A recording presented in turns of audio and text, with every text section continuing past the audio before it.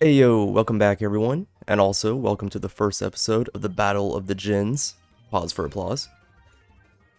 This challenge is pretty simple. We're going to see which generation of Pokemon can complete PokeRogue's classic mode the easiest. And I know what you're thinking, well Valancet, that isn't fair, some gens have better options.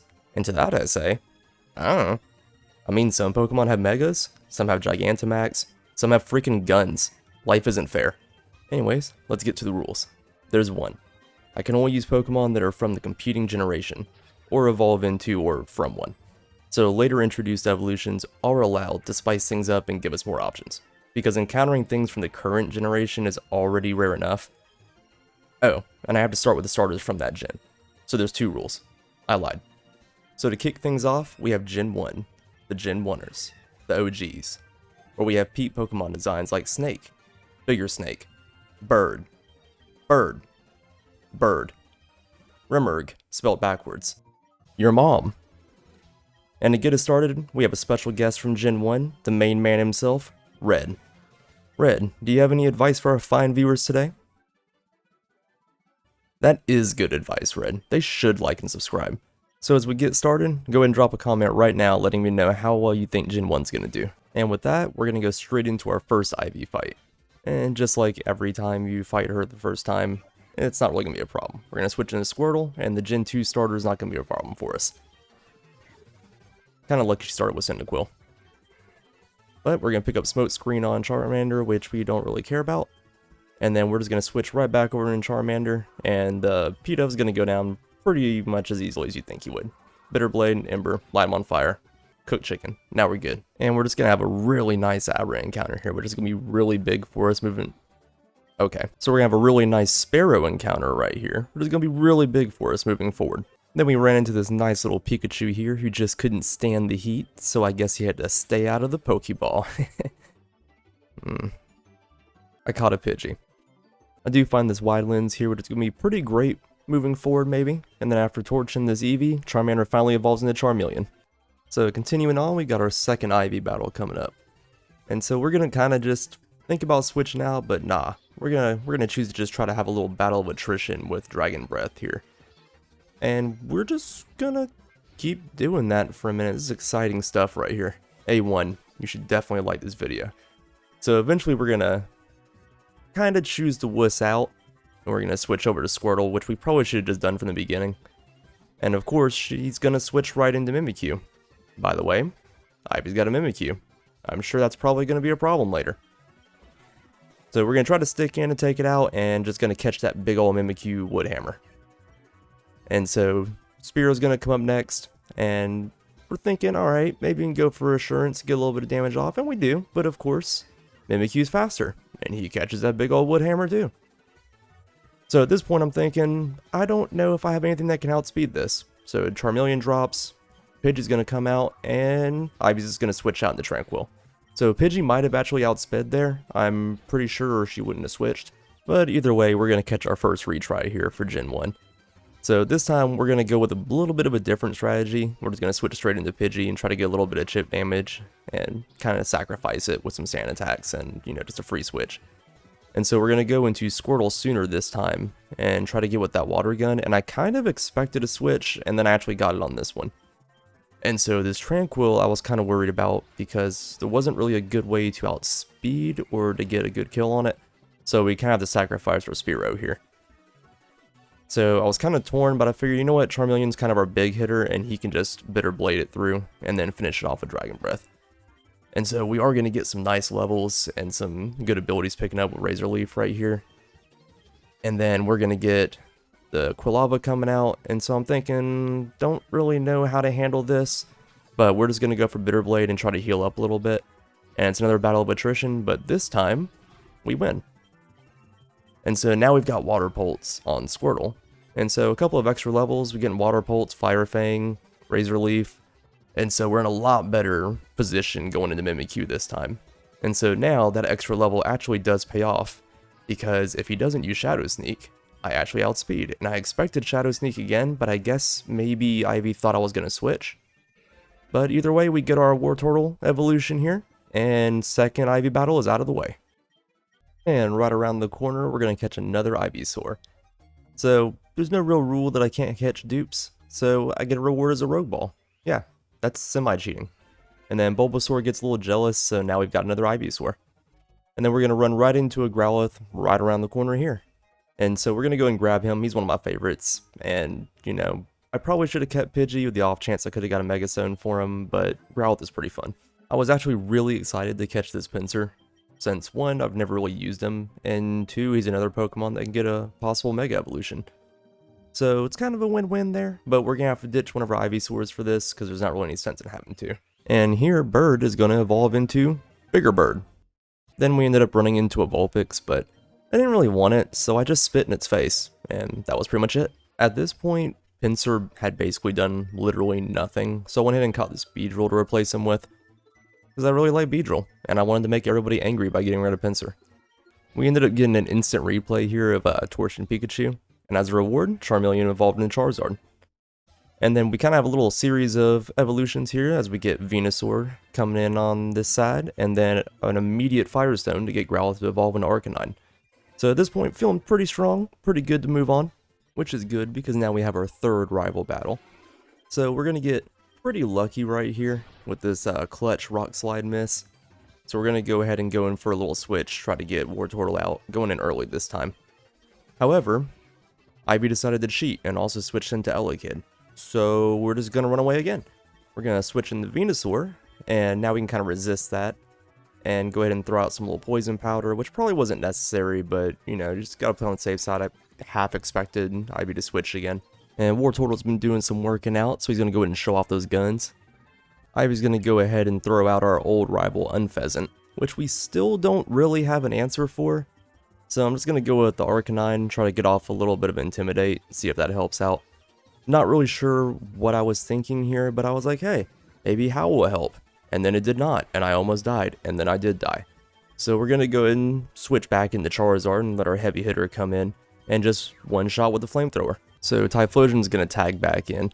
So we know we're going to outspeed, and we hang on with just a little bit of a sliver and finish him off with Dragon Breath. So then we have our next problem child coming out again, Mimikyu, which I'm still kind of scared of. Didn't really have a great counter, so switching to Fearow hoping to get a Ghost attack, but did not.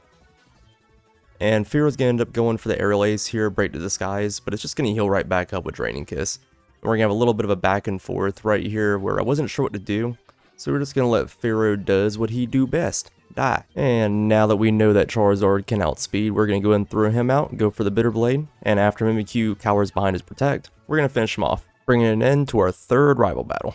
And at this point, we're going to get a pretty nice boost to our team as we pick up my boy Scyther over here. Took a couple tries, but we finally get him. And we're going to go ahead and ditch Arcanine for this, which I probably should have got rid of Beedrill or Fearow, but they've been putting in some pretty good work, and Arcanine's done basically nothing. Here we have our battle with Gym Leader Ramos, and we're just going to let Charizard just keep spamming Flamethrower as he just torches his entire team. Super effective, barely any resistance. And here I just want to take a moment to just mention how smooth this run is going.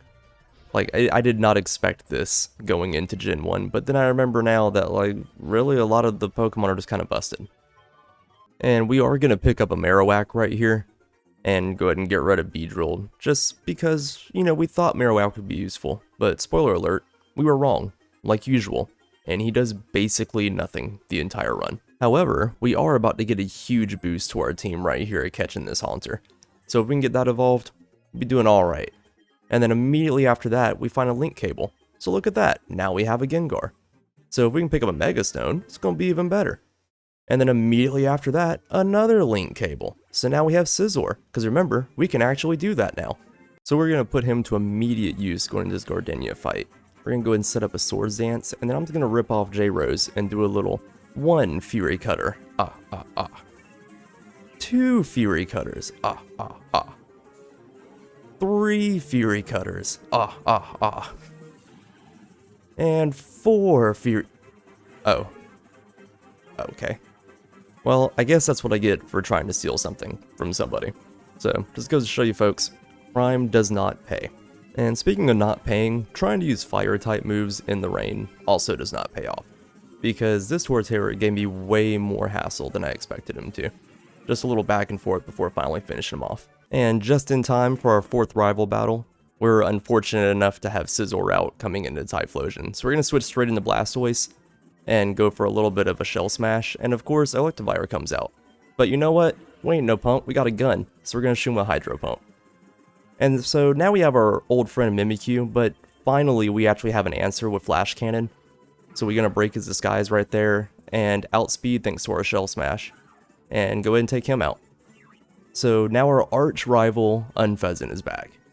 And we still don't really have a good answer for that, but Scizor can resist pretty much everything it can do, so we're going to throw him out, Swords Dance, and we figure, you know what, Typhlosion, we're just going to punch you in the face. So we go for a Bullet Punch, and then that happens. So I figured at this point, Blastoise is almost dead, so maybe we could try to put in some work on Marowak. But of course, he does what he does best, and fails utterly, and manages to succeed at doing nothing. So we're going to go ahead and just switch him back out again. But you know what?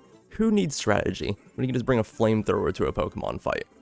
And Charizard comes in, being basically the backbone of the team once again, and just steamrolls through the rest of his team. Her team. Ivy's team. So we got Metagross coming out, shiny of course, trying to show off, and we just burn it, and then we're done. Just like this gym leader, whose name I don't remember. And so now we're going to go ahead and catch this here Gyarados, and that's pretty much going to round out our team for now, unless we find something a lot better. And we're just going to ditch Marowak for that. And now, it's kind of embarrassing, but I spent so much time trying to catch this Gyarados to replace the terrible natured one that I already have, that I chose to just go ahead and count that as a retry, because I could not keep going with that close of a dead team. But this wouldn't be a proper Gen 1 run if we didn't talk about Rival Fival.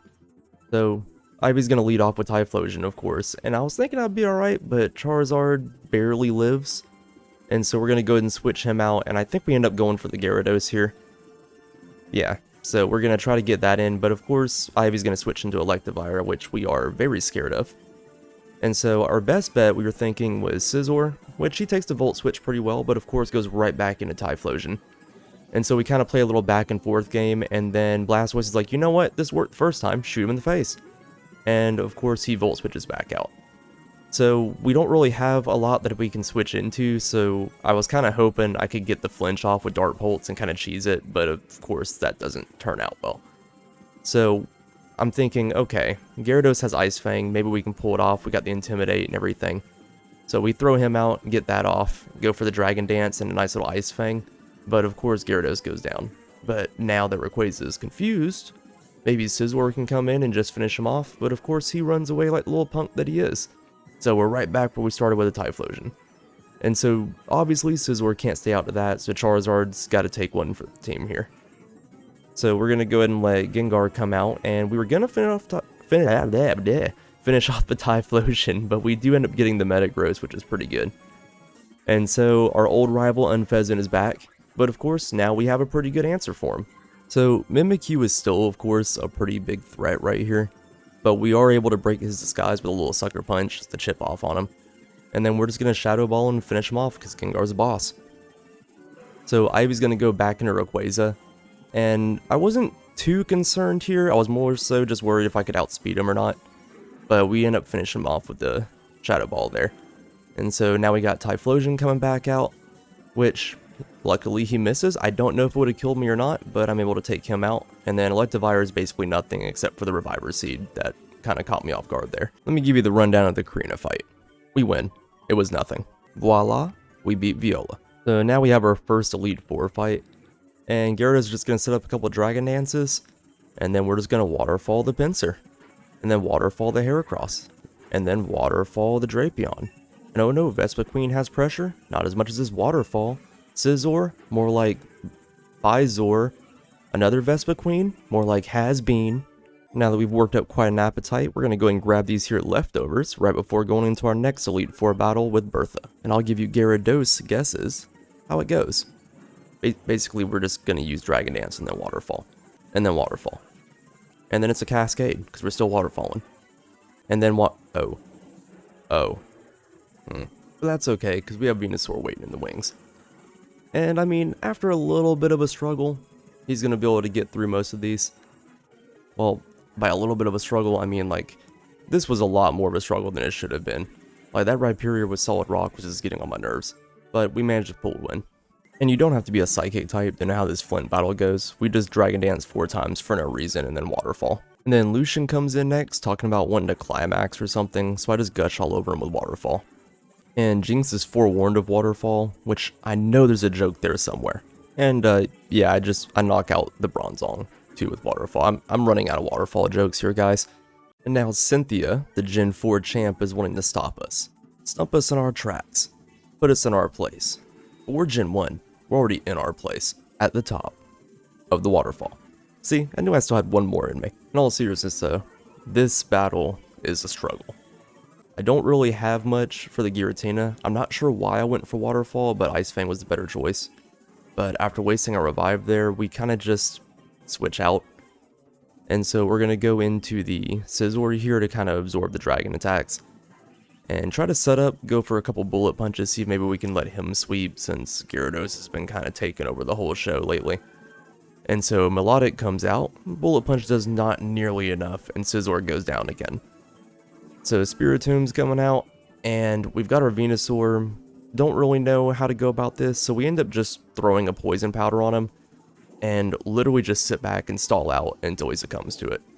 Which, this would have been a lot better if I had gotten Toxic at some point, but of course, the universe still hates me, so haven't gotten that yet. So now we do have Garchomp coming out, and we can't really do much with the stat drop, so we're trying to get the poison powder off, but we didn't get any luck on that. But now's a good time. We can go ahead and drop the Gyarados back and get the Intimidate off. Go ahead and set up a Dragon Dance, and we can just Ice Fang him out of the way. And so, now that he's gone, Giratina comes back out, and it's kind of the same situation we were in before. We can't do enough to him, but we're at the end of the biome now, so we can play a little bit risky, and we can just let Gengar come in and try to clean up.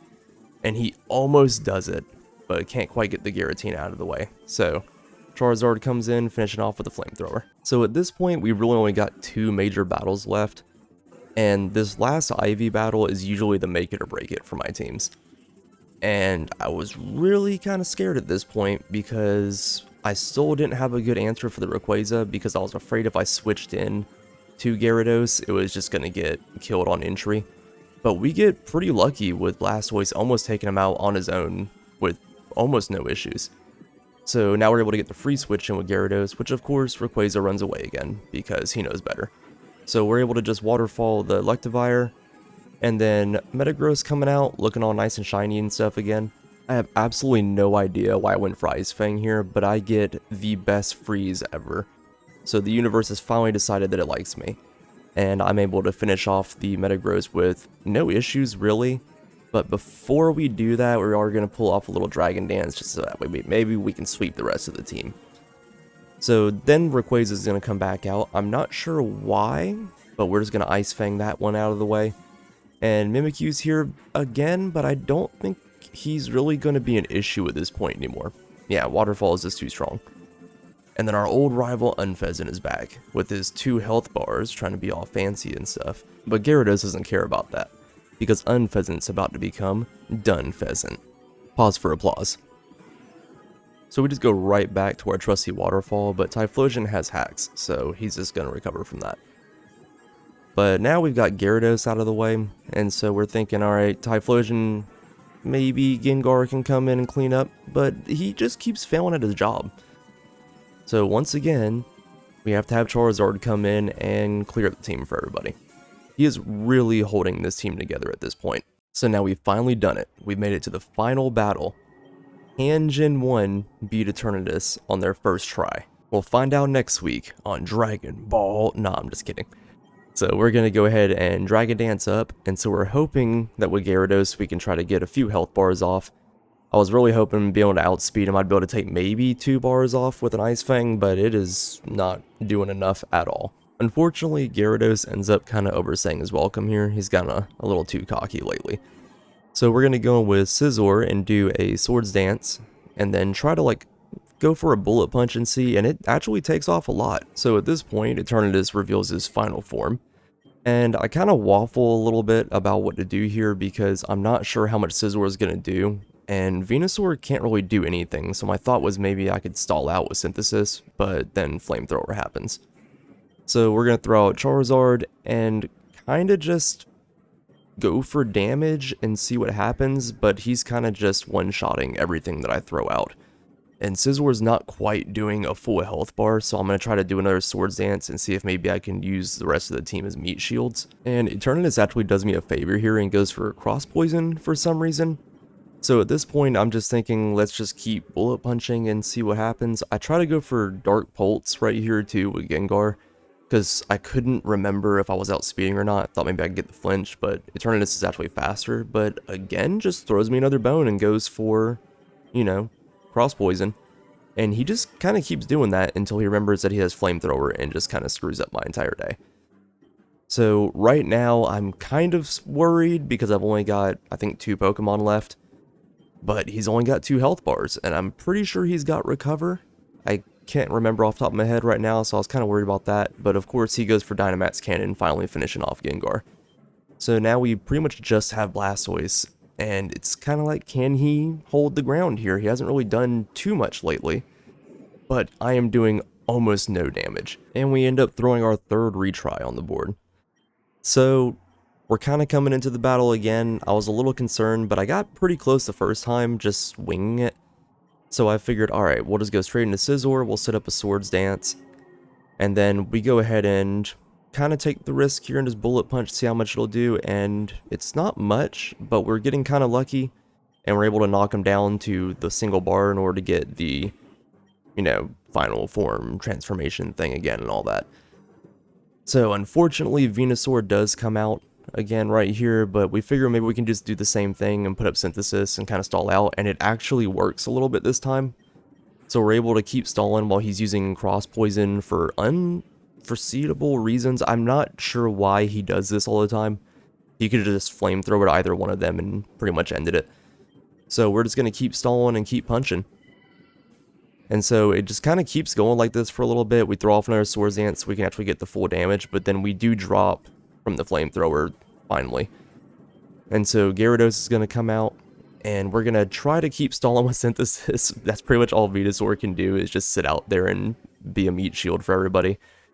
And so Gyarados is going to set up with a Dragon Dance, and we're hoping we can try to push him down and just kind of stall here. And again, now he's going for Flamethrowers, but he decides to go after Gyarados at one point with it. He's not making optimal choices at all, which is definitely working in my favor, because if he was being smart, I don't think I would even stand a chance right here. So we're going to end up going back into Gengar right here and try to give him a chance to, you know, have his time to shine.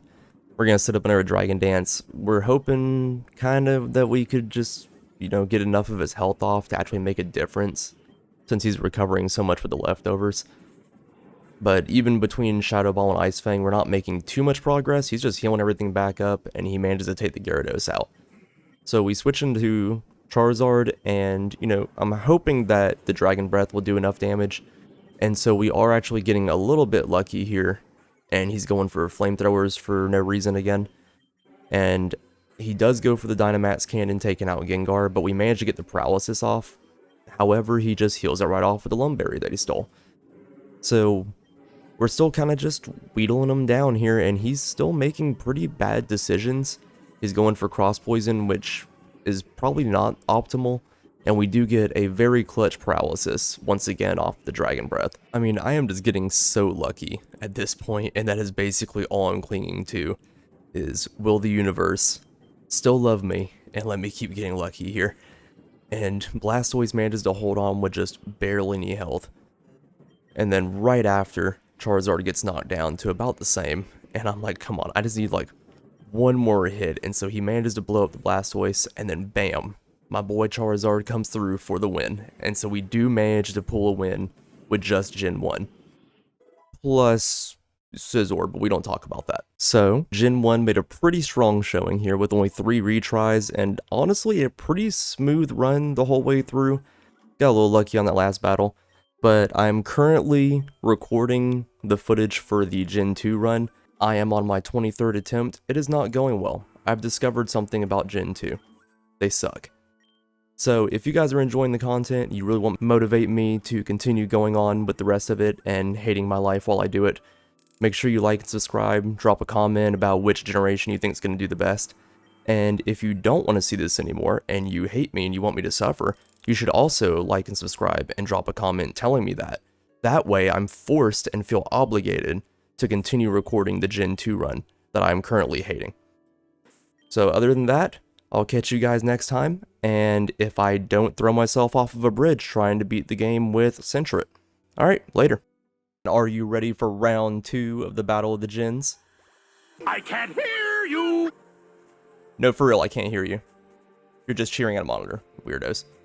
This time we're using my favorite generation, Gen 2, Johto, the gold and silver medalists, and the crystal medalist. But look, Johto's big. It introduced a lot of kids to the Pidgeys and the Beedrills, or more appropriately, the whatever the heck you're trying to breed in the Dittos, which led to these babies, literally. Or as I like to call them, the terrible first season you have to suffer through until you get to the good part, much like this intro. Gen 2 also introduced the friendship mechanic, which much like in real life, is more hassle than it's worth. It also gave us one of the best gimmick Pokemon ever. No, not that one. This one. Who, much like every other painter you've heard of, is extremely overrated. But we still love him, it's okay. But you know what else it introduced? This Mega Man looking boss of a Pokemon that has spawned multiple of the same comment on my Gen 1 video. You're outing yourselves. You skip the intro, and it shows. And spoiler alert, it's gonna happen in this video too. But without further ado, I want you to smash that like button, commit to that subscribe button, praise the like and sub, and... Let's get ready to rumble!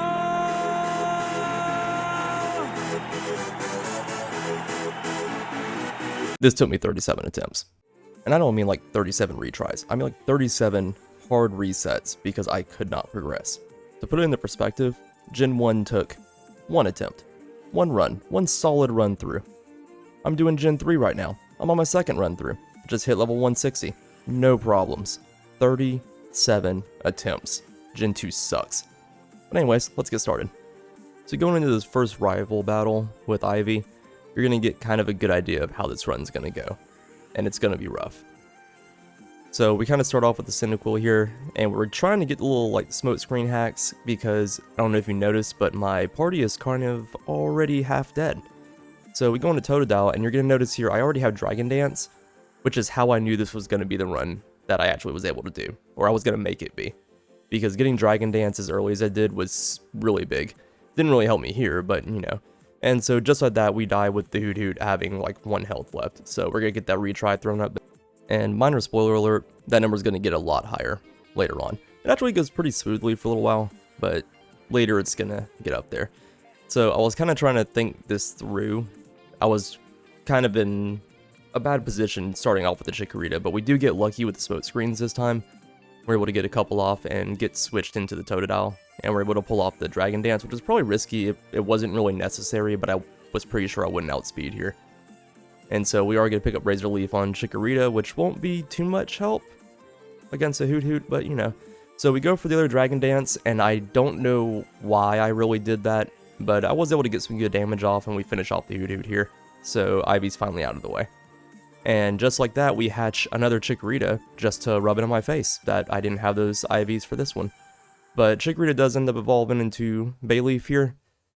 So, and believe it or not, I don't get to show everything in these runs, despite how long this video is, but Mega Neum actually puts in a lot of work during this run, which is surprising considering how much people always rag on it for being useless.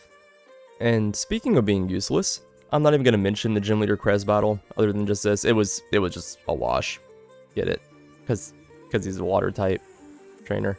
And we're going to catch this Hoppip right here, who's going to be super important moving forward, and I would never lie to you about that. So going into the second Ivy battle, we do get, you know, a little bit of tactics going on here and able to get the smoke screen off, having Cyndaquil out first, but Totodile can just not catch a break, doesn't get the miss here. So, you know, old Bayleaf coming over here and just manages to get the flinch and the miss and another flinch and then another flinch and is just cleaning up in this battle and takes out the Hoot. We do get Cyndaquil finally evolving over here, so maybe Quilava will be remotely useful. Probably not. It's not. Spoiler alert again. Typhlosion was surprisingly pretty useless almost his entire run. But, you know, Bayleaf just continues to use that Littlefoot energy and just comes in here and just cleans up the entire team. More like Bayleaf, am I right? I'll just pause for booing here.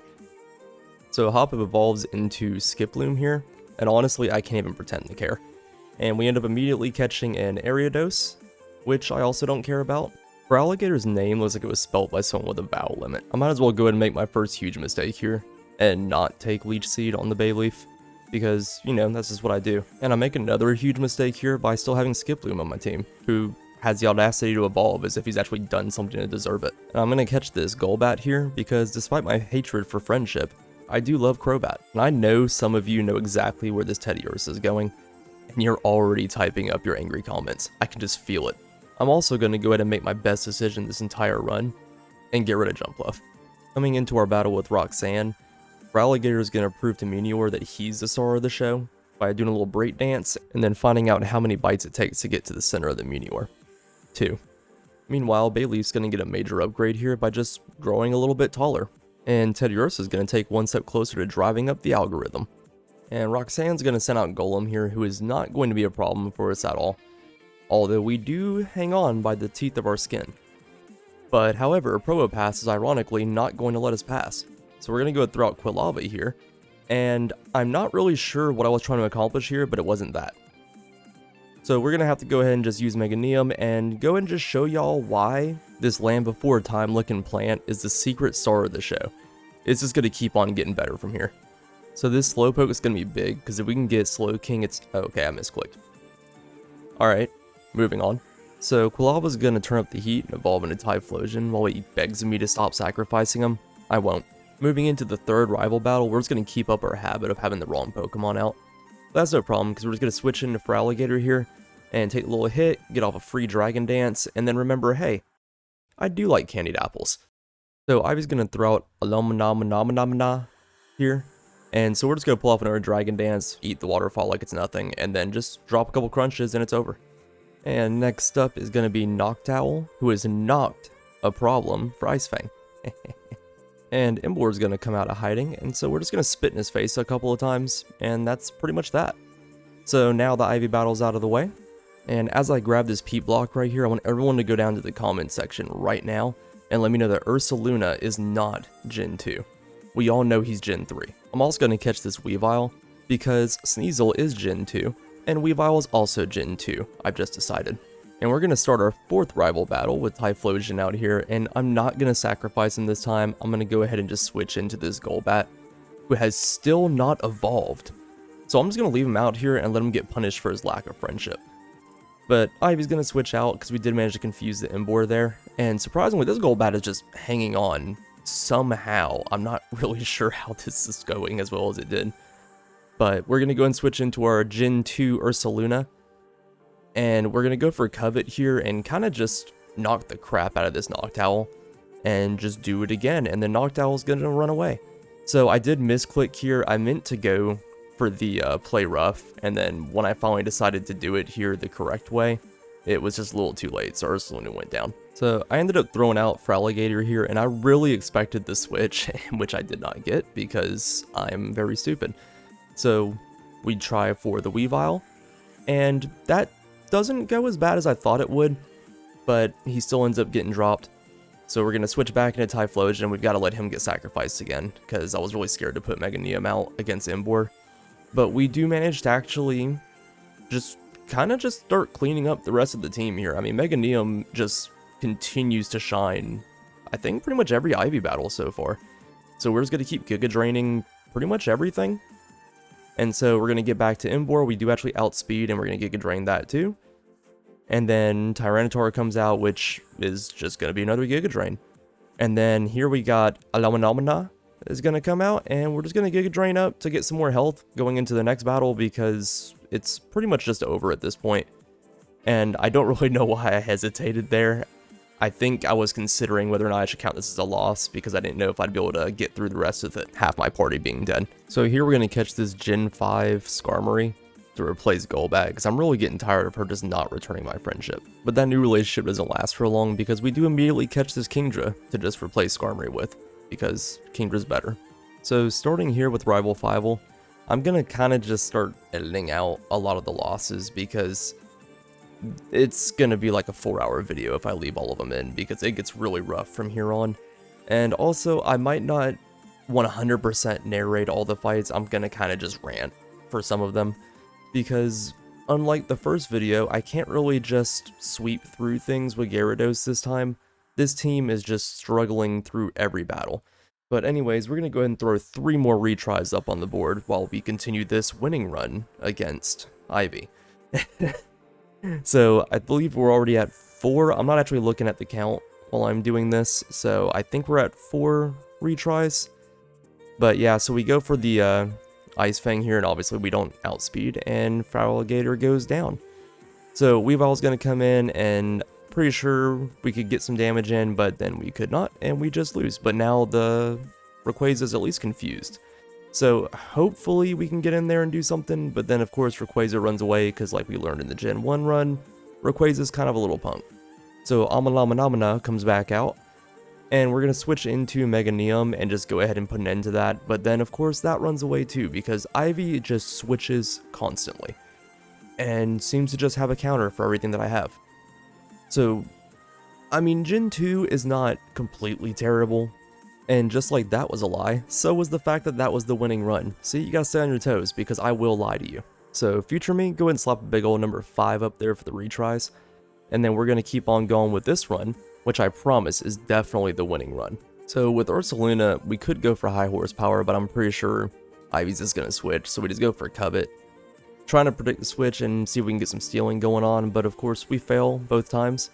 But we do manage to knock out the Noctowl, so that's kind of nice. We go for Play Rough here knowing that Ursaluna is going to die, and we go ahead and just switch into the Feraligatr, and kind of can predict the switch at this point in the game. So we get out the free Dragon Dance, Ice Fang the Flapple like usual, and then Rayquaza comes back out for some reason, and we get a Clutch Freeze right here, which lets us get a little flinch off and the freeze, you know, at the same time, because why not? And then Amana comes back out, and we're just going to Aqua Tail and then Crunch to do a little Nom Nom on the Amanom. And it's kind of just a little bit of a back and forth here, but we managed to take it out. We don't really have a really good hit for it. And then Tyranitar, it's just going to be a real easy Aqua Tail, and then I was afraid I'd miss, so I go for Crunch on the second one. And then with Emboar, we do manage to get the Aqua Tail off, and so we just kind of sweep that one out of the way, and Ivy is gone. So believe it or not, but Crasher Wake's actually going to give us 3 more retries because of that Tentacruel. It's really the only counter he has. Well, I guess that and Gyarados for Meganium. But this time we're able to get Feraligatr to take out the Tentacruel, and then right afterwards we can kind of just wipe out the Gyarados. We've got the 2 Dragon Dances off on the Politoed. So we've gotten rid of all the threats that Meganium has.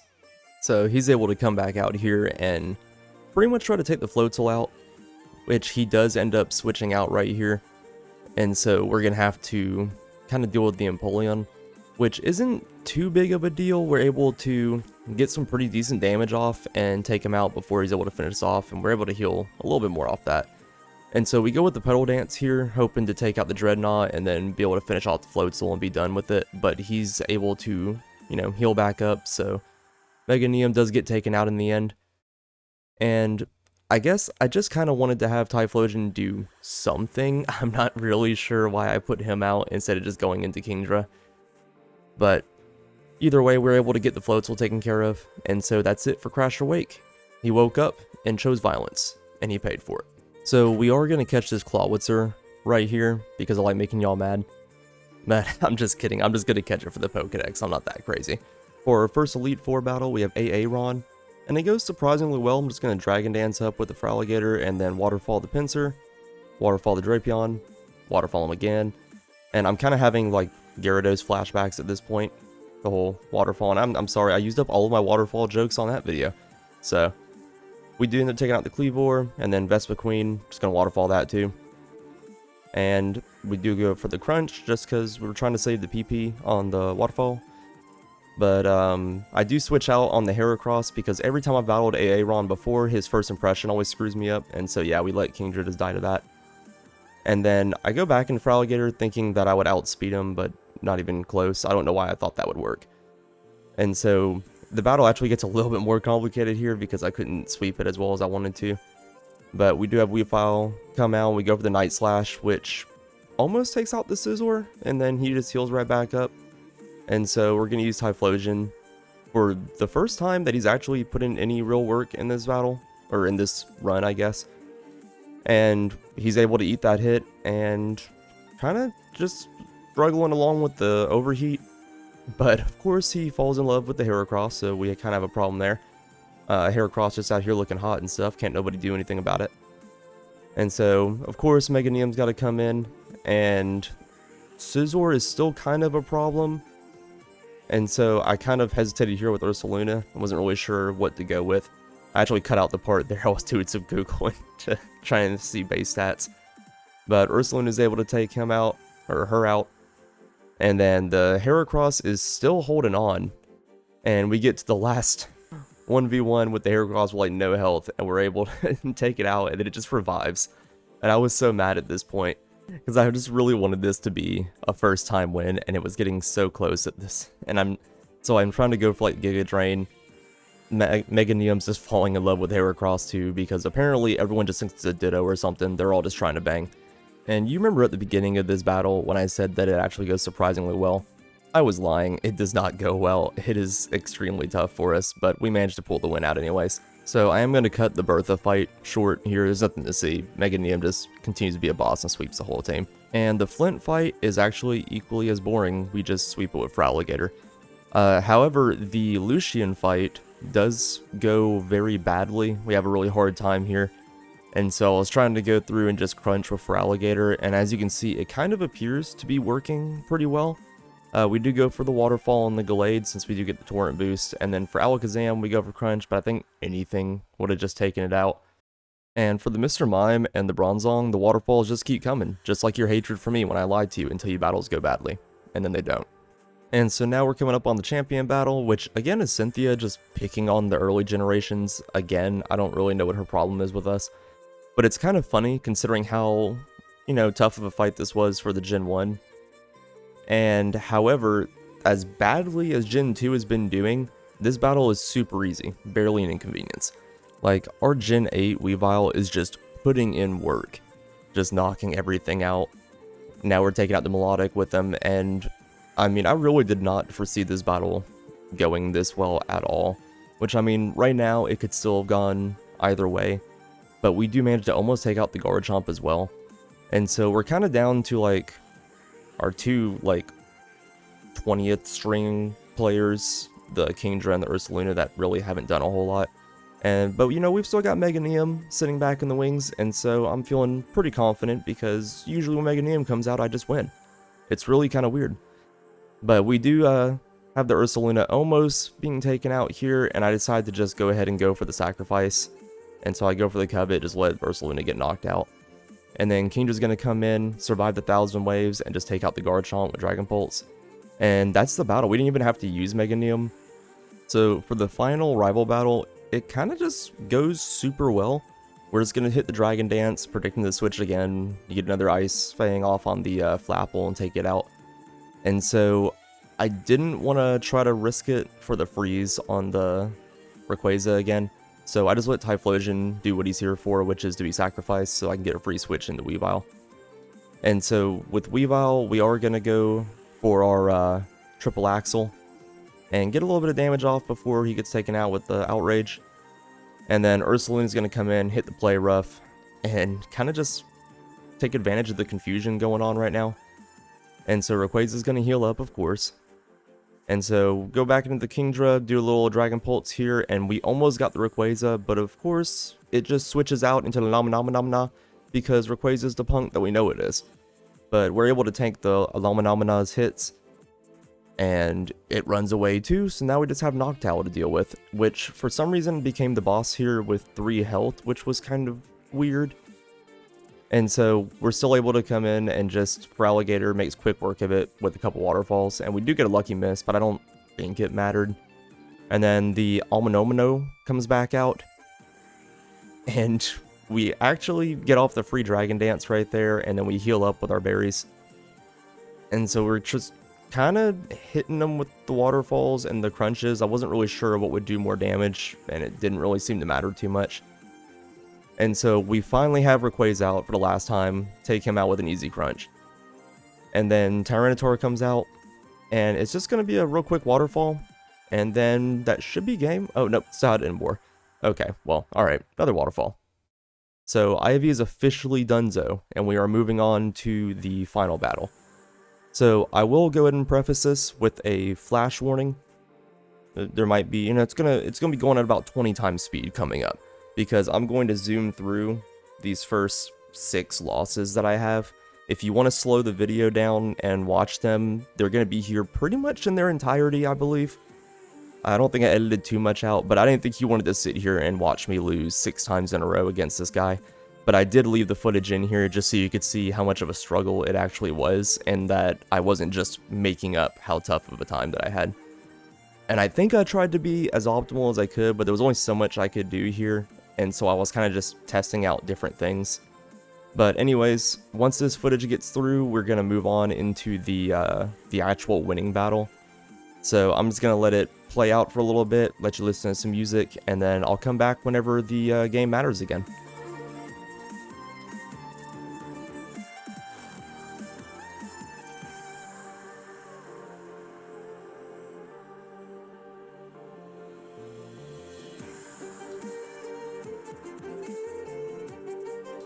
And so we're finally coming back into the winning run, and so we're just going to update those retries to a big ol' 14. And so Kingdra's going to come in, we get that lucky miss, and so we're going to switch over to Meganium because I don't think I can actually survive if it does hit me. And Meganium's going to be able to get off a play rough and kind of bring it down a little bit, but it does fall to the Sludge Bomb, so unfortunately he does go out pretty early in this battle. But our Gen 7 Weavile is going to manage to carry us into the final form here. At this point, it's basically just a battle of attrition to try and just chip his health down as quickly as we can and hope that we don't get wiped too easily. I mean, I guess that's kind of just the goal of every battle against Eternatus. But we do have the lucky thing going that we don't have a whole lot of held items. We didn't really find a whole lot of good stuff during this run. And so he doesn't have much to steal from us and can't really continue to heal up. Like, that gave us a lot of issues in our Gen 1 run, and basically every other battle I've ever had with him, he almost always steals the leftovers from me because I don't think to transfer it to something I'm not going to use. But this time, we managed to just kind of go through pretty easily. We're going to throw Ursaluna back out, and him and Feraligatr are just going to keep doing little chip damage on him. We do go for the Covet here, just because I thought it would be funny if I could steal the Black Hole at the end. I'm not actually sure if you can. I've never managed to do it, but I've tried. But we do get the win here on our 7th attempt against Eternatus. And so, overall, pretty terrible run. I still love Gen 2, but it just did not go that great for me. I got really bad luck in the early game of catching stuff, and then the natures I got were terrible. But still not as bad as I expected it to be, and probably not as bad as you expected it to be, considering how much I complained about it during the run. Anyways, that was it, our Gen 2 run of the Battle of the Gens. I finally managed to do it. This was a very rough time for me. But if you guys are enjoying the content, please show your support with a like and a subscribe, and drop a comment down below letting me know all the Pokemon that I used in this run that I shouldn't have been allowed to use. Anyways, we'll catch you next time. I'm almost done recording the Gen 3 run, and it should be up sometime next week. So, later. Just want to take a few minutes of your time to ask, how are you doing in PokeRogue? Because let's face it, PokeRogue can be pretty unforgiving at times. You know, like when a Suicune lands 3 sheer colds in a row during a live stream, you're running a fucking Nuzlocke. Anyway, I've got some really simple and great tips, 5 to be exact, that'll elevate your game from a measly Pokeball to a masterful Rogue Ball. See, you thought I was going to say Master Ball, but I didn't, because this is PokeRogue. Quick disclaimer, these tips are in no particular order, but they are not created equal. Speaking of which, our first tip is a huge one, possibly the hugest. Stat buffs, and this is a 2-parter. So first off, you want to prioritize self buffs over debuffs. So debuffs essentially only affect one opponent, but if you're buffing, you're basically getting that same effect on every opponent. Because every time that ally encounters an enemy, you're going to keep those same stat buffs. And I already know what you guys are thinking. Setting up buffs, but that's hard. I'm going to get hit, and I'm going to take damage, and then I'm going to die, and then it's not going to matter. That's why we have the first tip here, which is set buffs up on non-threats. Think of it like going to the gym. You don't want to get buff in front of bigger guys and embarrass yourself. You want to get buff in front of smaller guys who will watch in awe at your massive gains, and then punch them in the face. Then, you're going to want to punch the next guy in the face too, because another thing about this game is your stat buffs actually carry between battles. except for trainer battles and between biome stages. But other than that, they carry between battles. So Pokemon like Gyarados, Zeraora, Blastoise, they get access to like Dragon Dance, Power Up Punch, Shell Smash. Those are going to be your big attacks you're going to be able to do. Power Up Punch, Ancient Power, things like that are even better because they satisfy your whole wanting to do damage, and they get gains. But a small caveat to this is when to actually put those buffs on. Because yes, you want to use it against non-threats, but you're going to lose it the second a trainer battle starts. So really your best time is going to be right when the new biome kicks in around, like stage 1, 11, 151, before the 10 stages are up.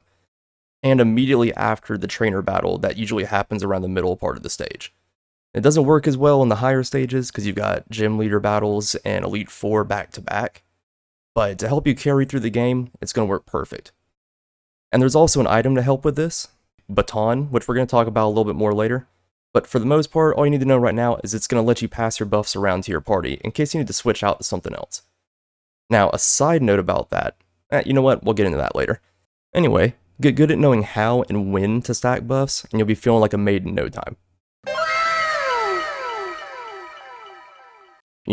Because you'll be sweeping. And because stacking buffs feels like a chore.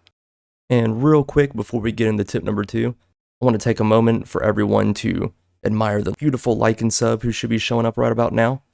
He's been putting in a lot of hard work trying to get everybody to like and sub. If you're feeling super generous, you could even drop a comment. Whatever suits your fancy. And with that, we'll get on to the next tip. Entry hazards.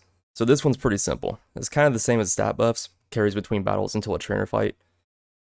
But it's not going to be as useful a lot of the time. You can just kind of sweep through with your stat buffs, but entry hazards still have their place.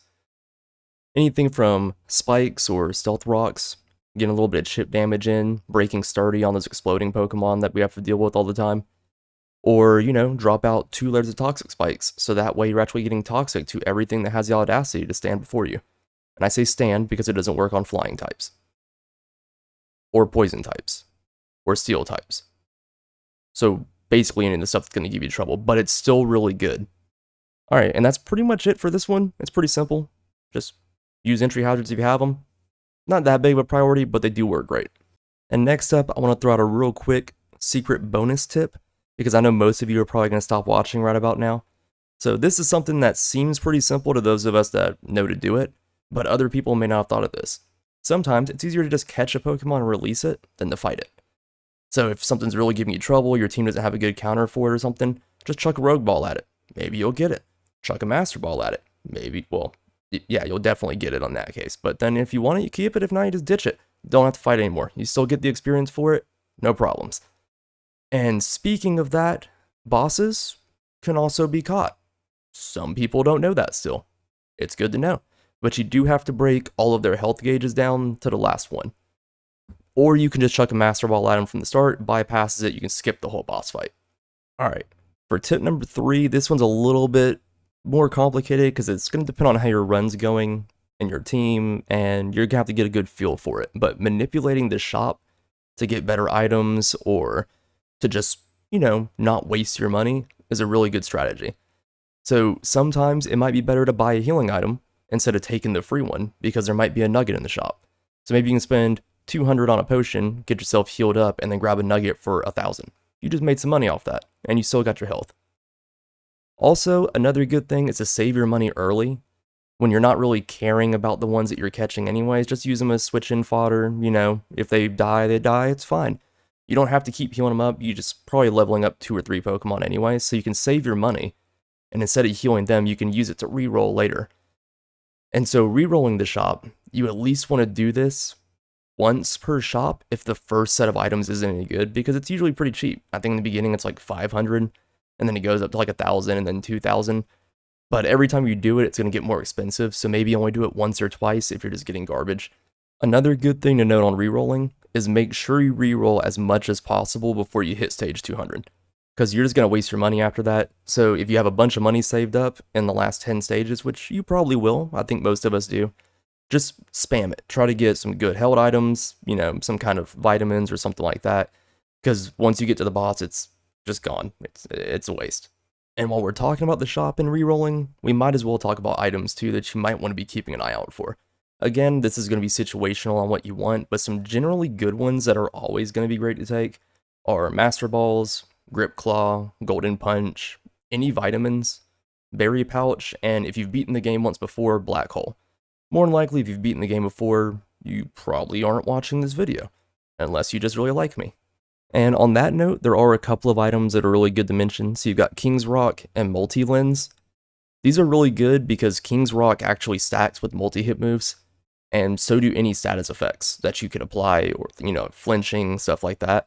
So Multi-Lens giving you more hits and King's Rock giving you a chance to flinch can really get insane, especially if you have something that has skill link or just any 2 to 5 hit move.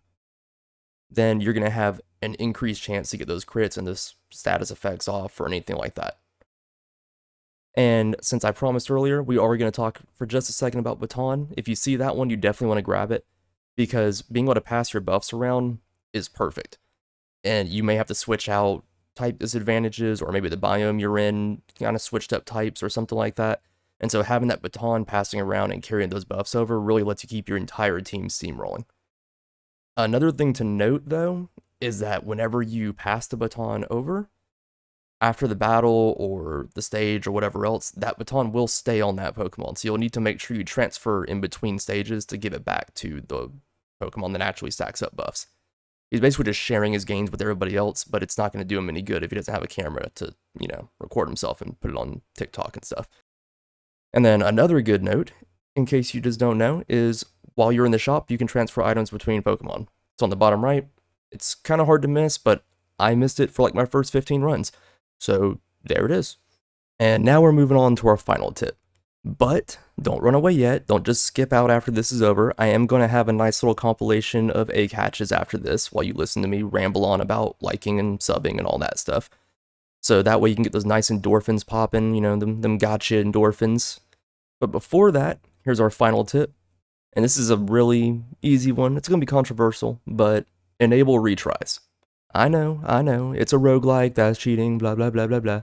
Look, at the end of the day, it's a single player game. It's about having fun. If you're having fun, I don't care. No one else should care. So if you're having trouble, just turn on the retries until you get used to it. This will let you restart the battle from the same state as before whenever you lose, or hey, you can just hit the refresh button on the browser if you forgot to turn on retries. At any point, it just works really great.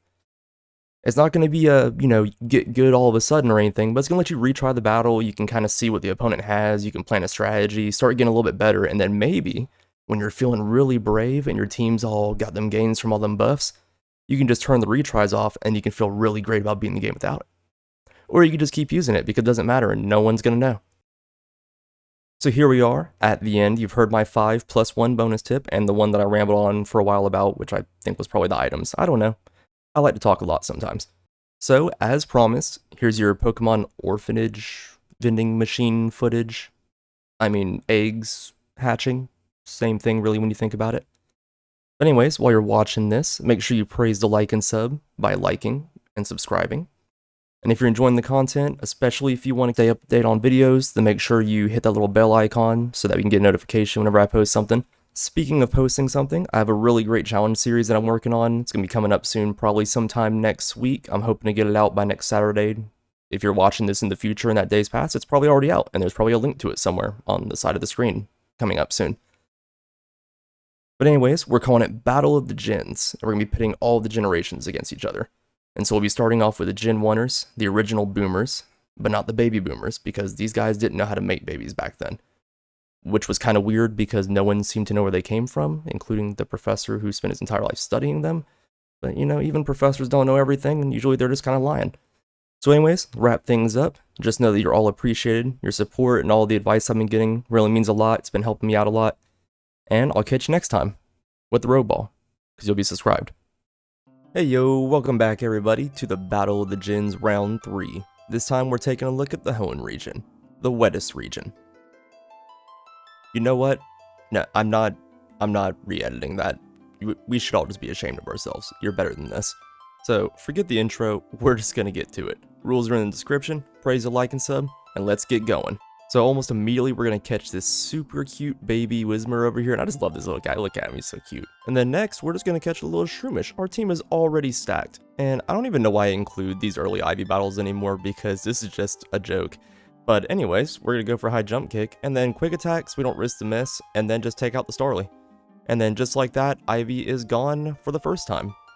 And then here we're going to catch our Ziggy boy over here with pickup. Torchic gets a little too old for trick-or-treating after that candy and evolves into Combustion. And then we're right back into the second Ivy battle, and I mean, Ivy, you were just wasting our time. Please go home.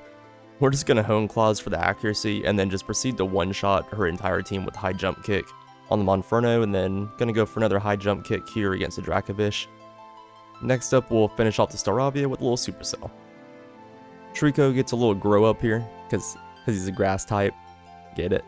Hey, I heard you like Marsh Stomps. Whismur, I hardly know her. Ziggy Smalls evolves into Ziggy Bigs. The name is Breloom.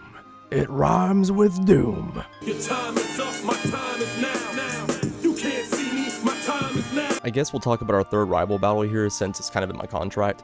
So I do throw out the Leech Seed, and then my plan was to just kind of stall out until Breloom died so I could just get the free switch, but somehow we managed to get the win there. And as a result, Marshtomp evolves into the best Derpy boy, and Grovyle is going to take one step closer to finally becoming relevant. Amazing. For Staraptor, I kind of just go for the same strategy of just leaving Breloom out until he finally takes one for the team. And it goes exactly how I expected it to. So we end up going into Swampert here, and we're just going to go for the Icicle Crash, which of course we missed the first one because he flies again. But we almost take him out right there, and for some reason he goes for close combat instead of trying to avoid the hit, so we do get the kill on him. For Dracovish, I wasn't really sure if I had anything I could switch into right here, and so I ended up just going for, Icicle Crash, and of course it does not go very well, but we just, let Swampert take one as well, and for some reason, again, I went into Blaziken. I didn't think that one through very well, but, it wouldn't be me if I wasn't making mistakes here, so try to learn from them. I don't. But either way, Sceptile's going to come out, and we're just going to Giga Drain until he eventually dies. And then do a little quick attack here to make sure we outspeed. I think we would have anyways. I wasn't really paying attention when I was recording it and wasn't sure if I was outspeeding or not. And for the Metang, we're going to go for Assurance a couple times and then just kind of take him out pretty easy. So just like that, Ivy's out of the way, and Loudred evolves into my neighbor. I am going to catch this Dusclops right here because one, I like, to have something else that's a little bit tankier.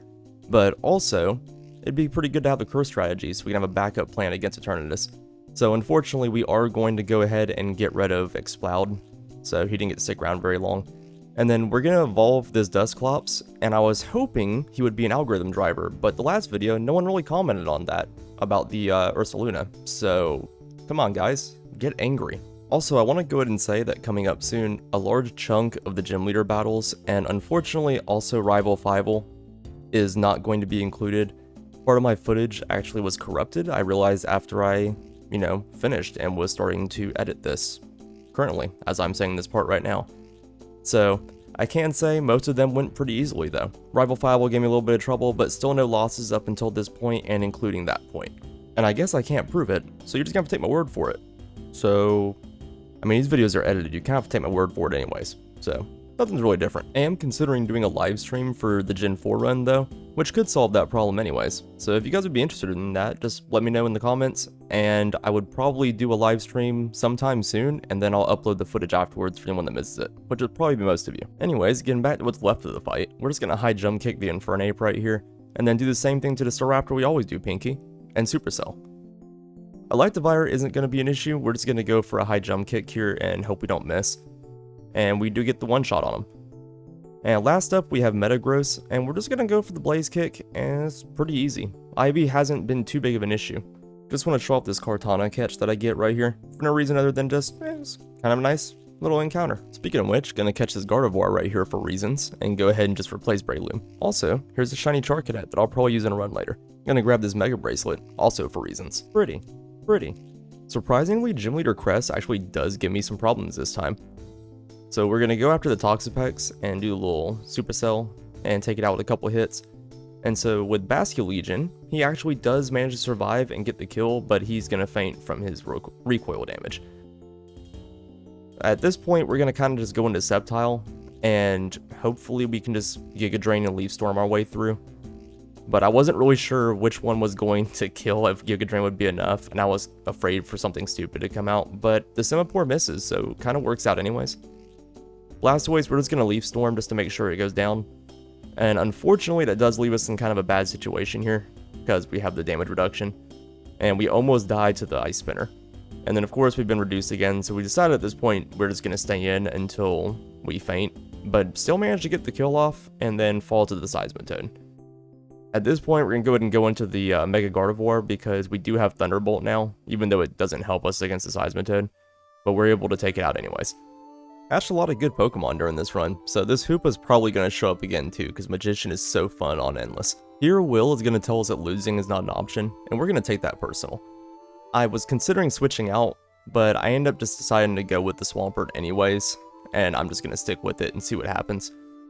But we do decide against Hydro Pump, just afraid for the miss, but then we get lucky and he switches into Xatu, so we do get the nice Avalanche hit, and we're able to do a couple more and get it finished off before anything really matters.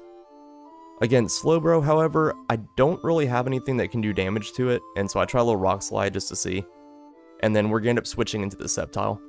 And he's kind of just going to come in and proceed to clean up a little bit with Assurance.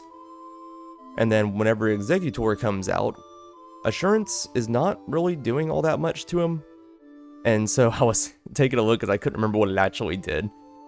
And so I ended up going for the Leaf Storm, and it is able to knock him out. But for the Mr. Rhyme, now I've got the stat reduction. Not really sure if I'm going to be able to do anything. Assurance is a little bit of damage, but Sceptile still ends up going down. But we're just going to have to throw Dusknoir and let him put in some work, getting the Shadow Sneaks off. And I think he's just going to clean up the rest of the team, if I remember correctly. I couldn't really decide between Shadow Sneak or Ice Punch. I'm not sure why I went for Ice Punch here over Shadow Sneak. I think I just wanted to see how much damage it would do. And I was wrong. He does not clean up. He gets cleaned up. But we do have some, pretty strong hitters in the back line, so the whole team is just kind of stacked on this run. I don't really have any weak links at this point. Even Lanoon is pretty good in battle when you think about it. But anyways, we're just going to go into Mega Gardevoir and finish off the Slowbro with Thunderbolt. And then kind of just finish off the rest of the team because Gardevoir is amazing. Mega Sceptile was not the Mega we wanted, but he was the Mega we needed. So Koga's going to show up next, looking for revenge, I guess probably because we stood his daughter up by leaving her out of this video. But he's just going to pose even less of a problem than she did. I was kind of worried with Gardevoir having the Fairy type if the Poison was going to take me out, but hoping the Psychic typing could just carry me through. But this Tentacruel actually scared me because I was pretty sure it would outspeed me. And, 100% sure I wouldn't survive a hit if it did. And then of course it's got counters for Blaziken.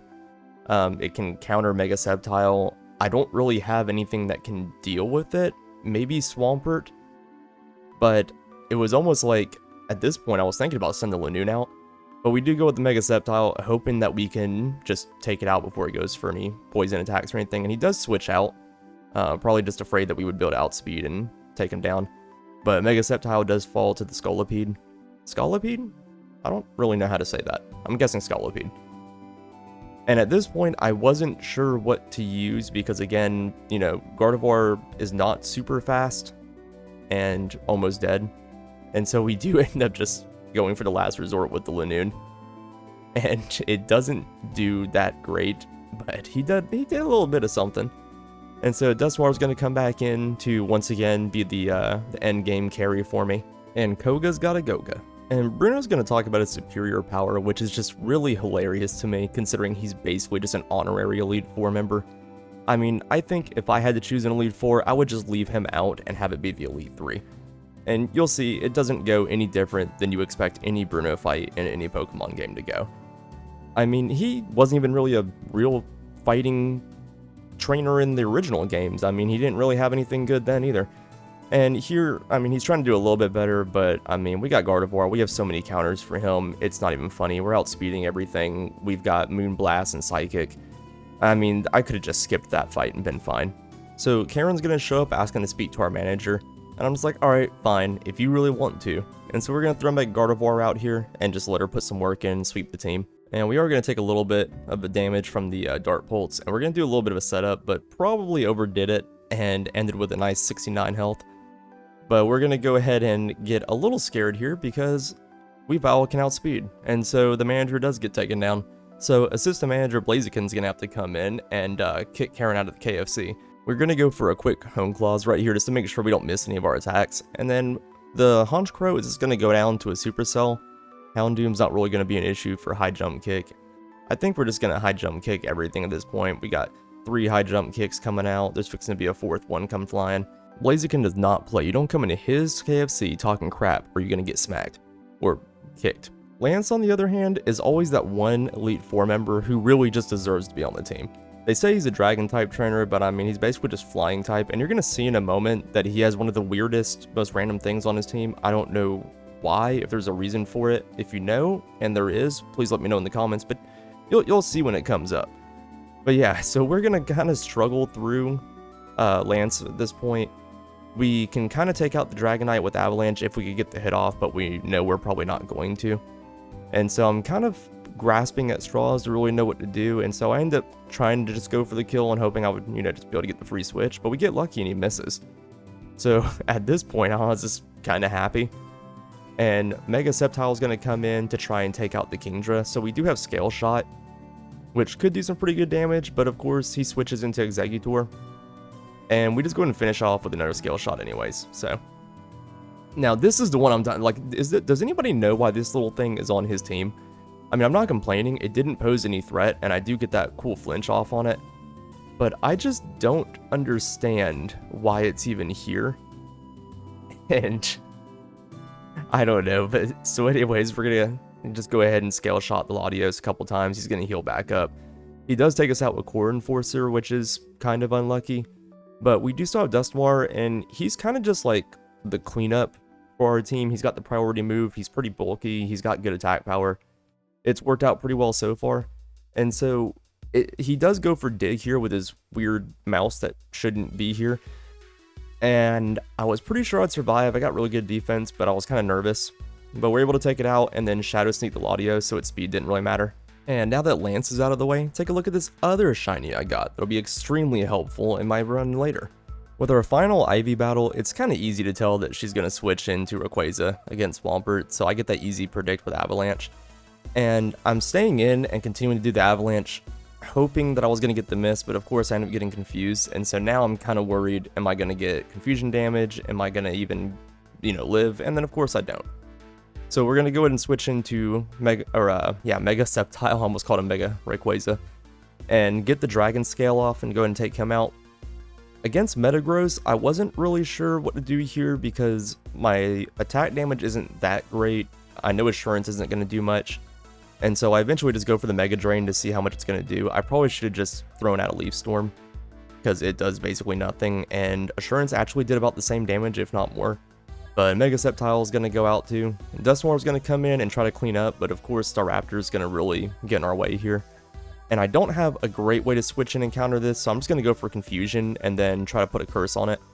And so Dusknoir does have to go out early this time. But he manages to, put in some good work and really cripple the Staraptor. And here, I'm afraid to put Mega Gardevoir out, because I'm pretty sure Staraptor is going to outspeed, and I don't think it can take a hit. So we're going to just go into the Lanoon and try to hope we can get some lucky flinches. But we were not able to, and we're basically both almost dead. And so I know he's going to outspeed me here, so I just go ahead and take the sacrifice for the free switch. So Lanoon has to, be remembered, I guess. But he actually did it. Like I said, he's actually really good in battle, surprisingly. You wouldn't think that, but Lanoon's pretty dope. Against Dracovish here, we're just kind of wondering. I was going to go for the high jump kick. I don't know why I risked the Hone Claws. I guess I just forgot that he was a water type, but I do luckily survive the Fishious Rend. And now we're buffed up. We should be able to just sweep the rest of the team. We take the Staraptor out. We've got the Infernape here. He's not really going to be an issue. We just high jump kick him. We have Electivire, high jump kick that too. He's pretty slow, so not an issue. And then Metagross is just going to be the same as before with the Blaze Kick. And so once again, Ivy is finally Bybee. We are now finally up to Eternatus using our Hoenn team. And it shouldn't be too big of an issue. The real problem is going to be just getting him into his second phase so that Dusknoir can come in and curse him. And not losing too much of our team in the process, because we need to make sure we're going to be able to survive afterwards. And so I do end up going with the Swampert here. He goes for Cosmic Power, which was kind of lucky. And we're able to get him down with the Avalanche. And so now it's just going to be getting the curse off and not dying in the process. And so I elect to not switch in because I'm afraid if I switch, he's just going to get that free hit. And I don't know how well Dusknoir will be able to survive. So we're able to do the curse. So luckily, we do eat the Eternamax cannon pretty easy. And so we get the curse off. And at this point, it's kind of just a waiting game. I'm pretty sure I can survive, but also, like, I mean, I'm sure Swampert can take the hits, but Mega Sceptile, I don't know how much he can really handle right here. And so I was doing a little look just to see what Mudshot did, because I don't think I used it like the entire run, and I actually forgot what the move did. But I'm hoping by lowering his speed, maybe I can get Mega Sceptile to outspeed him again and get some flinches off, but that doesn't really work. But we're still able to hold on. We've got like 1 or 2 more turns to go before he's going to die. And it ends up coming a lot closer than I thought it would. And so I'm kind of struggling right here of like, okay, what do I do? Do I risk doing the high jump kick and missing, and then I die, and then this is going to be my first loss? But I end up doing it anyways. He goes for Recover, which of course just makes this even more painful. I was really hoping he would forget that he had it like he tends to. But Blaziken does end up falling. We're down to just Swampert. But we're able to stall and get him out. And I was so happy. Like, it seems like no matter how well the fight goes at the end, I always end up with just 1 Pokemon left. But yeah, I have now managed to beat Classic Mode with just Gen 3. So I think I might actually put them currently as like first place. I know this isn't really fair because the longer the games go on, the more stuff I'm unlocking, and you know, the later gens are going to get more chances. So I guess this isn't really a competition as much anymore as just a fun little challenge for myself. But I do want to go ahead and apologize. I know this video is a little short. My last one was a little short as well. I've just been pretty sick all week. It's been kind of rough trying to get the recordings done and everything, but I'm trying to pump them out while I can. It also didn't help that a large portion of this one got corrupted. But I'm pretty sure, you know, I'm feeling better now, so moving forward things should be better. So if you guys are liking the content, make sure you like and subscribe, drop a comment. All of your support really means a lot. I appreciate everything that you guys are doing for me here. I appreciate the advice, even some of the negative advice that I'm getting. That's fine. Everything is very important. But yeah, so I will probably live stream Gen 4. I think that'll be kind of fun, and it's probably going to be pretty frustrating because there's not very many Gen 4 Pokemon. So if you guys think that would be a good idea, make sure you let me know, and I'll be sure to put up a notice and stuff and everything before that comes up. But in the meantime, catch y'all later. Hey yo, welcome back everybody. And today we're going to be covering a pretty, you know, confusing topic in PokeRogue, which is going to be DNA splicing. And I want to go and forewarn you, if my voice starts cracking a little bit during this, it's because I'm trying to lose my voice. But that's okay, because we've only picked the most perplexing topic of PokeRogue to cover, so I'm sure I won't have to talk too much about it. So understanding how DNA splicing works is extremely important, because it is kind of confusing until you get a good grasp on it.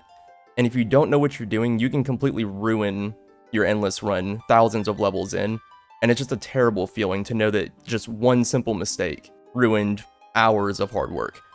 And you can't really just refresh out of it, because once you DNA splice, it kind of just jumps to the next level and the game saves, and so you're kind of just stuck with what you did, and sometimes you just can't recover from that.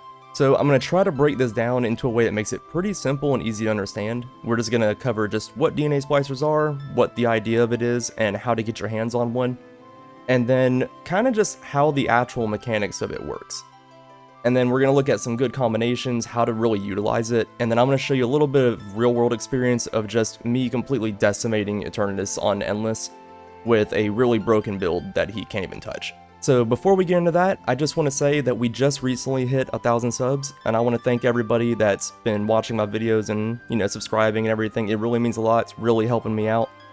And I also just want to go ahead and mention that if you haven't subscribed yet, and you know, would like to do that, the like and sub would really appreciate it. And there's also Discord and Twitch links down below, so if you'd like to see any of my challenge runs on PokeRogue or just talk about it with some cool people, feel free to join that, no pressure. It's completely your decision. But without further ado, we're going to jump into this and kind of just start taking a look at how this stuff works. So first off, we're just going to look at what the heck is a DNA splicer? How do you get one? I wouldn't be surprised if a lot of you have played the game for hours and not even seen one. Because as you can see here, it is already a master tier item, which means without any luck or anything, it's a 0.1% chance of even getting a master tier. And then to take it a step further, if you get a master tier, there's only a 22.22% chance of it even being a DNA splicer. So for those of you who aren't really good at math and don't feel like mathing, that's basically less than a 0.02% chance of getting one without any increased luck. Now, you can kind of manipulate this if you get your hands on a luck capsule, and especially if you're in Endless where you can just get tons of money and you can just lock in a master item or even something lower and just reroll for millions until you eventually get one. You can kind of just be rolling in them by the time you're getting into like the thousands. Now, that also means your chances of running into one in Classic is basically almost zero, but it's okay because it's not really that useful in Classic mode. The only reason why you really want one is because once you beat Classic mode with something spliced in your party, you unlock Endless like the Endless mode that is spliced. I'm not even sure what to call it, I guess Endless Spliced, but that just sounds weird. But that mode allows you to just start off with a bunch of spliced Pokemon and everything you battle is spliced, and you get more DNA splicers in it. It's wacky, it's really hard to keep track of, and I absolutely love it. But anyways, we're going to move on into the rest of the wiki here and just kind of take a look at how it actually works. So when you DNA splice, you're going to combine two Pokemon. That's kind of obvious, I think most people already knew that. But the way it's going to work is the first Pokemon's base stats, or I guess the base stats of both Pokemon, are going to combine an average. So in the example here, they have Manaphy and Fion having 180 base stats. And when you fuse them, the base stats of the fused Pokemon is going to be 90 on everything, because, you know, that's how their stats work. So the problem with this is it can kind of cause really bad combinations if you fuse things that don't really go together. So you want to avoid combining like a strong physical attacker and a strong special attacker, because you're just going to get something that's really bad at everything. But you also don't want to take your fast attacker and combine it with something slow, because you could just make a really good attack Pokemon that doesn't get to go first and it just dies before it does anything. So once you actually fuse your Pokemon, you're going to have the chance to pick the 4 moves to learn from the sacrifice Pokemon, and so your first Pokemon is going to be your actual like base Pokemon. The second one is going to be sacrificed to give some different buffs or abilities and stuff to the base one, and you're going to get to immediately learn the 4 moves that that Pokemon knows. But you're also going to pick up any of its moves that it learns while leveling up, and you also get access to TM moves, and if you use a memory mushroom, you can learn any move that it would have learned before. So you're basically combining the move pools of these Pokemon. And if you desplice, you're going to or unsplice, I guess is what the game calls it, you're actually going to be able to keep those moves. And so this can start getting into more complex things where you can actually start combining multiple move pools to just create a monster that has the exact moves that you want it to have. Another thing to note is when you fuse them, they will combine all of their held items. This is both good and bad, because the issue with this is that, let's say you have the max number of, I don't know, multi-lens on both Pokemon, and you fuse them together.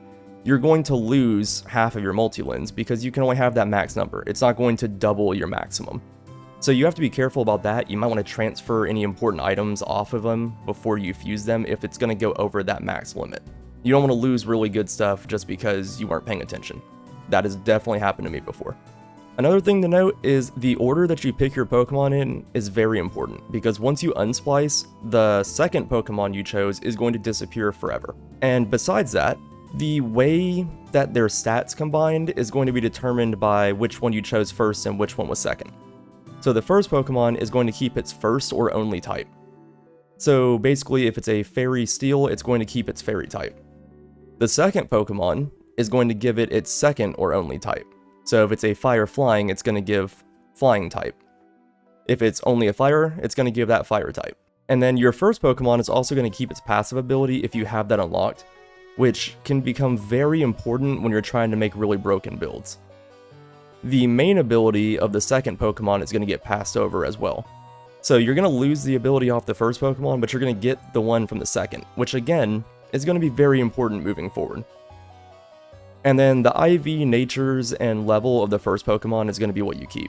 And then as far as luck goes, it kind of just combines them together, so that's not super important, except that it allows you to get an obscene amount of luck with only a few Pokemon if you start combining a bunch of shinies together. So another thing to note is Mega Stones and like Giganomushrooms or whatever they're called can not be used post-fusion on the secondary Pokemon. They can be used on the first one that you chose. But if you Mega Evolve or Giga Evolve, I guess, the second Pokemon before you fuse them, you can still get those bonuses and the abilities and stuff from it.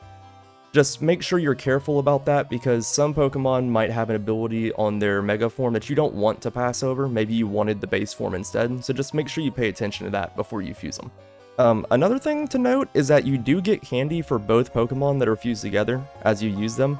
It's just going to be half value, so you're going to get candy for both of them at half the rate. So it can be helpful if you're trying to, grind up candies for two different Pokemon at the same time, and you just got a lot of time to kill. So the wiki does give a really good example here, and I'm not going to talk through it because I feel like it's just going to get more confusing if I try to explain it to you like that. But looking at it will probably explain it well enough, so if you'd like to pause the video here and just kind of look through it, or you can just go to the wiki yourself. Either way, it's there for you, and it's a really good example. I just feel like it's going to be word spaghetti if I try to explain it to you without, a real example. And I would like to note, I was actually going to include a bunch of real examples in this with different combinations and everything, but again, with the DNA splicers being so rare, I tried for so long and did not get enough to really do anything with it. So I apologize, but the game does not like me enough to let me show that to you. Alright, so now that we've got that kind of a rough explanation out of the way, you might be wondering, alright, so how do I actually use this? So there's some kind of different ways you can do it, and some of them take less thought than others.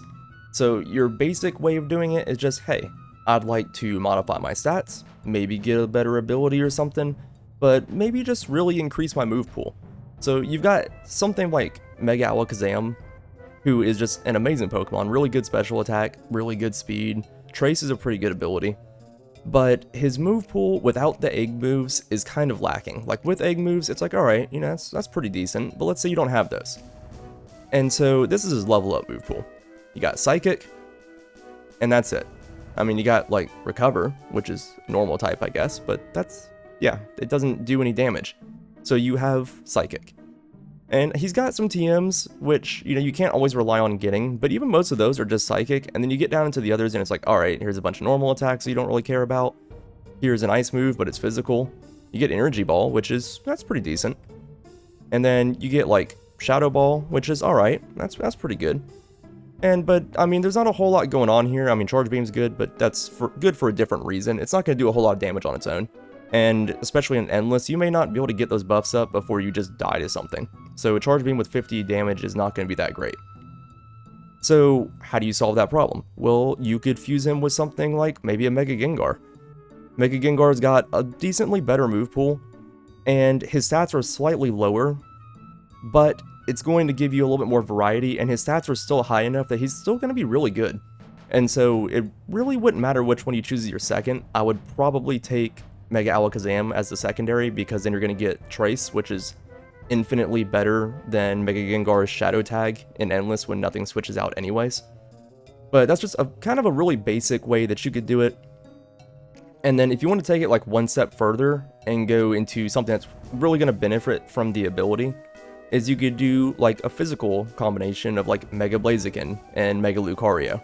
So Mega Lucario is pretty good, I wouldn't say he's busted or anything, but he's pretty good. But the big thing that you'd like is adaptability. So getting that extra boost to moves of the same type can just really give you a big power boost. And Mega Blaziken does get speed boost, which is pretty good on its own. But if you're already got a lot of speed built up and you're already relatively fast, you might not need the extra speed boost. You could even go with something like maybe a Jolly Nature to make you a little bit faster, and then grab adaptability to just do tons more damage. So something like that would be really good, and you're kind of mixing up your move pool a little bit, which again, in this case, is not going to be as amazing as the last one because, Mega Blaziken already has a decent move pool to begin with, but it's still pretty good. So while we're on the topic of talking about abilities, like, adaptability and stuff, let's take a look at some other really funny combinations you could do, and this is kind of gimmicky, but let's take something like Chien-Pao, I think that's how you say it. So I already kind of like his ability anyways, but it's not amazing by any means, it's just pretty good. And he's a dark ice type, which can be kind of rough, you know, a single fighting move is just going to decimate you. But let's say you take this Chien Pao and you combine him with Shedinja. So now you're a dark ghost type with Wonder Guard, which, if you don't know, makes it where only super effective moves can hit you. So let's jump over here real quick, and we're on the Pokemon type calculator. And so let's go ahead and just combine Dark and Ghost. And we'll see here, you can now only be hurt by Fairy type moves. Which, I know a lot of Pokemon get Fairy type moves, but it's still pretty easy to avoid. Now, you might run into a little bit of an issue, because once you get combined with Wonder Guard, you automatically have 1 HP. But you can kind of avoid the whole dying from weather effects and stuff just by using Chien Pao's weather attacks. I mean, you could get, where is it at? Snowscape. So if you're fast enough, you could just put up snow. I guess it really doesn't matter if you're fast enough or not, because the weather effect doesn't hurt you till the end of the turn. So say there's a sandstorm up, you just turn it into snow, and now you don't die. So it's a pretty easy way to just avoid that weakness, and 99% of the time, you're not going to be able to die. Your stats aren't going to be amazing, but it really doesn't matter if you can just do chip damage infinitely until whatever you're fighting is dead, and you're basically immortal. Now, let's say you don't want to use weather abilities, because that stuff's just way too much hassle for you. Understandable, I'm lazy as well. So instead, let's take Eternal Floette, and let's say you have the passive ability for it, which is Magic Guard. So you're not going to take damage from anything that isn't a direct attack. So status effects aren't going to hurt you, weather effects aren't going to hurt you. That's pretty decent on its own. Eternal Floette's not super amazing by any means, but when you give it Wonder Guard and the Ghost typing, we get just a little bit more amazing, because now we're Fairy Ghost, and your only weaknesses are going to be Ghost and Steel type, which is not super common. I mean, it's, you know, still 2 more types, but Fairy, in my experience, is a lot more common of a move to run into, whereas Ghost and Steel is a little bit more predictable. A lot of Pokemon get Fairy moves, like everything's busting out with Play Rough, but usually you can tell if something's going to have a Ghost or a Steel type attack. So pretty easy to avoid, you don't have to throw up weather effects, you're basically immortal unless you run into the rare case of getting hit with Steel or Ghost. So other good abilities that you could pass on to something would be things like Sturdy, Unnerve, Prankster. So things like that are really going to help with any kind of damage over time on Eternatus. So Sturdy is going to guarantee that you're alive for 1 turn, which can let you get off 1, maybe 2, you know, setup moves or something like that if you're fast enough to outspeed him, or if you have a Quick Claw, or, you know, 4. So Pokemon like Nacli, he's already really good because he already has Sturdy, but maybe you want a whole team of Pokemon with Sturdy. Well, just fuse all of them with Nacli, or something else that gets Sturdy. Nacli's a really good example because he also gets Salt Cure. So you could give Sturdy and Salt Cure to, you know, whatever Pokemon you want to have it, which we're going to get to in just a second. But things like Unnerve are great, they stop the opponents from using berries, which can be extremely annoying in Classic and Endless. And Prankster is really good just because it lets you get off that move with a priority, so you could just throw out pretty much any kind of non-damaging move without the worry of it failing. So now we get up to the final stage, which is kind of combining all of these things together. And those of you who already know, you know exactly why I'm looking at Tinkatink right now, and you're fixing to see if you don't know.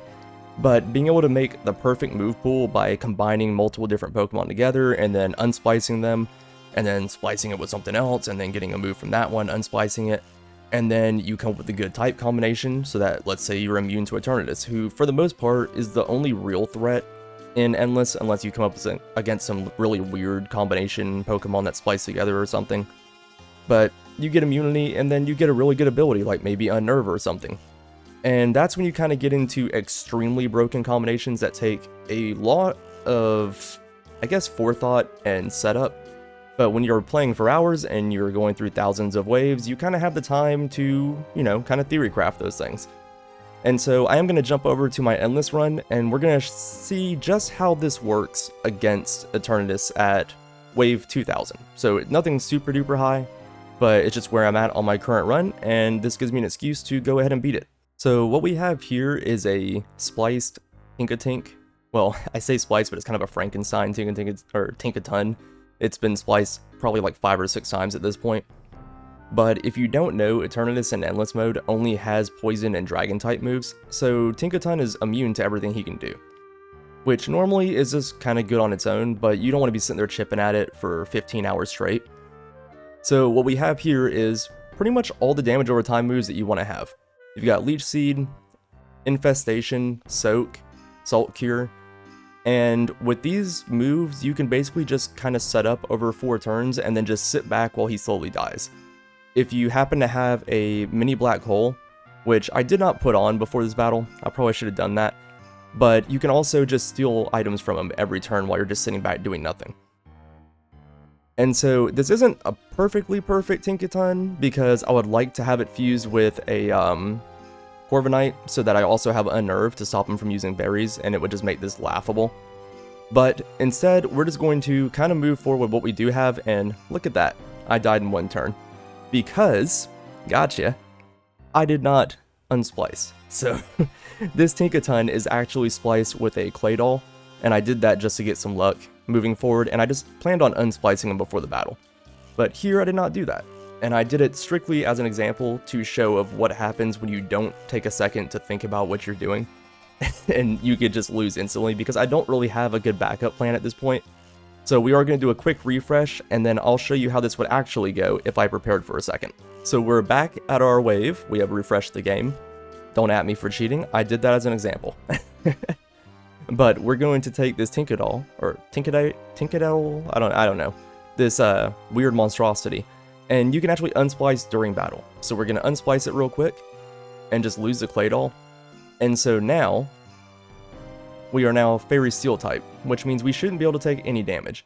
Now unfortunately, I still don't have a nerve, so this fight's going to take a little bit, and I might speed this part up, just so that way you're not sitting here watching it forever. But let's take a quick look at how this is going to go.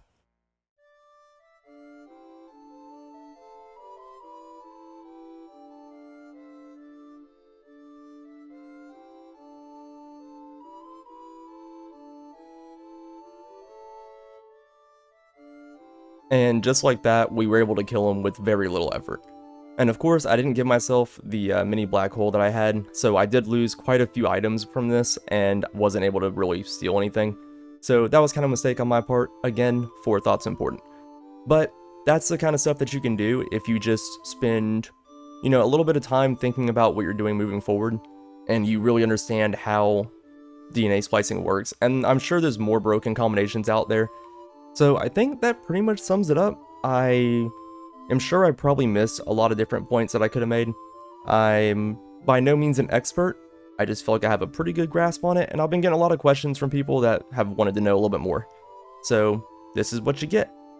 I hope you enjoyed it, and if you guys are liking the content and everything, please drop a like and a subscribe.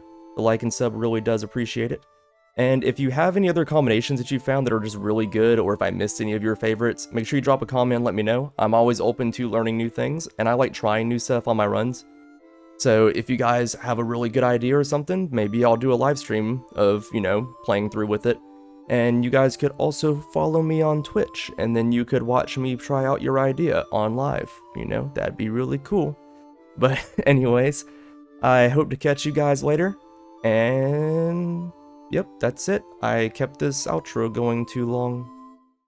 So I've actually had a few people request for me to do some kind of like a new player guide or something like that to help them get their first win. And Raging Mon on Discord actually requested that and asked me, to do something along those lines because it would help a lot of people out. But I figured that's kind of boring. Everybody does that. There's a lot of those out there. You can find them on YouTube, or you can find them just on Google and stuff.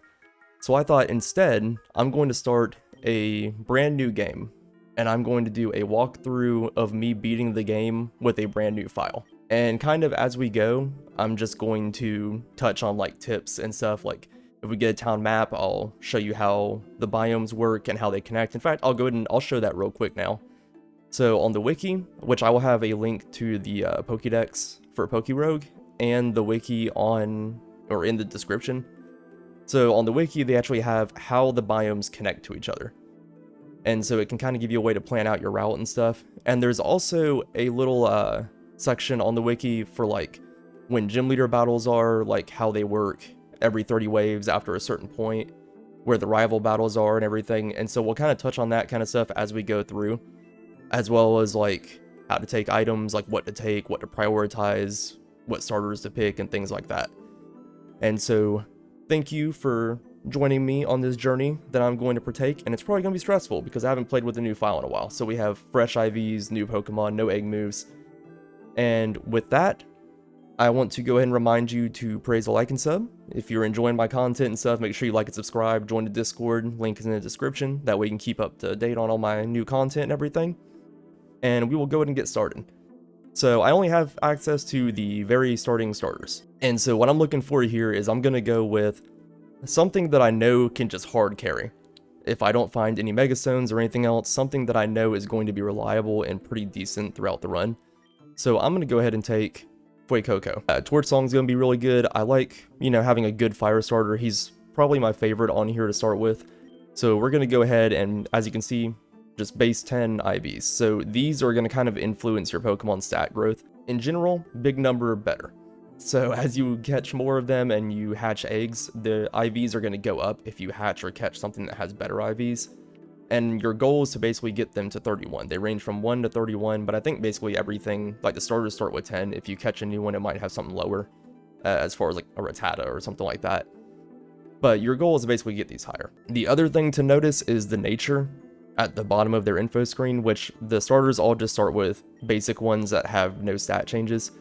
But these give a stat change, positive and negative. If you have, like, say, Adamant gives you a boost to physical attack and a decrease to special attack. So you want to kind of prioritize these based on what that Pokemon does. So something like PokeRogue would want to have Modest, which gives you special attack up and attack down. Or maybe, I can't remember what it's called, but the one that gives you speed up and physical attack down, because you're not going to really be using physical attack. So now that we've got that little tip out of the way, and I'll be sprinkling those throughout the video, so don't skip around too much. But we'll go ahead and we're going to pick up our PokeRogue here as our main carry, so I want to start off the game with him. And then I think for my grass starter and my water starter, I'm going to go with Bulbasaur and Squirtle. So Bulbasaur is pretty good whether we get a Mega Stone or not. He's going to be really helpful against Eternatus with Leech Seed, in case we can't find a good Ghost type or something to set up a really cheesy win with Curse, or something that can do Salt Cure, something like that. So we're going to go ahead and take Bulbasaur as our secondary. And I'm going to pick up Squirtle because he does get access to ice moves through TMs and such. And he does get Shell Smash. So if once we get to, I think it's like 32 or something like that, he gets Shell Smash. So he's going to be able to buff up and just carry us through entire biomes. And if we can get a good ice move on him, he will probably be able to wipe out Rayquaza for us, who's going to be an issue later in the run. So if we don't get a good counter, we can at least rely on Blastoise for that. And with that, we're going to go ahead and start our run. And I'm not going to do a full, like, just, 100%. I don't think you guys want to watch a 2-hour video. Maybe you do. I don't know. But it might be kind of skipping around and stuff. But I don't want to show you, like, an hour and a half of just me being, just wiping out random wild Pokemon. But either way, if I don't do anything extremely extravagant in the beginning, I will catch you in a few minutes in this run. And another quick tip, if you go into your menu and go to settings, and go over to display and go to the very bottom, you'll actually see this little thing that says type hints. And if you're having trouble remembering typings and you're having to look it up and stuff, this will actually turn your attacks different colors based on how effective they are. And it'll also show like a little 2 times or 4 times multiplier next to the Pokemon's health, and you'll probably see that during this run.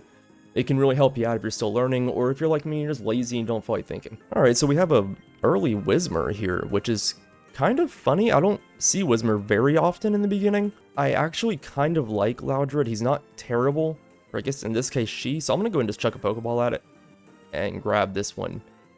And we did get Jolly, so that's actually not bad. Speed up, special attack down.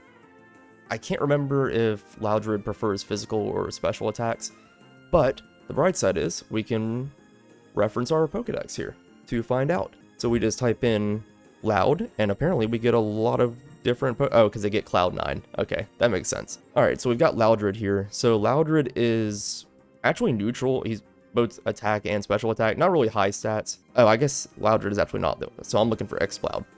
Still not amazing, but, it's a pretty decent. It gets stab off normal attacks. I mean, that's fine.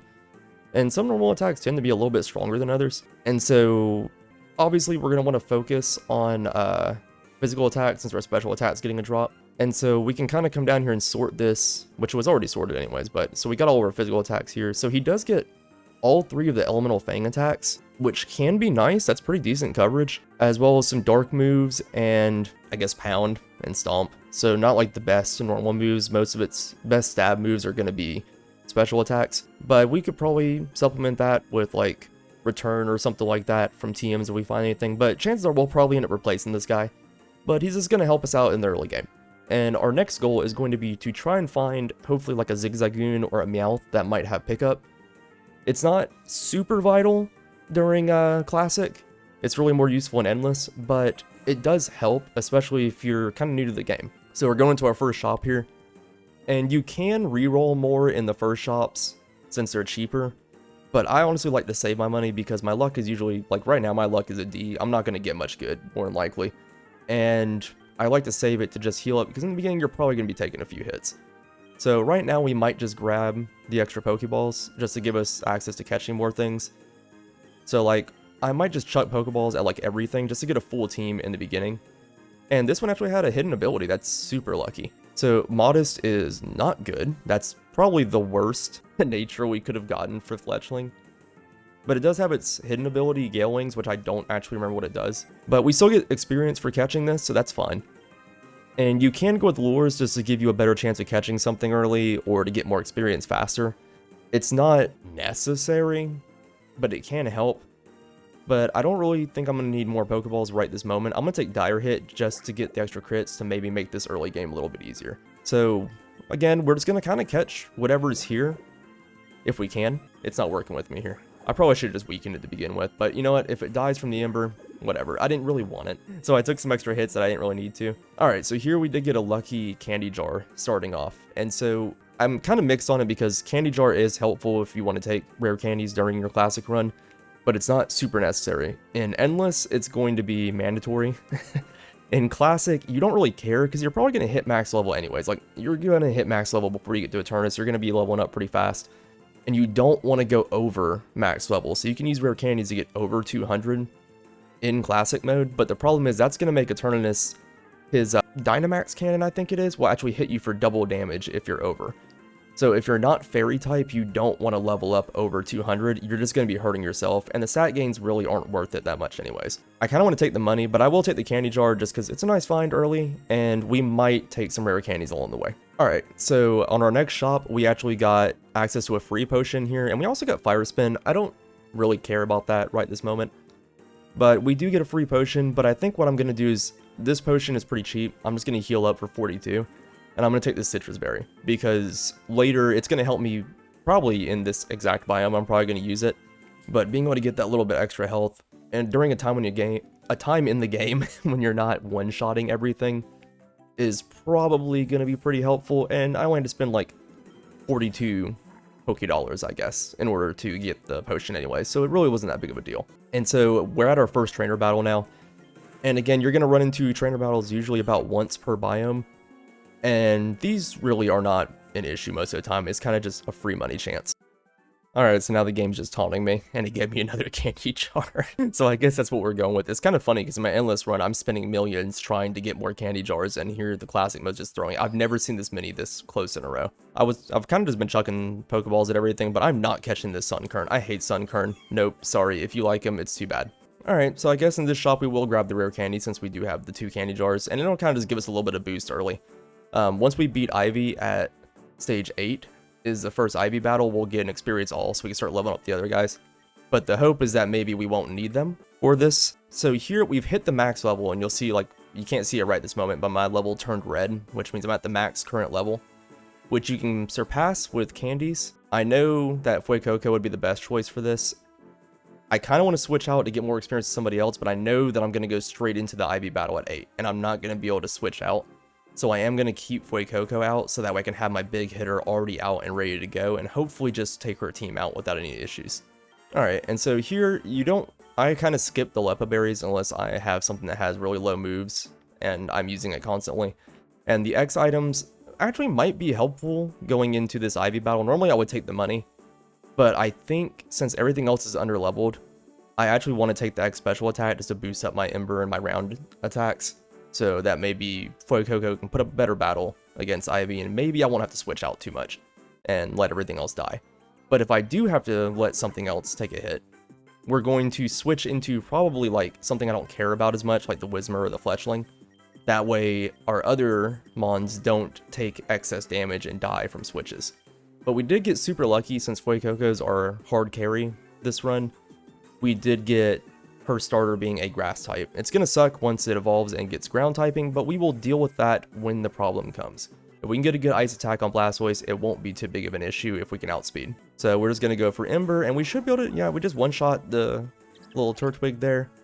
And Pick-a-Peck should not be an issue. Yeah, so it outspeeds us, but we still get the one-shot, and Ivy's out of the way for the first time. And if we take a little look at our list, so until you get these waves memorized and everything, it's really good to just consult this and be like, okay, I beat her at 8. Our next issue with Ivy is going to be at 25. She's not really going to become a problem until closer to like the 95 and 145 areas. 145 is, in my opinion, the hardest battle because she does have the Mega Rayquaza and it's going to catch you off and you may not be fully prepared. Usually by 195, she's obviously a lot stronger, but you should have a full team going. You've got your build kind of set up and you should be better prepared to deal with her. As long as you've, taken the right precautions after the Elite Four battles that happen in between. And so our first Gym Leader boss battle is going to have a 50% chance to occur at wave 20. And if it doesn't occur at wave 20, I believe it's guaranteed to occur at wave 30. And then from that point on, it's going to be every 30 waves after your first gym battle. So I believe you can hit one at 20 and 30. And then in that case, your next one would be at 50, and then 80, then 110, 140, 170, going on like that. So if we don't get one until 30, then we don't have to deal with it until 30, and then 60, 90, 120. So I don't know how it's going to go. Usually it shouldn't be too big of an issue, and you can tell what type they're going to be based on the current biome that you're in. So we will talk more about that when the time comes, and how to kind of make sure you're prepared and you have the right Pokemon out leading before the battle starts. And you don't get distracted like I tend to do. Alright, so for beating Ivy the first time, you're going to get your Super Experience Charm and Experience All. And we get some items here. I don't particularly care about these. Vatea Berry is a decent find, and I was really hoping to get something with pickup by now, but we do have a chance, usually within the next biome or two, I believe. I think I'll take the Pokeballs right now just because we still want to find some better things for our team, and so it's not a bad idea to take those. Alright, so going into the first boss battle, I didn't heal. I'm trying not to use any money in the early area as long as I can afford not to, so far I've only spent enough to get one potion to heal up Fuecoco. Because I'm mostly just focusing on him. Everybody else is just a liability at this point. Until we start getting the experience share going on and everyone else is leveling up, we're just focusing on one guy that can just kind of breeze through these early easy battles. I did catch a Pidove here, and I'm just checking. So Super Luck is partially implemented, is what the P means. And so usually that means that part of it works and part of it doesn't. I'm not really sure what partially implemented on Super Luck means because it usually just increases critical hit ratios. I'm not really sure how you can partially have that implemented. The wiki probably says, but I haven't checked. If it has an N on it, it means it's not implemented and it does nothing. Same thing for moves. If it has an N, you can just skip it and take something else. You're wasting a slot if you take anything with an N on it. I know, I'm kind of just throwing out random things here, but I'm kind of just naming them off as I go, and the way that they're being presented to me in the run. So if I see something, I'm going to mention it, so that way you get kind of a natural flow through the game. So with this Sentret here, and I'm probably just going to kill him, I don't really need this Sentret, but I do want to point out that you can catch bosses. Sorry, I don't know what my voice just did there. I guess I'm going through like a second puberty. But anyways, you can catch bosses once you get them down to, I think it's like 1 or 2 shields depending on how long their health is. I think in Classic they only get big enough that it just has to be 1 shield. But in order to get them through that full bar and into the next one, you have to do a lot higher amounts of damage. And that is on the wiki. I'm not going to look at it because it's not super important right now. But basically just know that most of the time you're only going to take off 1 bar at a time unless you're hitting for like 4 times effective, or you have a multi-lens or a multi-hit move that can hit multiple times and go through multiple shields at one time. But right now we shouldn't have any issues with this. We're just going to Ember him, and then he's outspeeding, but it's fine. We took him out in 2. And we got the little boost from our Blaze, so I don't think we needed it, but either way. So we're going to get another experience charm for that, and we're moving on to our second biome, which is always the same. You're always going to go from the town, a little start area down here. I know you can't see my mouse, but And then it's going to move up following the arrow into the plains. And then from there, you're either going to go to Lake, Grassy Field, or Metropolis. And if you can manage to get a town map, you can kind of control where you go and what you're going to want to catch. And if you click on these on here, you can go and see exactly what's catchable there. But for right now, we're going to kind of just go with the flow. We don't really have much of a choice anyways. And I am going to skip this Poochyena. I'm not going to waste my Pokeballs on it. I really don't care about it. So we're just going to go ahead and take him out with a couple Embers or 1 Ember.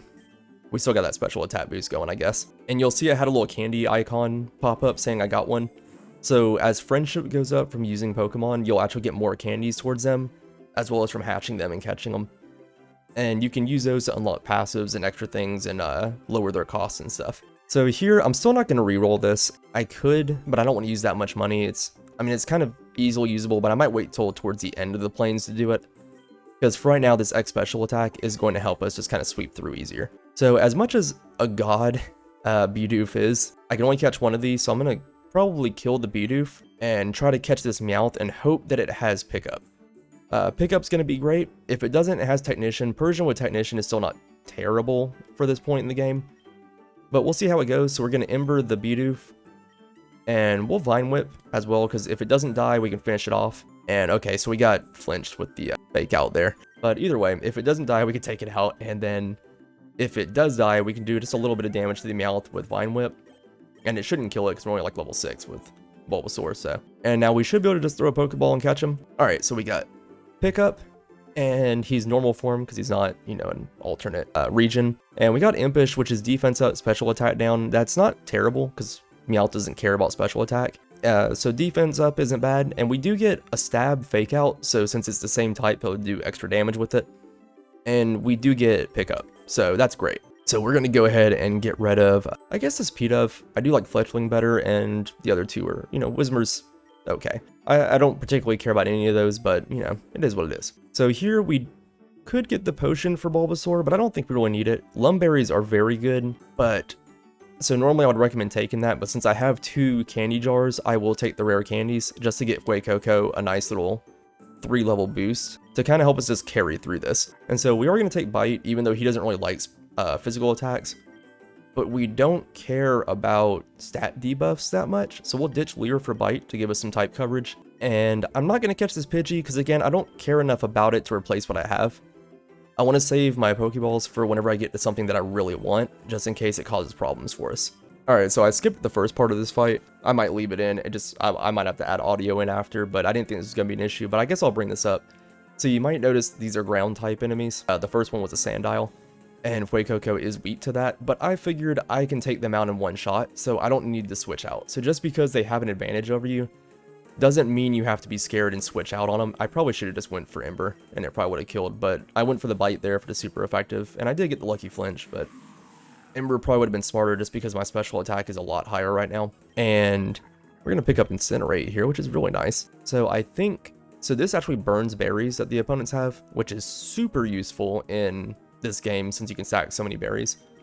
And it actually just got implemented recently. It didn't work for a while, so I'm going to ditch Tackle for that because we want mostly special attacks, and normal physical attacks are the worst thing that we could really have on Fuecoco right now. So we're going to go for the stronger Incinerate, and we probably could have just killed it with an Ember, but it might have been a top percentage Rattata, you don't know. And then we take the Ditto out, and no problem. We have now hit max level on Fuecoco.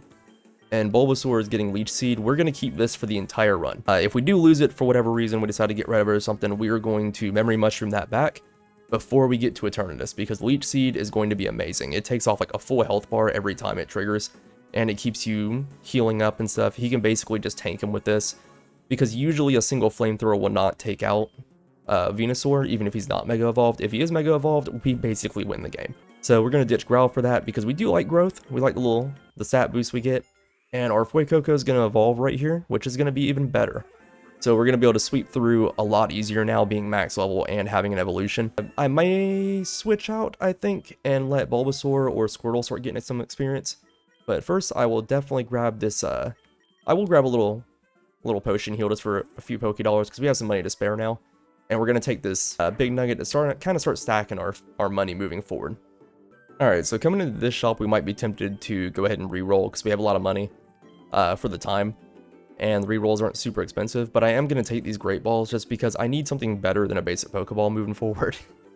and this will be a lot better. Ideally would have liked something else, but you know, we take what we can get. Alright, so just for people that aren't like old school players and might underutilize attacks that don't just do damage, I'm showing you here why Leech Seed is so amazing. So I've already got this Lechonk seeded by Bulbasaur, and so we're just going to Vine Whip and let our Leech Seed do little chip damage and continue to heal us up against him. And so you can see, like, if we didn't Leech Seed on that first one, we probably would have lost. But we were able to keep our health going up and still survive, which didn't do much, but we were able to get a level out of it by letting Bulbasaur be the one to get the kill, instead of just using Fuecoco, who's max level. So we do get a Leaf Storm TM here, which is super lucky. So it does have the side effect of lowering your special attack, which can be terrible, but we're going to go ahead and take it, just because it's amazing damage this early in the game, and we can use it as a last resort. Or maybe if we've gotten some buffs off or something, but may not keep it the whole run, but definitely worth taking for now and just ditching Tackle over. Alright, so we did find a little Ziggy boy here, and he's my favorite pickup Pokemon to find in the beginning. So I'm going to try to catch him real quick. I'm just going to do a little bite because it'll probably do less damage. Yeah. And so we're going to go and just chuck a Pokeball at him. Should be able to get him pretty easy. And he does have pickup. Not the best nature in the world, but he has a perfect special attack and almost perfect speed IV. So he's really good-ish. But either way, that'll give us a second pickup Pokemon, which, again, we don't really need. But we don't particularly care about these other ones either. So I'm going to ditch Whismur for him. And then later I'll probably end up ditching the Meowth, and I'll keep the Zigzagoon, because I really like him. And so now at wave 18 at the shop, I am going to do a reroll here, because we're getting close to the end where the money's going to start getting a little bit more expensive. So we're just going to do one reroll, because we don't care about these. And we didn't get anything super amazing, but since we do have the candy jars, we'll probably take the rare candy and put Crocolore up even higher, which will get him to about 19. So we'll take the little cheap potions because we are getting close to a possible gym leader battle at 20. And so we want to make sure that at least our big hitters are going to be healed up. So we're going to drop a potion on Bulbasaur. And I'm going to hold off for now because I might get a free potion in the next shop and I won't have to spend any money. So we'll take the rare candies and throw them on Crocolore, which should put him high enough to pretty much be able to just solo the gym leader anyways. But we don't know for sure, so we'll find out. Alright, so we did get the option here for a free potion. But I think what we're going to do instead is we can take this nugget here for 370. So we're just going to buy a couple of potions and heal up Crocolore and Squirtle. We don't care about the rest of the party. We should be fine moving forward into this gym leader battle. And we'll just take the nugget and we're still net positive on money. So we didn't get a gym leader. We got Farfetch'd, who I'm actually debating on catching. But this version cannot evolve, so I don't care. So I'm just going to kill it. So we're just going to go with Incinerate here and another one and just take it out. So now we're moving on to our third biome. Alright, so we ended up going into the lake area, and so Crocolore is going to be really weak here. So what we're going to do is we're going to switch out, and we're going to let Bulbasaur start putting in some work and get a little leveled up here. Because we should be able to just... You know what, actually we could just drop a Growth here and get a little stat boost. Actually, yeah, we'll go ahead and Growth so that we get an attack and special attack boost. And again, the problem with Bulbasaur is he is a special attacker, but most of his grass moves are physical. You can see his physical attack's a little bit lower than his special. He does have the Leaf Storm, but we can just kind of use it as a burst if we need it, but we should be able to take everything out for a little while with Vine Whip with that one growth boost. So, oh, you know what? No, he's pretty weak.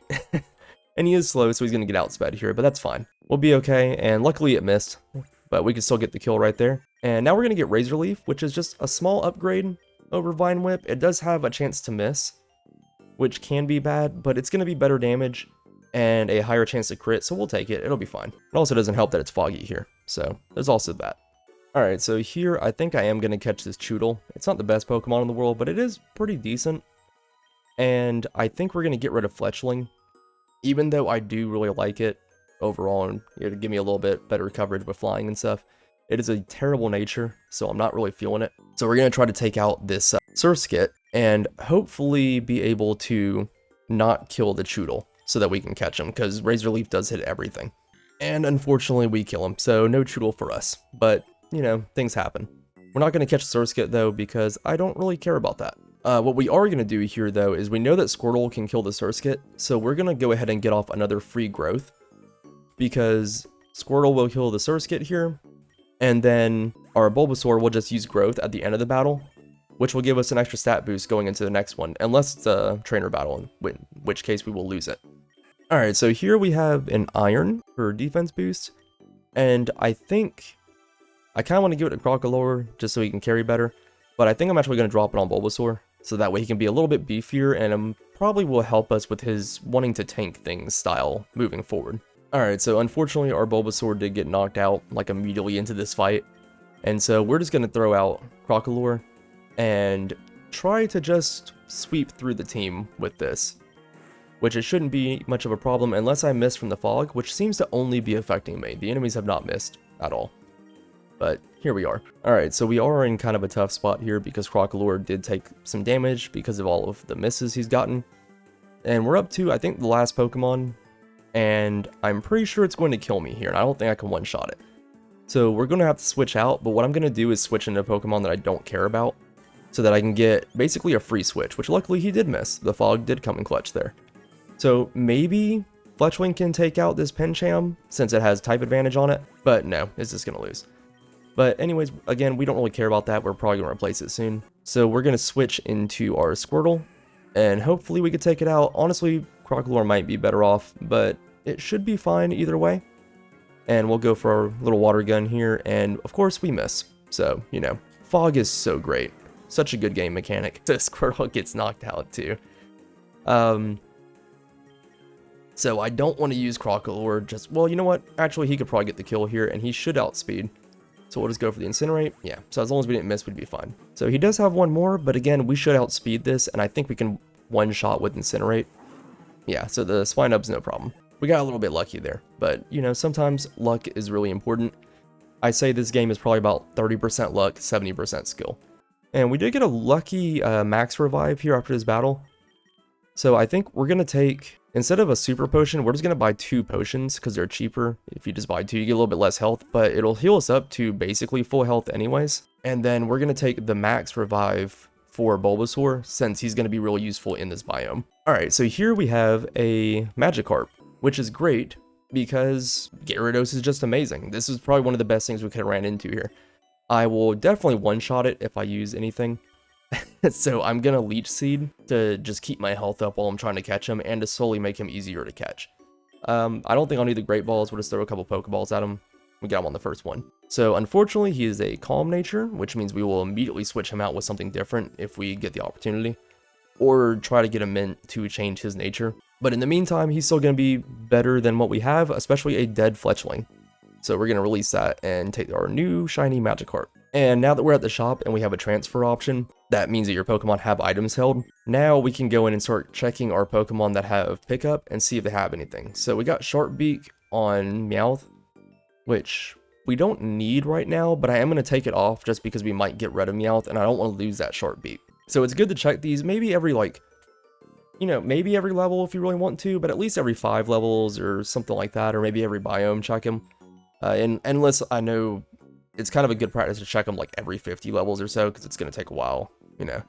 But yeah, basically just make sure you're actually pulling your items off of them or they're doing nothing. And we are going to take the Lumberry here, because Lumberries are amazing. And we'll give it the Bulbasaur for right now. Actually, now I'm going to go and throw it on Crocodile, so I'll have it for later when I need him to fight somebody. Because we're going to have a gym leader battle at the end of this. And right now we have an Ivy battle, which shouldn't be a problem though. So unfortunately, like I said earlier, I get distracted and lose track, is I should have switched out to Crocodile before this fight, and I did not. And we can't Leech Seed a Grottle because he's a grass type. So what I'm going to do is take a risky switch here into Crocodile, because I know he's probably going to go for a grass move, or he's just going to switch out. So either way it works for us, or she's going to switch out. Everyone is a guy in my book. I'm just kidding. So unfortunately, it is stealing our berries with Pluck, which is really annoying. I don't like that. So we have lost our Lumberry and whatever the other berry we had on was. And it almost killed us, which is also really annoying. But we are going to pick up Poison Powder on Bulbasaur. I think actually I might skip that. It just does normal poison, not toxic. So it's not going to be super duper helpful. Yeah, I'm just going to keep what I have for right now. Now, Sweet Powder I will pick up, and I'm going to ditch Growth, which I know sounds bad because it's a buff and they carry. But Bulbasaur is really slow. And I don't want to take multiple hits, because if I use Growth on the first turn, I'm probably going to get hit twice before I get to attack. And I don't like that. So I'm going to ditch that for sleep powder because putting enemies to sleep is very helpful, if you can actually land it. So unfortunately she has now picked up a Stunfisk, which is not good for me, but I can switch into Bulbasaur probably pretty safely, and luckily she missed from the fog. So we're going to go basically just straight into Razor Leaf, which she's probably going to switch out in the Grottle. Oh, she didn't, but I missed. So we're going to Razor Leaf again, and I get taken out by the Mud Shot there, because I made terrible decisions. But that's fine. So we're going to use Meowth here, and just come in and do a quick fake out on the first turn. And of course we get paralyzed, because again, luck is not on our side right now. So our best bet is probably Payday. We get a little bit of damage, get a little bit of money. And we're just going to let Meowth take the fall here, so we can get a free switch out. And I don't know exactly who I want to go into. I'm afraid Crocalor, I think he should outspeed, but I don't know if he can get the kill in one hit. So I think we'll just go into Zigzagoon here, and we're just going to go for a headbutt. Get a little bit of damage off, and of course, I do outspeed, but he manages to get a hit in. Go for another, hoping we could get the flinch, but we don't, and instead we get paralyzed and get killed. But Crocalor should be able to finish him off now, and just come in with an Incinerate, and we're good. And so lastly, she should have Grottle, which again, we can just Incinerate and be fine. So our team's kind of struggling, but it's fine because we're going to get healed soon. So you can try to just, you kind of just have to roll with the blows in the beginning. It's kind of rough in the early game until you get a good build going. And we are going to take Snarl over Bite here, just because we are a special attacker. So even though it does less base damage, our special attack is going to be a lot higher, especially once we get Torch Song. So it's just going to be better overall. And in this shop, we still have 5 more battles, and the last one's going to be a Gym Leader battle. So we're going to do a little bit of healing on Crocalor. I don't want to spend a lot of money on a revive right now, but we'll just heal up twice. And you know what, actually we will revive, because now I think about it, I'm in a water biome, and it's probably not a good idea to keep Crocalor out for too long. So we'll do 1 revive on Bulbasaur, and then I guess we'll drop another potion on him. I'm being a little nonchalant with my money, I guess. And we're just going to take the X defense to give us a little bit of an easier time moving forward. And switch right back out into Bulbasaur. Alright, so we got a little lucky here. We didn't need anything in the shop, so I did a quick reroll for 750. And we did manage to get a protein. So we'll actually throw that onto Bulbasaur, since... Actually, I kind of want to put it on Magikarp, hoping that maybe we can change its nature. Yeah, I think we'll put it on Magikarp actually, and we'll plan ahead. Even if we can't change its nature, we'll just roll with it and use it for what it's worth, because once he gets Dragon Dance, he should be fine anyways. And for this Meryl, I'm actually going to catch this and hope that it has huge power. If it doesn't, I might not keep it. I'll decide once I get it. Alright, so we do get a neutral nature with a 28 attack IV and huge power, so its attack stat is going to be doubled. So we're going to keep this. And it's a water fairy, which is pretty good, and I think we're actually going to ditch Meowth here for this. And it gives us a second physical attacker besides Magikarp, because we don't really count Zigzagoon, he's just there in case we need him. Alright, so we ended up having a second trainer battle right before 30. So I'm hoping I don't have a gym leader at 30, that's going to be terrible, but... So, he does have a bug type, which is an issue, but we do get the sleep powder off. I was hoping to get in a free switch, but I think I might go ahead and try to get it seeded.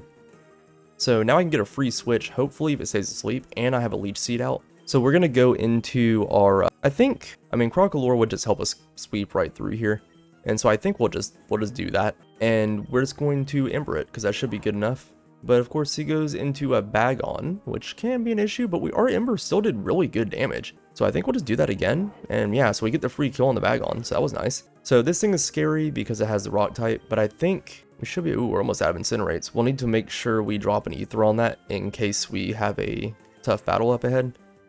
But yeah, our Embers are still doing okay damage. And so we have a Tyrogue here. We'll just keep doing Ember. And yeah, they're not really doing anything. We got Lucky Burn there, but it doesn't really matter, I guess. Because none of these Pokemon are really hurting us right now. Alright, Saravia's pretty decent, but, you know, still take it out. And so, yeah, this is going to be an easy... Oh, it woke up. Okay, but too late. So Ivysaur is going to get Seed Bomb, which is great because it's a lot stronger than Razor Leaf and has 100% accuracy.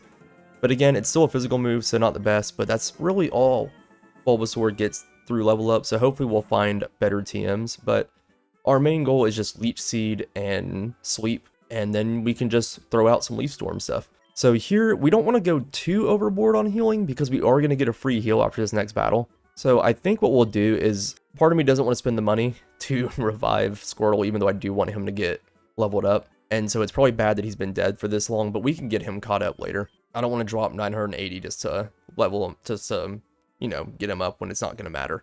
And he's going to get revived for free soon anyways. Money is more important long term. The levels can be fixed. So I don't think we necessarily need this potion, but I think I'll take it just in case on Ivysaur. And I will get the Ether for Incinerate to be on the safe side. And we'll take this free super potion for Crocalor. Alright, so we got possibly the worst one we could have gotten. Just because I personally hate Crasher Wake. This guy always gives me issues. But we knew it was going to be a water type, so I probably shouldn't have had Crocalor out last, but with the trainer battle, I couldn't do a whole lot to help with that. So I'm going to try to switch into Ivysaur, hoping I can just kind of tank the hit. Yeah, so it didn't really do a whole lot to us. It lowered our attack, but we don't particularly care. We're going to try to get this free Leech Seed off on Gyarados, and it does go through. But we do have to worry, does he have a flying move? And the answer is probably. But we're going to go for Sleep Powder. He does not. He has he went for Bite. He didn't try to do a flying move, so he probably doesn't have one at this level, which I'd imagine not unless he got a TM, I guess. But we're going to keep trying to put him to sleep because our damage isn't going to be that great anyways, but we're just going to stall out with Leech Seed and Sleep Powder and just throw Seed Bombs. And so in a matchup, we probably shouldn't have done that well. We were able to take this Gyarados out and stay at full health, just by being a little bit smarter than Wake is. I guess he shouldn't have waked and baked. Okay. Probably not. Anyways. So our Marill evolves, might be useful in this fight, if it comes to it, but for right now, we're just going to keep Leech Seeding and Sleep Powdering, and we're just going to sit on it. And, I mean, we probably could just Seed Bombed and kill it anyways, but it's kind of just more fun this way. We get the free Seed Bomb off right there, we're just going to go for another one. See, Ivysaur in a good matchup is just king. This fight was no problem, I didn't even need to heal or anything, I would have been fine anyways. But we didn't know that, so we want to be on the safe side. So we do get a nice little voucher for our first Wake win. And so I'll take a moment just to talk about your vouchers here. So when you go to the egg gacha, you have 3 different ones. You have increased shiny odds, increased chance for this specific legendary. So it doesn't increase your chances to get legendary eggs from what I've noticed and from what I can find anywhere. It just means that if you get a legendary egg from this pool, it has a 50% chance of being the legendary that's on there. And I'm pointing at it with my hand like you can see that. And then the other one has an increased chance for egg moves, which is really good. But I mean, honestly, I have found plenty of those without having to do that. What I would say is focus on the legendary one if it's something you want, or if you don't have a legendary yet. So like this is Zamazenta, that's a pretty good one. It's not the best. I wish it would have been yesterday and it could have been Mewtwo for this account, but it is Zamazenta. So we could go for that, and then once you feel comfortable with that, you can start hitting the shiny ones to try to get more shinies. If you see a good legendary, go for that one. The egg move ones is good. I mean, egg moves are amazing in this game, but I don't feel like it's necessary just because you're going to be hatching so many Pokemon over and over again. You're going to get the egg moves eventually anyways, probably. So I would go for stronger Pokemon first or shinies for luck. So for this one, we're just going to drop this on the Zamazenta and see if maybe we get nothing amazing, but it's something. And so those eggs will hatch after a certain number of battles, and then we will have more Pokemon for our next run, which hopefully we won't need because I will just be able to clear this on this first try. And our Magikarp is finally evolving here, so we are going to actually have a good Pokemon instead of a Magikarp. So Gyarados won't be amazing until a little bit later, especially since his attack is being lowered, but not bad. And we do get, again, another rare candy, which again, I wouldn't normally take, but we have the candy jars. And we do need to get Squirtle caught up to everybody else. We don't really care about Zigzagoon right now. But before we take that, I want to check the Zigzagoon to see if he found anything. Nope, because he's been dead the whole time. So we'll throw these on Squirtle. That should evolve him. Oh, no, that's right. He evolves at 18, I think. But we will take this Water Pulse over Water Gun. There's not really any reason to have both. Okay, so he does evolve. Okay, so I believe it was 16 that he evolves at. Either 15 or 16. So we got Wartortle. And we're just going to keep out with Ivysaur, just kind of grinding up on these water types. So I will give Zigzagoon Baby Doll Eyes. Debuffs I don't really care about, but it is better than Growl. It's basically the exact same thing, except it has priority. So it gets to go first. So if we need to use it, it's going to be better than Growl just completely. Alright, and here we don't need anything here. I feel like I'm in a very good place. Ivysaur's really strong right now. We're in a water zone.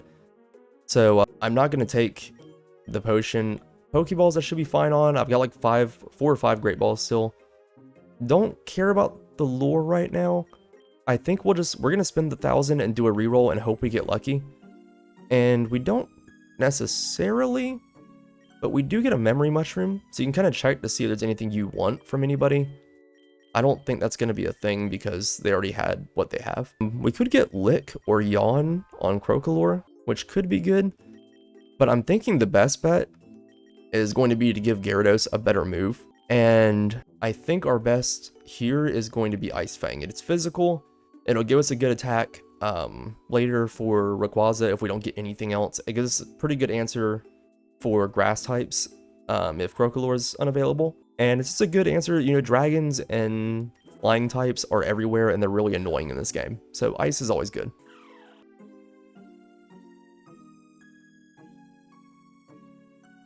So here is a random just example. Might be tempted to take Stone Edge, even though it has 80% accuracy. It's really strong this early in the game. The only Pokemon I have that can learn it is Gyarados, and it is a good option, but I'm going to replace it soon when he levels up anyways. So I'm just going to take the rare candy over it for now, because the levels are going to be more important than an attack that'll probably miss. And we are going to pick up Protect on Wartortle, I think, because we don't really care about Withdrawal, and Protect is always good for scouting. You can see what move they're going to use and then switch out accordingly, or you can stall out for Leech Seed. Alright, so now we're getting Waterfall on Gyarados, which is just amazing. Chance to flinch, 80 damage, 100% accuracy. We don't need Splash. It would be kind of funny to keep it the whole run, but we don't want that. And we are not going to take Takedown on Ivysaur because that would just be dumb. Alright, so we're about halfway through. I don't need to spend money to heal, but I think I'm going to, just because I want to keep using Ivysaur for right now. So I am going to heal him back up, just a little potion, just get him a little bit more health. And we're going to take this Reviver Seed. And I guess for right now, we're going to throw it on Crocolore because he's probably the one that's going to be least likely to die. And I want to save this Reviver Seed for later in case I need it. I don't want to throw it on the Ivysaur that I'm planning on using right now and waste it against something random.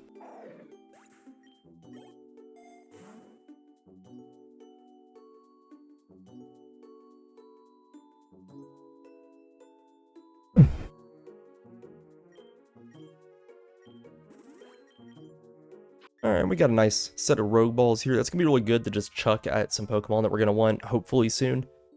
And I think since we're in the swamp, I'm going to take a look and see where we're probably going to go to next.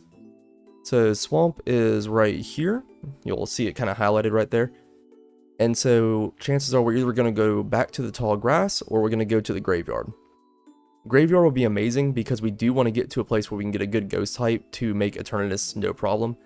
And ghost types, for the most part, is good. Like Dusknoir is really good, Gengar is really good. Either one of those would really help us carry pretty easy. So I'm hoping we'll hit this graveyard and not the tall grass. Maybe we can get a town map in the next couple levels, but I doubt it. And you'll probably notice, I don't know if I'm going to leave all the footage in. I may speed up the footage in between where I'm talking about things. So if I do leave it in, you'll probably notice that I'm not re-rolling a whole lot early. That's because I don't have a lot of money or easy ways to make money, and I may need to heal up a lot. And most of the time, I like to wait until you start to get more gold Pokeballs, which gives you more item options, so that your rerolls get you more rerolls, if that makes sense, because you have more items popping up. If I don't keep all that stuff in, sped up, then I will probably cut this part out and you'll never hear it. And side note, whenever you hatch Pokemon, if you see little blue things, like ability and nature are both blue on here, and the female sign up there has a little blue plus sign, blue means that it's new. So like you got a new nature or a new ability or something. This is just a brand new Pokemon in general. So, and a 31 special attack, that's pretty good. I mean, and Moonblast right off the bat. So unfortunately we got tall grass, which we don't like. But it does give us a chance here against this Ninetales to level up Wartortle a little bit. I kind of want to just go with Gyarados. Actually, yeah, I think we'll just throw the Gyarados out and just take the easy kill right here. Man, that is not doing much damage at all. And we're confused, but you know, we really need to get this Gyarados' nature changed if we can. But he's just out here doing his best, okay? And we are going to take Roar instead of Round. We don't really need a normal attack. And Roar can be very situational. If we need to get rid of a problem Pokemon that we can't deal with or just don't want to deal with, we can just roar it away. We don't get the experience, and I don't think we get to choose items afterwards. It's kind of the same as running away, but it kind of helps, and it could be nice to just mess your opponent up switching their Pokemon out. Probably won't use it often, but it's there in case we need it, and we're probably never going to use Round. So I think at this point we will grab a Lure, just with the hope maybe we can find something good to catch. And even if we don't, we'll get more experience this way if we can get more double battles. Which this is actually a really tricky one, because I really like Ninjask, but I feel like he's not that great unless you're baton passing speed boost. But Bayleaf is tempting, but I already have Ivysaur. I don't know if I want another grass Pokemon, and I don't think I have anything I want to ditch for it. So I think we are not going to catch either of these, and we're just going to, yeah, I probably should have switched out Gyarados now that I'm thinking about it. But I think we're going to switch out the Ivysaur. and bring Crocodile out, and we're just going to take both of these out. And just a quick side note, if you're upset that I'm not catching more Pokemon to get my Pokedex up and everything else, we're trying to get a win here. Alright, so if you're just trying to win, you want to get your first win in, stick to catching what is priority on the run where you're trying to get that win. Because you don't want to take extra damage and extra time and everything else trying to catch things that you're not going to use. So, like this Vulpix, I do like Vulpix. I'd like to catch it and add it to the Pokedex and everything else and have it for other runs, but I'm just trying to win. I'm not here to impress, I'm not here to expand this file that I'm probably never going to use again. So, since I want to prioritize winning, I'm going to only do things that help me be better. So, taking extra damage when I don't need to and having to spend money to heal and stuff is not exactly what I want to do. So here, I don't really need Rain Dance, but I don't think Gyarados is going to be outspeeding anything anytime soon. I mean, he might actually, so Bite for the Flinch, but I think I'll ditch Flinch for Rain Dance just in case. It'll help power up Wartortle as well. But I'll have to be careful with it because it will depower Crocodile. I can never remember his name. But I think we'll take the experience all here just to help boost and level everybody up a little bit faster. And you'll see here, I don't know a whole lot about low kicks. I know that he's pretty decent, but I'm looking him up real quick to see if he's worth catching. So I do have 3 water types in my team, which is not ideal. I have a severe weakness to electric right now, with no real way to counter it. So it wouldn't be a bad idea to switch out for something else. And low kicks seems pretty decent, but I don't know if I want to catch him right this moment. I mean, his attack, he's faster than Azumarill. His attack is higher even when you factor in the, huge power. And he would give me Bug and Dark, which would give me a good counter to Psychic, but I already have Gyarados kind of countering that. Bug would help counter other Dark types, and I've never really used him, so you know what? I think I will take him over Azumarill if I can catch him right here, which I don't think will be a problem. I could probably just chuck a Rogue Ball, and it'll just be a catch, because he's pretty low level. Yeah. So we didn't get his hidden ability, which kind of sucks, but he does have Bug Bite to steal berries, which is really good, and Double Kick isn't bad. So I think this is pretty good. Special defense drop is kind of bad, but his defense is already pretty bad to begin with. You have a perfect max HP, which is good, and perfect special attack, which doesn't matter. His attack stat's terrible, but it is what it is. I'm kind of just thinking out loud to kind of help you get an idea of what my thought process is when I'm looking at things. So I don't think he has any items. Yeah, we can just ditch this Azumarill and don't have to worry about it. And we do get Venusaur here, which is going to be really good. I'm really surprised he evolved first, but I guess it makes sense with all the water areas we've been getting to. And so Petal Blizzard, I believe, is physical, and it is better than Seed Bomb. The downside is it is going to hit my ally as well, I believe, so it could be tricky during double battles. So I don't think I'm going to take it. I don't want to hit my own party. Hitting both opponents is nice, but especially with my team being pretty frail. So I'm going to skip on it. If I change my mind later, I can always get a Memory Mushroom and, re-change my mind, I guess. And for now, I guess we'll actually grab these Ultra Balls just so we have some more to catch more options, because we still have 3/4 of the run ahead of us. So we get a nice Calcium here for a special attack boost, and we're going to throw that on Crocodile to hopefully start making him a little bit better. His special attack isn't amazing yet. I mean, Gyarados has an attack down and still has 81 attack, which is just really impressive. But Crocodile has one more evolution to go, so. And just a small tip, we are going to skip Aqua Tail. It's stronger than Waterfall, but we don't get the possible flinch, and it has 90% accuracy. So it's just, to me, it's not a good enough trade-off. Alright, so I just came over here to make a little mental note that we do have an IV battle at 55. So at 54, we'll want to make sure that we have Crocodile out, so that way we can go ahead and probably force a switch out of her starter Pokemon, which she might stay in, since I believe he'll have the ground type by then. But we might be able to get the kill before it'll even matter, because he's pretty slow. So after 50, we get our first golden Pokeball, so now we're going to get more item options at the end of each level.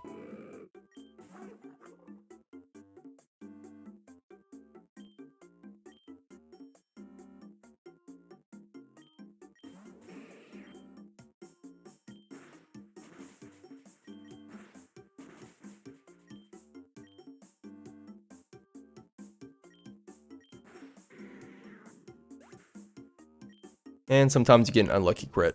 It happens. Alright, so we get Crocodile evolving. And I believe we'll get Torch Song here, which means we are going to be able to start setting up and sweeping, hopefully. He's still not super duper fast, but he's going to hit really hard now. And so we're going to keep Incinerate just in case we decide we want to ditch berries. Actually, yeah, we'll keep Incinerate for the berry destruction, just in case we decide to use it. I think we might actually get rid of Roar, just because, well, you know what, I might run into a problem and need to use it, but we are planning on sweeping. You know what, I'm going to ditch Roar and I'm going to be real wild with it. That way we still have Flamethrower to fall back on, since we only have 10 uses and we might not be able to get PP maxes or anything like that. But Torch Song is going to probably carry us the rest of the run. And of course, Dragon Dance on Gyarados is going to be amazing. We'll actually go ahead and just ditch Rain Dance for that. We don't need to have too many dances, you know? Rain Dance giving us the speed and the attack boost is really good.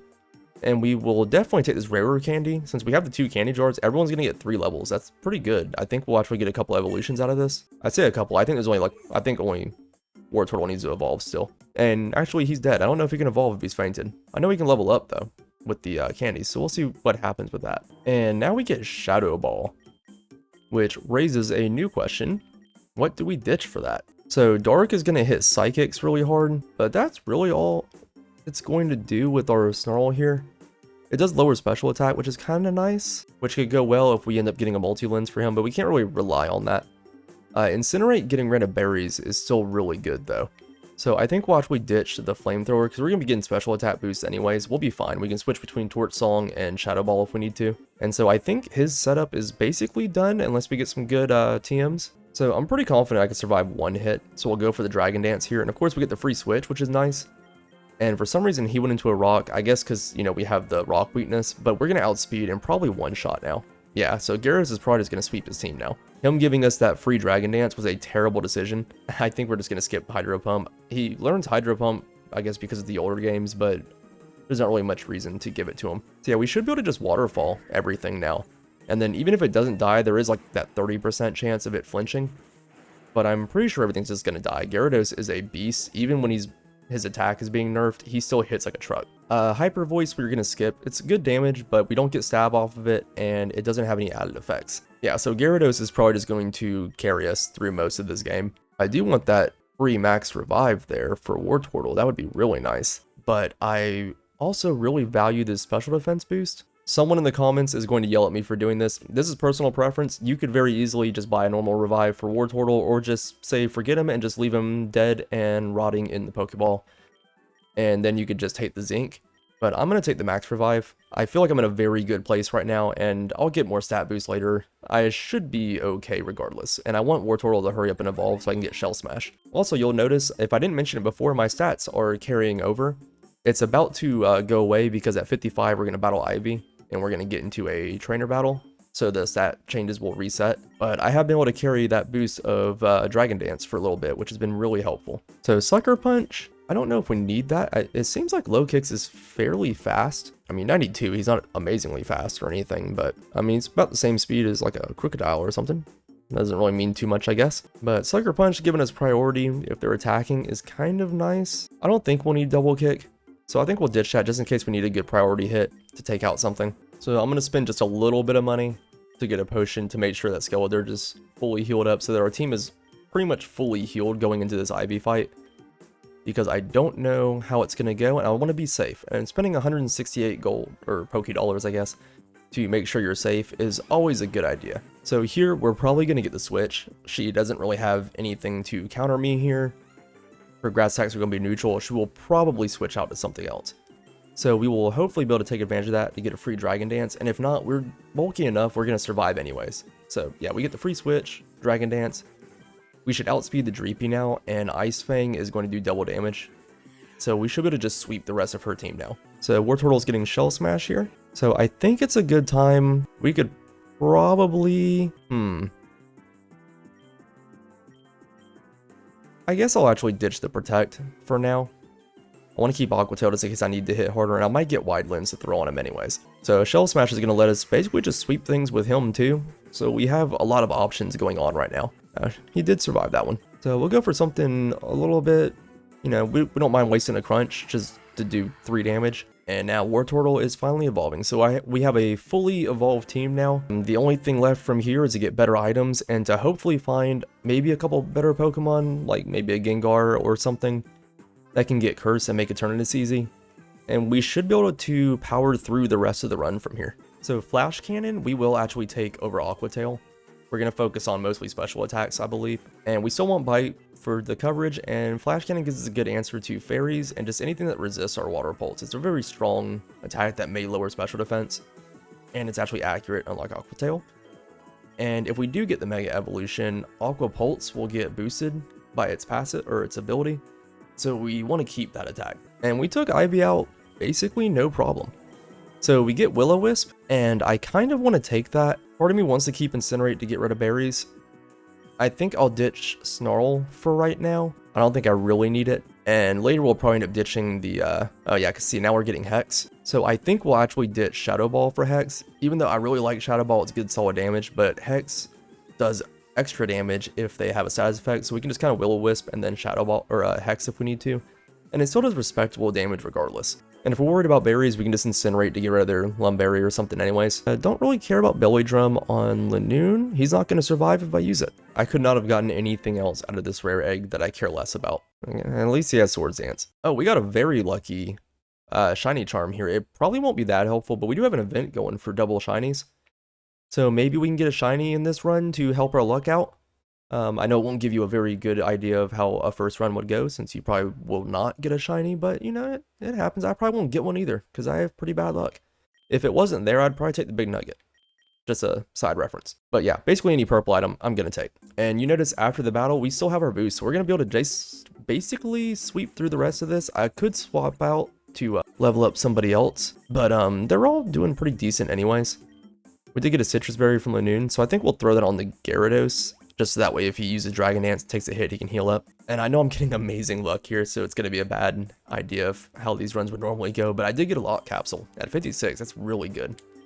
So Lock Capsule is going to be pretty tricky to use, but you can use it to lock in the rarity of the items you're rerolling, which can help you get a better item of that tier if you want something else, or have a chance for it to upgrade to, you know, a different item. So to give you an idea of what I'm doing here is I actually noticed that he had Sturdy, which is really good, and I wanted to check to see if Gigalith got Salt Cure, which he does not appear to do, so I don't really want him, I guess. I don't really need him. I mean, but he is pretty strong, pretty tanky. He's just super slow, and so I don't know if I really want to take this. If it got Salt Cure, it would be perfect for Eternatus, because I could Sturdy to survive one hit and then Salt Cure him and basically win, and I wouldn't need Curse. But I guess I can get rid of Low Kicks for him. I don't really care about that. You might get mad at me for saying that, but yeah, I think we'll catch him. He's at like 1 health. I should be able to get him on the Pokeball, right? And perfect defense, respectable attack, and a neutral nature with Sturdy. He's pretty decent. He's gonna get at least 1 good hit in, so we'll take him instead of Low Kicks. I don't really care for most bugs, I'm just gonna be honest.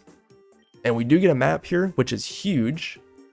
And I believe, so we are in the cave right now. So unfortunately, we can't get ourselves into a graveyard. That's a really weird thing to say, I guess. We could try to get to Badlands, and then to Desert, and then Ancient Ruins, and potentially find some good stuff there. Or we could go into the lake. Kind of get into like a little loop here, if we wanted to.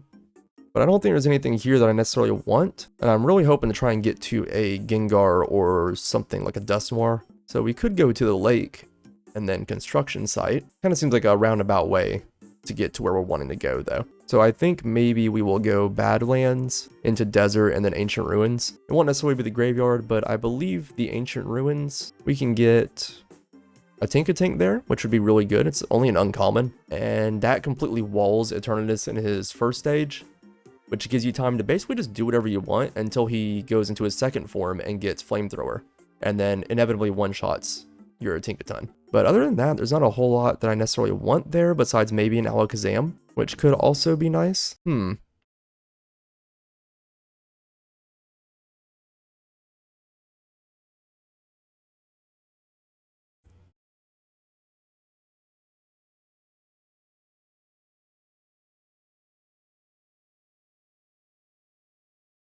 So we could try to get around to a temple. That would be a pretty good way to go. So our best bet to do that would be Badlands, Desert, Ancient Ruins, and then back to the forest. Or I guess we could just go to Lake, Swamp, and then back to the tall grass and up to forest. But I think we'll go through some new areas. Badlands, Desert, Ancient Ruins gives us, access to some fun stuff. And then we could hit the forest, and then jungle, and then temple. And in temple, we should be able to find a Ghastly or a Haunter super easy. If not, maybe a Dusknoir. All of those get curse. and we'll basically just guarantee that we win the run as long as we can get 2 Eternatus. So long story short, we're taking the map. Alright, so I have just decided that even though we just caught this Boldore, we are going to try and get this Ursa Ring to use instead, because Ursaluna is just better, and I probably should just weaken him actually now I'm thinking about it. I just wasted 2 rogue balls, but here we are. You live and you learn. I'm kind of just afraid that I'm going to kill him, but yeah, okay. So the crunch didn't kill him. We are almost dead now. Kind of did that to ourselves. We should have again with an Ultra Ball now. Alright, nice. So attack up, speed down is perfectly fine because Ursaluna is already super slow. So honestly, the only thing better would have been Adamant, but we'll take that. His IVs are kind of trash. And I don't really like Quick Feet, but that's fine. Alright, and so since we had our first gym leader battle at 30, we know our next one's going to be at 60, so we need to make sure we're prepared for it here. It's probably going to be some kind of like ground or rock gym or something. So Gyarados should be fine as long as he can pull off a Dragon Dance. Everything should be okay after that. Oof. You know you have really bad attack IVs when you can't have more than 1 protein. So I guess, I don't know who to give this to, because if I get a Ghastly, I'm going to get rid of Ursa Ring anyways. But the other guys don't really care about their physical attacks, I don't believe. But I think we'll give it to Blastoise. He does have Bite right now. So that's something. I mean, we could just make a really stacked Lanoon, and I think we're going to do that. That's my new decision. Alright, so Gyarados is typically pretty bulky, so we should be able to take 1 hit here. We'll go for the Dragon Dance, and then from here, we should just sweep the whole team. Unless she has something with Sturdy that can hit hard, which that Boldore might be able to do, but it did not have Sturdy, so if it did have Sturdy, that's where Multi-Lens would come in handy, like that. And then, you know, they get the kill. But it's fine that Gyarados went down. He's already max level, so he's not going to get anything from being alive at the end of this fight anyways. And so now we can just go into Blastoise, and I don't know if I'm slower than him. It's nice to be slow and use Shell Smash because you can get hit first before you lose your defenses. I probably don't even need to do it, but I'm going to take the risk and go for it. And of course, I get the lucky switch because it was low, so I get a free Shell Smash. So +2 to attack, special attack speed. I'm going to outspeed and basically kill anything that doesn't have Sturdy, which this Golem probably does, of course. So he doesn't. Alright, we got lucky. And too easy. We're kind of just letting Blastoise take the place of Gyarados at this point, which is fine because he needed the extra experience anyways, so now he's at max level 2. Alright, so plan was Badlands, and we're going to get on our way to finding us a Ghastly and guaranteeing a win on this. I could catch this Excadrill to replace Ursaluna, or what's soon to be an Ursaluna hopefully, but I think I'm okay without it. Alright, so this is a little bit trickier. I do like Hydro Pump. I don't like the accuracy on it. If we can get some wide lens, Blastoise is still really going to love it. So I think, honestly, Bite's still going to do decent damage. I think what we may do is, I think we'll take it over Bite for now. We should be okay. We shouldn't need another. We've already got counters for Psychic and Ghost. I think we'll be okay. Yeah, that's my decision I've just decided. So just a side note, you'll notice here I did not take Wave Crash. It's a very good move, and you wouldn't be wrong for doing it, but I don't think it's the smartest idea when you're basically trying to sustain in classic mode and you don't want to hurt yourself. I don't know, Wave Crash, it just hurts. It hits for a lot of damage on you, and I don't like that. So, alright, so here he did go for Dig, which we do not like. It will definitely kill us. Not that it matters, we're already max level, this is the last battle of the stage. But just a good idea here is we know he's gonna go for Dig, so we just switch out to a Flying type. Problem solved. And then we're definitely gonna outspeed. I don't think Steelix is very fast. And we just finish him off Waterfall. Alright, so let me double check. I think we want to go to Desert, but I do want to verify before I... Okay, yeah, so if we go to Desert, if we go to Mountains, we can get to Volcano or Snowy Forest. So basically we could get there the same way. It would just take a little bit longer to get around there, and we'd have a lower chance to get into the ruins. So we're just going to go to Desert and ride it out from there. And you see we're essentially getting off a bunch of free Dragon Dances right here. Because of the Dig, we couldn't hit the other one anyways, and we had the extra hit at the end. So we now have Gyarados pretty much set up to just continue to sweep from here until we get to the next trainer battle. And I do want to just click to verify. The next Ivy battle isn't until 95, so we have plenty of time. And our next gym leader battle should be at 90, so we have plenty of time to just try to get stronger, catch some better things, get some better items. So we can just kind of relax from here on for a little bit. Oh, we do end up finding a shiny Darmanitan. I don't care about him, But I also don't really care about the Ursa ring that I have, so I think I will catch him. Unfortunately, I'll probably kill him if I attack him, so we're gonna try to go for a rogue ball and hope we get lucky, and we don't. Ooh, and we almost die. That's not good. He did get weakened a little bit. We'll go for an ultra ball here and just try to hope, and we do get him. Alright, so it's not a very good nature either, but we also don't care. I just want him because the luck boost is going to be nice, and maybe we can get some mega stones from it. And we do happen to get a free hyper potion here, so that's nice. We'll go ahead and slap that on Gyarados to heal him back up, so that battle really only cost us a rogue ball and an ultra ball, so not a big deal. We did lose the Lychee Berry actually, but I mean, it just makes it a little bit stronger. Not that it really matters, but I didn't actually pay attention to what his moves were, so he's got work up. Nothing too great, but we don't want Thrash. So I think here we'll do a reroll, and luckily we get a big nugget, so that's actually more than what we spent. So that's pretty good. So we won't take Fire Blast. I don't feel like we need it at all with our current setup. But if we do get some wide lens and we don't give him the Blastoise, maybe we'll figure something out. But right now we're just gonna ditch it. Don't need it. So Solar Beam is tempting. However, 2-turn moves are not very good because the opponents will switch. And even though we're trying to stall with Venusaur, it's not going to be that great of a thing. Eternatus is going to double resist it anyways, so really we're just kind of here to Leech Seed, try to put him to sleep, Sleep Bomb in between. We might even pick up Synthesis when we get close to the end of the game to replace maybe Leaf Storm or something. Just so that way we can keep healing up and stalling out against him until he eventually dies from the Leech Seed. So don't need Solar Beam for really any reason right now. Ooh, now that's scary. We don't want to stay out against that. So this might be a good time to, let's say we could go into Venusaur and kind of resist it and just be okay. It might be a little bit slower. I could switch into Skeleturge and be okay, but I think this will be fine. Let's hope we get lucky and get the sleep, but we did not get it.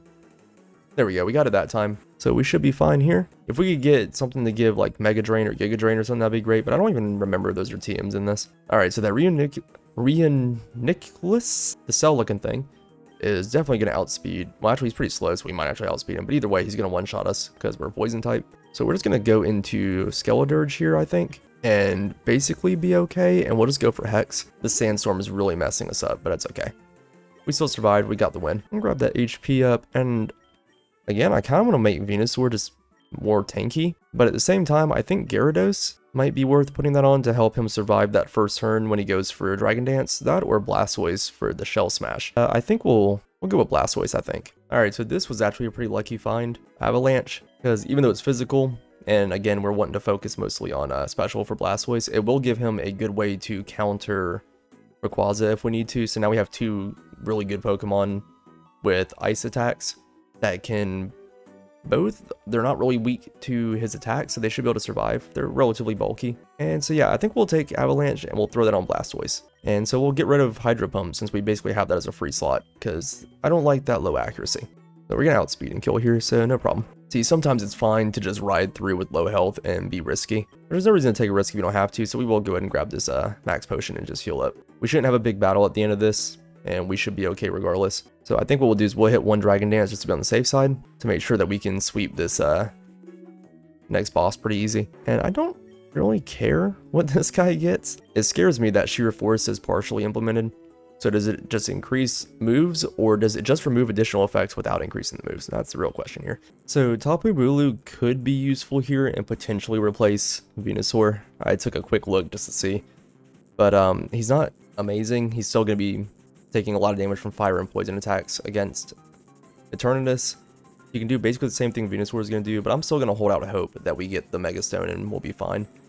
And I'm not going to risk anything trying to catch him because I don't care about this account. If it was you, I do recommend that you try to risk things to catch him because you're going to heal up after this fight anyways. And you could just refresh the browser. If you don't catch him, you actually kill him or you die or something like that. You're trying to catch a legendary to help your account. That's perfectly viable. So if you were in this situation, I would say try to catch it even if you're not going to use it. But for me, I'm not going to just because I don't want to sit here refreshing to catch this thing, because that's what I would probably do. Because I'm not going to let the run end here. If I got to a point where he was going to kill me, I would just take him out. But we still have our buffs. We're just going to go for Ice Fang and just end the battle here. Oh, actually, is Gyarados going to die here? Actually, I just lost my lid. Oh, okay. I take that back. I am not going to just kill him here. I mean, I am, but not the way I was hoping. Or at all. My team is almost dead. So maybe we'll be okay. Yeah, we can survive that, and then we take him out. Cool, so I think it doesn't buff the damage, it just removes the secondary effects, which is fine, because it does help with like Flare Blitz and stuff.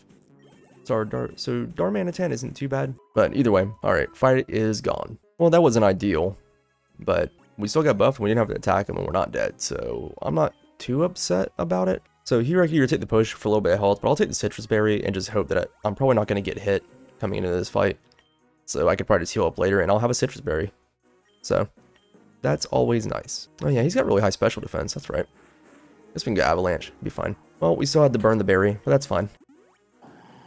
Oh, another thing to note is your shinies only give you luck if they are still alive.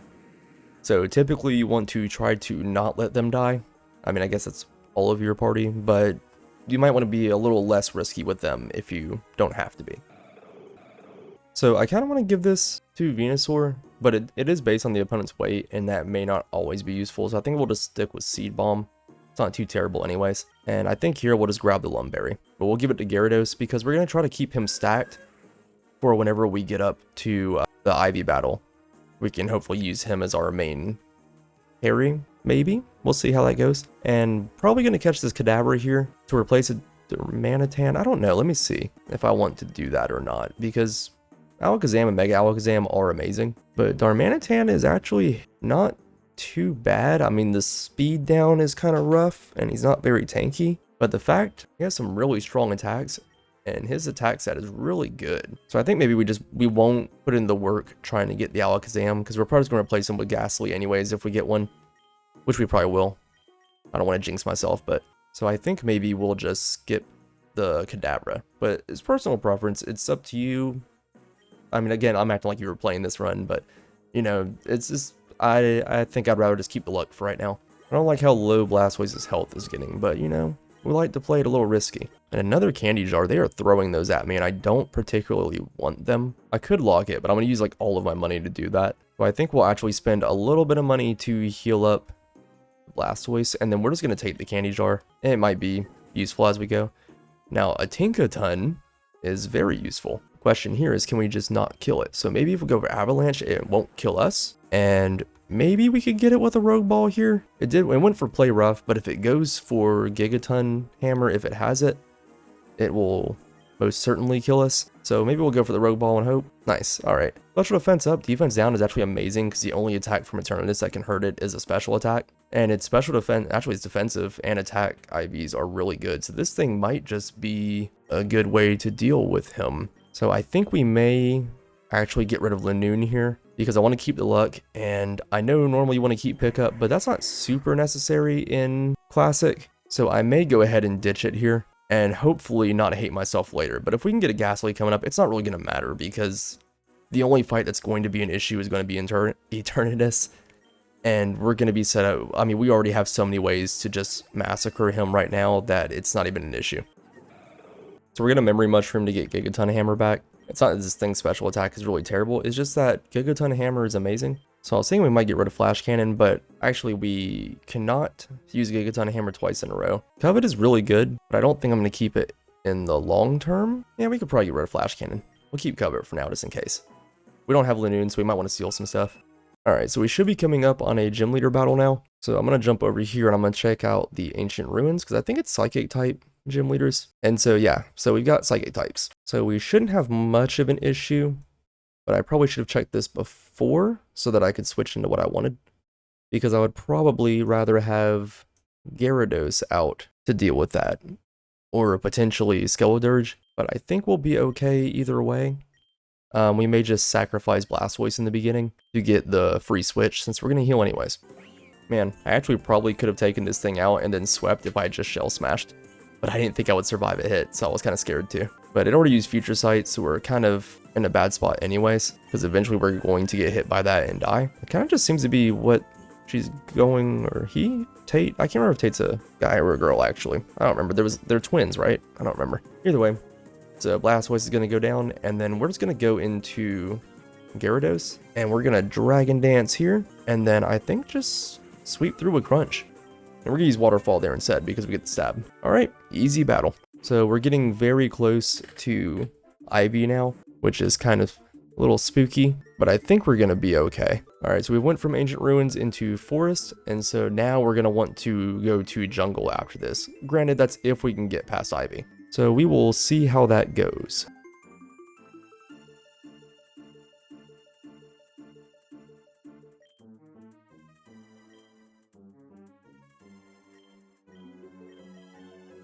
And I think the main plan is going to be to keep Gyarados out, since we should be able to force a switch on the Torterra, since it won't really have a good answer for us, and we will probably hit it with Intimidate when we come out. So that should give us a free chance to Dragon Dance, and then she will probably... I don't think she has Rayquaza at this point, so I think we should be good with basically whatever she has, unless she has a very good counter for Gyarados, in which case I will adapt and survive, hopefully. I'm not going to use the egg vouchers from here on. I don't think you guys want to see that. I mean, maybe you do, but I don't really see the point. You know what? I will. If you don't want to see them, feel free to skip them whenever they hatch, but I like seeing them hatch. It gives me a nice little happy boost. Alright, I was hoping to reroll here before the fight with Ivy, but I do kind of want this calcium. The special attack boost is going to be really nice. So I think we'll just heal up, make sure we're topped up for the battle, and then we'll grab this, and I'm trying to decide between Skeledirge or Blastoise. Either one would be a fine choice, but I think Blastoise's main counter for basically everything is going to be its ice move, which is physical. Skeledirge could probably do okay with a nice little boost. Yeah, I'll give it to him. I don't think there's really a wrong answer there. I'm sure if there is, you guys will tell me in the comments though. Alright, so she didn't switch, she just went for Hyper Voice, which was a weird choice. I probably don't need to, but I'm gonna go for a second Dragon Dance. That way we can just kind of... Ooh, that was rough. That thing is tanky. But it does put us in a better situation going into the rest of her team. Ooh, we got that clutch flinch. We are not doing much damage here. We really need to get this Gyarados' nature changed. Actually, now I think about it, Crunch probably would have been a better choice instead of Ice Fang against that. But if it didn't kill, then I wouldn't have got the flinch and I would have died. So was it the wrong answer? Plus Ice Fang has that really small chance to freeze, which is just always nice. Just have a Hisui and Growlithe, which is interesting. It shouldn't be a problem moving forward. I have two really strong water types, so can't remember if this thing gets Rain Dish. I'm not gonna look it up. I think I'll be okay regardless. Alright. Soul Dew is really, really good. I don't think I need to heal here. I should be able to outspeed and take things out for the rest of this stage. Our next gym leader battle is at 120. And our next Ivy battle is 145. So we've got plenty of time. So the Soul Dew, I am going to give... I don't think there's anybody that really needs it. Everybody's nature is kind of bad. So I'll give it to Tinkaton, I guess, just to give it some more special defense. But hopefully if I can change Gyarados' nature to Adamant or someone else's to something pretty good, I can switch it over to them to get them a better stat boost. Also, 69. Nice. And also 96 on the stage. That's opposite of nice, I guess. Grab the iron for the defense. I guess we'll go... I know I've been stacking those on Venusaur, but I want to give it to Gyarados just to help him stay alive while he buffs. But I'll roll with the Venusaur. That's fine. We're going to keep that going. Keep Gyarados out, and we will switch and let Skeledirge put some work in. And I did go both onto the Fortress there. Probably wasn't the smartest idea, but I couldn't remember if it has 30 or not, and I wanted to make sure it didn't self-destruct and kill Gyarados. Not that it would be that terrible. I don't really have any big battles coming up, and he's already max level, but still. EP max could be good. Maybe like Gigaton Hammer. Could boost Torch Song, but we have backups with Incinerate and stuff. I think we'll actually just reroll here. We got plenty of money saved up, so... And I probably could have locked there, but I think it's fine either way. I'm gonna take the rare candy, and I'm actually just gonna boost Gyarados up to get him a little bit higher. Man, they're throwing these Soul Dews at me when I don't really need them. I might thank it later for them when Tinkaton's not dying to one flamethrower. Or I could... No, can't afford it. Probably could have done that earlier, actually. That's fine. It may be helpful if we can get Adamant Mint. Or a Modest Mint. One of the two. I'm telling you, this... Is this some kind of a glitch? Like, 3 Soul Dews in, what, 3 or 4 battles? I mean, Tinkaton's special defense is getting really tanky, though. Right? What's it at now? Yeah, that one Soul Dew boosted it by another 20. I mean, a single flick from a physical attack and it's gonna die, but I think we're okay with this. Went for rollout for some reason. It thought rock move would be good, but here we are. Alright, to the jungle, and one step closer to Ghastly. Hopefully. And you might notice at this point, I'm basically just focusing on, like, one Pokemon that I know can sweep really well. And it's easier that way. Your other stuff's already getting experience anyways. And you can grab candies if you really need to. But you're really just kind of powering through. I know my whole team can kind of hold their own regardless. so there's really no reason not to. I'm kind of just taking the nuggets when they pop up right now. I'm trying to get a nice little surplus of money so that I can afford to reroll when I really need to. And normally I would probably recommend just taking the egg voucher here if you're first starting out and you're trying to get more eggs. I'm not going to do it just because, again, I really just want to win this run. So do we want extra levels on anybody? It'd be like 4 more levels, right? So we'll take the reroll here. That was a terrible decision. Really bad call on my part. So I guess we'll just take the apricot berry. It'll be fine. All right, so I did get a wide lens, so that's helpful. I think I still need that actually. Let me see. So you only care about it because of Will-O-Wisp. It would help with Leech Seed and Leaf Storm, but mostly Leech Seed and Sweet Powder are the two that I guess that we really care about there. You already have 100%. I'm probably not going to take Hydro Pump back, and it would help with Play Rough, but that's not a major issue now. We could probably switch to that later if we need to. So I think we're going to give it to Venusaur to help Leech Seed and Sleep Powder land a little bit more often. It would cost 53,000 to lock this and reroll it. All right, I will take the premium egg voucher just because I know the comment section is going to get really mad if I don't, and I'm kind of tempted not to. Just so you guys will comment and like yell at me. But I'll take it. It's fine. I don't care about this account, but it is what it is. And you know what? We're going to go ahead and pop it on the Zamazenta right here. We don't have enough time to have hatched it anyways, even if we got a legendary, but it would have been nice for the video, right? And we are going to switch over to the Blastoise here just to get some more experience since the Gyarados is maxed out. I was not paying attention. Do not turn your speed all the way up if you are bad at paying attention like I am. That's fine. It's not a big deal. At this point, I'm almost basically on autopilot. Ooh, Scizor is actually really nice. I would like to catch that, but I don't think I really need it for my team. But I think we'll just Torch Song and move along. And just like that, we get a Gengar on the very first battle, which is going to be a pain to catch, but it does save us the trouble of having to get a link cable to evolve it, or linking cord, whatever it's called on here. So I think we're already set. Like once we catch him, we basically win this game. You see we got the Gengar asleep. We took out the Skeledirge, or the Aegislash, while also getting Skeledirge some buffs going on. And now we've got the Leech Seed on Gengar just to make him a little bit easier to catch. And we've got him asleep. He's got a little bit of damage. I'm just going to check a Great Ball and hope for the best. And of course, he woke up and he killed Skeledirge and took our Revive Seed. So that's kind of rough. We don't really have anything Skeledirge can do. So we're just going to switch into Darmanitan because he's the one that we're going to get rid of anyways. So we don't really care if he dies here. And then we're just going to try to Sleep Powder the Gengar again. So we got that off. And you know what? We'll go for the Ultra Ball this time. We're not really going to catch anything else unless we see something amazing, really good legendary or something. All right, so special attack down, which is terrible. But yeah, I don't really have a good answer for what's good about it. That's a good special attack, IV and HP, I guess. But either way, we'll have to get a Memory Mushroom to get it cursed later. But it already has Shadow Ball, which is fine, and Dart Pulse, which is also fine. So we're going to get rid of our shiny Darmanitan. Feel free to at me in the comments. And we get a Dynamax ban, which is really nice because a lot of our Pokemon can Gigantamax. So yeah, I think we'll definitely take that. We don't have anything big coming up until 120. I don't think we need to heal anybody. We'll be okay for now. We'll just grab that and keep on going. I think we'll just go into Gyarados and we'll just Dragon Dance. And you know what? One more for good measure.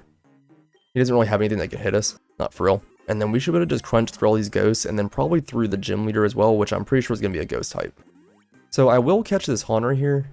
I know we're going to have to get a linking cord if we get him in order to evolve him, but he might be a better nature. So it could solve us a lot of problems later. Problem is, I don't think I can hit him without killing him, and I don't want to switch out. We'll just go for an Ultra Ball and hope. Nope. Hope. Nope. Hope. You're going to make me switch, aren't you? Probably for something that isn't even going to be better. But we can dream. I mean, it can't really be worse, right? I don't think that'll kill it. It has really low defense, but that's fine. Actually, that's a lot better. I do like... Well, he's going to lose Levitate eventually anyways. But he does have Destiny Bond, which can be clutch. Much better IVs and a neutral nature. So we're actually going to take him over the Gengar and just hope that we can get a linking cord. It shouldn't be hard. It's only like a blue item, I believe. And either way, he still gets cursed. So in the end, it's not going to matter. Oh, we do get this nice Cub Fu hatch here. All right. And Drain Punch. Our team is not in the best shape, but we should be okay for now. We can hold off a little while without healing. And it's a lot of ghosts and stuff. Maybe we'll just grab this special defense up and keep trucking. Another Gengar, but we're not going to catch another one. I should have switched. It is going for the Destiny Bond, which is annoying, but we're just going to ride this out. Oh, nice. And then we get the linking cord almost immediately. So that's really good. So it does become a lot more common if you, I mean, you can't get it at all if you can't use it. So it's a pretty common item. Chances are you're probably not going to not get one. All right, Pantina. So let's see how this goes. Should be pretty simple. We'll just Dragon Dance, and then we should be able to just crunch and hopefully take everything out. That's a little bit beefy, but that's fine. And we do have a Reviver Seed just in case, but hopefully we won't need it. Okay, I thought it used it, and I was like, wow, I just said hopefully we won't need it, but okay, we didn't use it. Sometimes with the speed turned up, the game gets a little too fast for me to keep up with. So the Aftermath got me there. I should have thought of that. So there we go, we did use it. That is not good. And now we've lost our buff. So we know we're going to get hit next turn. I think our best bet is we're just going to go into someone that can take a physical hit pretty decently. Maybe get off a Leech Seed, but of course we missed there. So we know that it's faster. So maybe we can survive and put it to sleep. I did not notice that I had a Lumberry. That was me not paying attention. So we're probably going to be able to get a free switch in here. I'm trying to think of what the best strategy here would be. I think if we go with Blastoise, it'll vanish. It's going to hit us first, and then we can get off a free Shell Smash. And hopefully we should outspeed now. And I'm pretty sure that thing's got pretty low physical defense. So maybe an Avalanche will take it out. Or she'll switch and we'll take out the Bramble Gas. That works too. Alright, let's go for Avalanche here again. Alright, problem solved. A little bit of a close call, but I wasn't too nervous. And if you're wondering why I don't just take Perish Song and use it on Eternatus because it can't switch out and it would faint, is that one-hit KO moves like Parasong and such do not work on bosses. I shouldn't be answering things like that. I should be waiting for you guys to comment to drive up the algorithm for me. But sometimes I just like to be nice. That's why you should like and subscribe. Because I'm not trying to use you. I'm just trying to manipulate you. This attack down nature is really messing me up. I've really got to find a mint for this. Also, if you're planning to reroll, and you want to buy a healing item, it's probably better to reroll first because you might get stuck with nothing but a healing item to take instead, and you can save money that way. And so here I'm kind of picking places that I know I can get through easy because I already have what I want. I'm not really searching for anything. So I know here I can very easily set up Dragon Dances. And I just went for Protect, made it even easier for me. And then I should be able to just crunch through the ghosts that are going to show up here. That was a really close Thunderbolt. I know you can't see my face, but I was a little scared. So I don't know if I'm gonna outspeed this thing. Going for Dragon Dance probably would have been smarter because then I would have outsped the Kadabra there. But yeah, we're gonna switch for this one. Though we managed to end the battle before the Future Sight got us, so that's pretty good. Alright, so we know the Gengar is gonna outspeed here. So I do want to keep everybody alive, just to keep getting experience. And it's probably going to go for Shadow Ball again. We should be able to switch into Venusaur just fine. And we can just Water Pulse here. We should be good. Whoops. Alright. We're able to just kind of wheedle him down. That's going to give us a nice chunk of money right there. We're getting close to the end, but I do want to heal up Gyarados so that way I can just switch back into him and we can keep our sweep going. Gotta clean this graveyard up. And it's a grass type, but I ain't too scared. Yeah, that's doing nothing. Man, I really gotta get this nature changed. This is the difference of like these natures. I believe that they increase or decrease by 20%. So like our Gyarados' attack right now is 306, which seems good, but it would be close to like 400 if we didn't have this nature on. If we had Adamant instead or something that was positive, we would be close to like 400. So big difference there. We'd be one-shotting these things that we're two-shotting. We do got a nice little Skeledirge coming up here, but Waterfall with the stab is definitely going to take it out. So I could be taking the rare candies to try to get a little bit higher of a level. And we get a nice boost from it. I'm kind of wanting money to reroll to get some better items because we have not really gotten anything good yet. But this does show that even having not that very good items can still come out well. And I mean, we could be using the lock capsule more, but I don't want to waste that much money. We're trying to make sure that we can still heal in between battles, and we're trying not to be too risky with things because in Classic you don't really need the better items to win. They just really help. That's not good. I almost thought about just chucking it. I was hoping I'd have a Rogue Ball and just chuck at it to catch it so I didn't have to fight it. I could run away. I might be able to escape, but I also don't want to give up getting an item after this battle or the experience for it. We don't necessarily have a good switch in for it. Tinkaton's physical defense is so bad, it's not going to go well. We could try Venusaur and see. So we've got him seated. We're going to spend a lot of money to heal up before but King Gambit is kind of just not good for my team. I don't want to stay in and die, because having to buy a revive is more expensive than just healing. Kind of just make him flinch so we can kind of get the advantage of that leech seed going. And honestly, you can make a good argument for just catching the King Gambit and using it. It's not a bad Pokemon at all. All right, I think we may go ahead and heal up beforehand, just in the off chance that we run into another one of those. We don't want that. I don't think we're going to reroll here. It's sad that we have to set up 2 Dragon Dances, and that still may not one-shot. Okay. Temper Flare on Gyarados could actually be interesting. I don't really have anything that I would switch for it. And I do think, again, that we want to keep Gyarados out in front because we may be able to get rid of Torterra, especially if we can get this nature swapped out.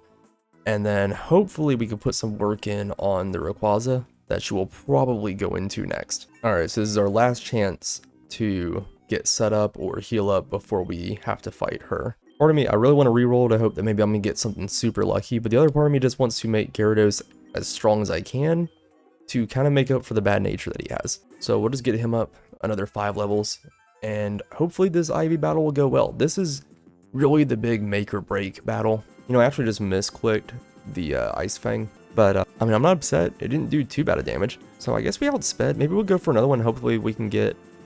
Okay, we did not get a flinch or anything, and she got the Iron Defense off. So that basically walls us. I imagine it's going to have some type of ground move, even though it's terrestrialized to grass. But I think if we go into Venusaur, we should be safe. And then maybe I'll go for Sleep Powder here. Okay, well that didn't help us too much, but it did burn off the Lumberry, so that's nice. I think we switch into Tinkaton here. I was hoping to get the nice fake out there, but that didn't go too well.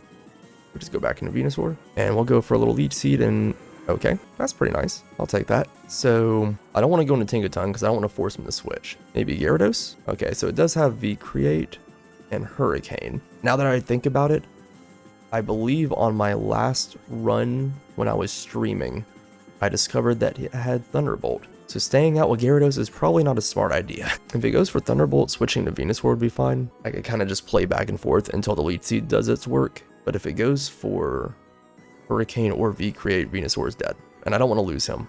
Not this early in this fight. So maybe, I mean, if it goes for Thunderbolt, Blastoise is dead. But I can probably afford to lose him the most. I want to save Gengar in case I need to Destiny Bond something. Okay, so went for Dragon Pulse. Maybe it doesn't have Thunderbolt then. If that's the case, I might be okay. Yes, okay, that was a nice 6 health. But Rayquaza is out of the way. All right, that's a good start. So we don't know what this thing has. I know that it's going to outspeed me. So Tinkaton's probably a safe switch.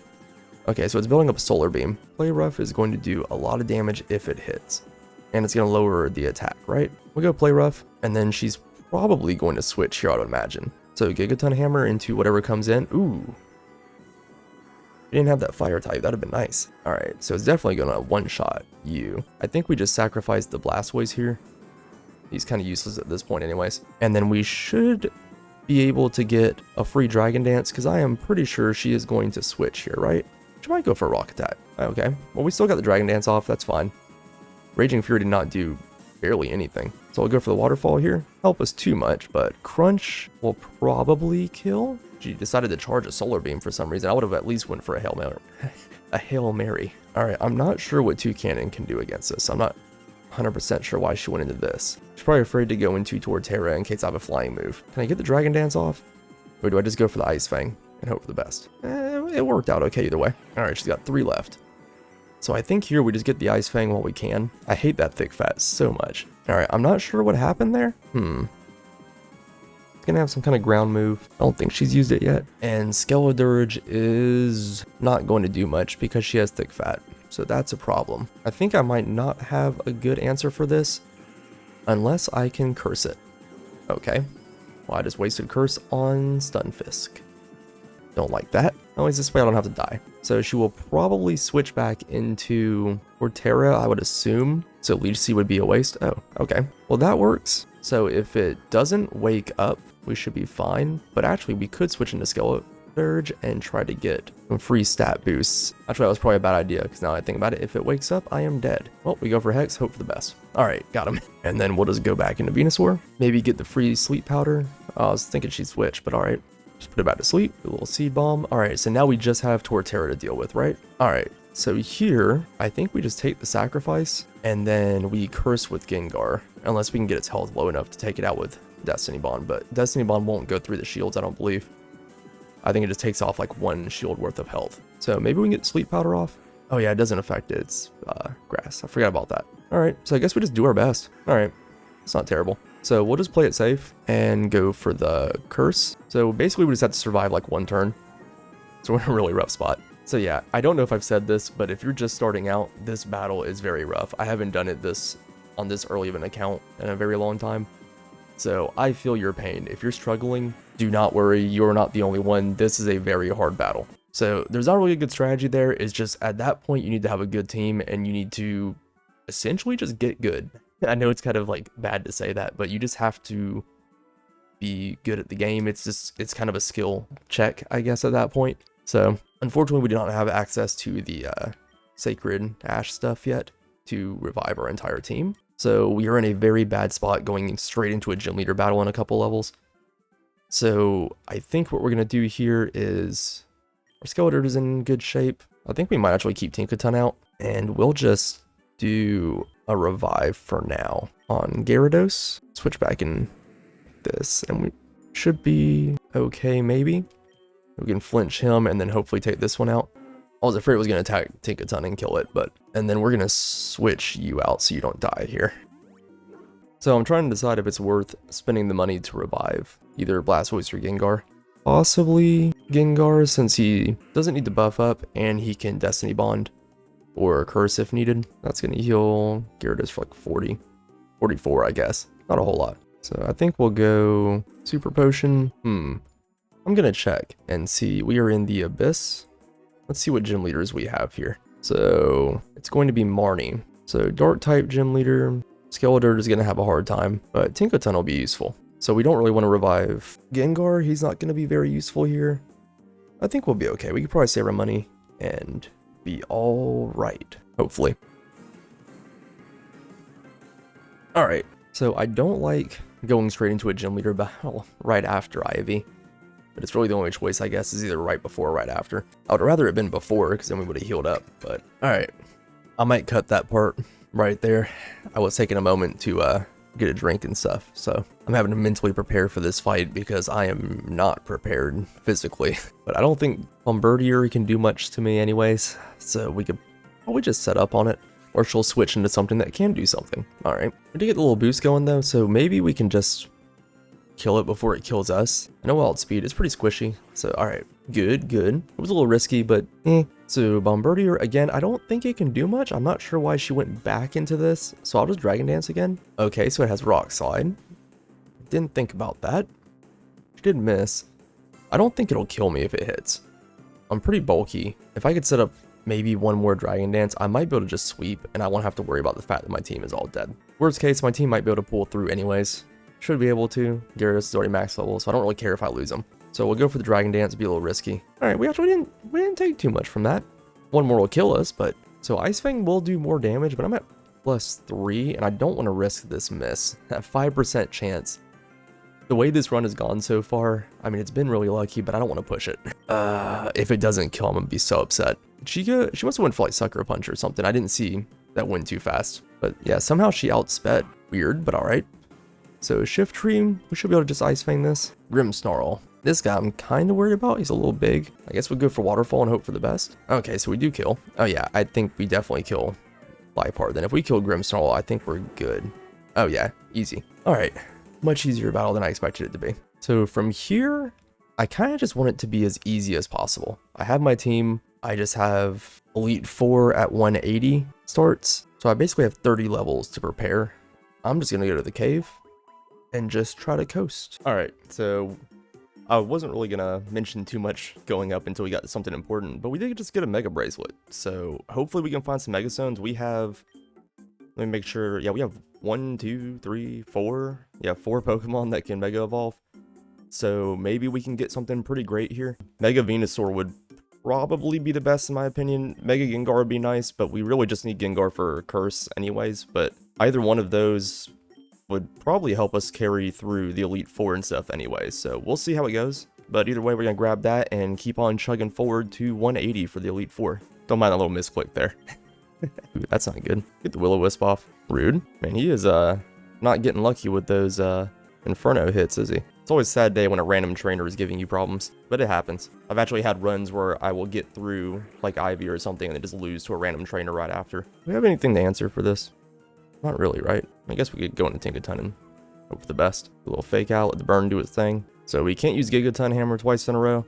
So I think we just go for a covet here, try to steal a Lumberry, which we did not, and then we just take it out with the hammer. And play rough, just pray it miss, or pray it hits, and doesn't miss. Alright, we shouldn't have too big of a problem moving forward. The next couple battles should be pretty easy. And it's really just staying alive so we get the full heals going on here. We just had to miss. I guess we were overdue for one. Alright, so we had to do the last ditch effort there and go for the curse. Probably could have taken out with Gigaton Hammer anyways, but... So I am going to take a look, and we're going to see how many Pokemon we were able to unlock, with me barely catching anything during this run, but just using the vouchers that we got during the run, and then we're going to get a bunch at the end. So we'll see like how many eggs you have, or how many vouchers you'll have at the end of the run, as well as just how many Pokemon you can get from hatching eggs along the way, and not being too worried about catching things on your first time if you're just trying to get a win. Alright, I think Badlands into Desert is going to be the easiest place for us to just breeze through. We had a little bit of a harder time here than I thought we would, but some of that was just that random trainer actually putting up more of a fight than I expected, and also me just making bad decisions and misclicks. So even with a little bit of mistakes, you can still get going, and you know, sometimes you have to get a little bit lucky with it, but yeah, we're gonna get a little greedy. We'll go for a third one here, because he's not doing much to me at all. So we're at +3 attack, +3 speed. We should be good until the battle comes up and it just resets it, you know. Alright, so I do want to reroll a little bit here, so I'm not going to take the single egg voucher on this one. Just know that my egg counts would be higher, but sometimes I will skip the single ones. They're not that important to me. If it's, you know, could make the difference between doing really good in this run or not. So I think we're already going to outspeed. We should be fine. We just wanted the special defense for now, I guess, so that way we can kind of stay alive a little bit longer to buff if we need to. Yeah, Solid Rock didn't do much there. Probably could have taken the Ultra Balls there, but I want more money because I want to be able to reroll. I really want to get some Megas going on, so we're going to try to stack some money when we have the chance to, and then we'll reroll when we can.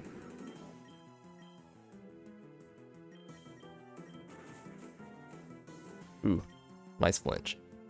I don't know if he would have taken me a one hit or not, but now we don't have to worry about it. Nice. Alright, too easy. We got a nice miss and a flinch there though, but I don't think it would have been too big of a problem anyways. Alright, so I'm debating here, because normally I wouldn't worry too much with Infestation, but it does work really good against Eternatus, and it could potentially be decent in the Ivy fight or whatever else. Just a little damage over time can be annoying for them, but I think I might keep Destiny Bond on Gengar just to try and take something out from the Elite Four or somebody like that if I need to. It can come in handy when I need it, so I don't think we'll need an Infestation, but might regret it later. We'll find out. Rude? Took my Citrus Berry, or burned it up, same thing. You know, I was actually just thinking Sandstorm is going to be a pain. It would be really nice if I could get a Leftovers here, and then I get a Leftovers. So for right now, I think we're going to put it on Gyarados, but it's going to be harder to decide later who we want it to be on, because Venusaur would be good to help stall and heal more. Only problem is I don't want Eternatus sealing it, so I'm going to have to make sure I swap it later. Surf is nice, actually. If we get his Mega, I think Water Pulse might still be better. But for right now, since we can't really rely on getting the Mega, I think we'll take the Surf, and then we can Memory Mushroom Water Pulse back later if we need it. Because I want to say it gets like a 50% buff if you're using his Mega. So it would essentially be the same or better. I'm not sure. Probably better because it lets you get confusion. But so yeah, we'll take the Surf. I don't usually get this, so I'm kind of excited to actually have it. I'm not really sure how I'm missing here. Oh, he probably has Sand Veil. Increases his evasion in Sandstorm. Took me a little bit longer to realize that than it should have. Wasting the Lumberry for a Toxic is not nice this late in the stage, but it happens.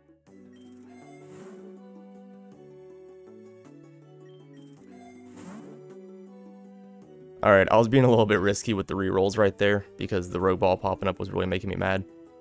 But I am happy I got the King's Rock. That's pretty nice.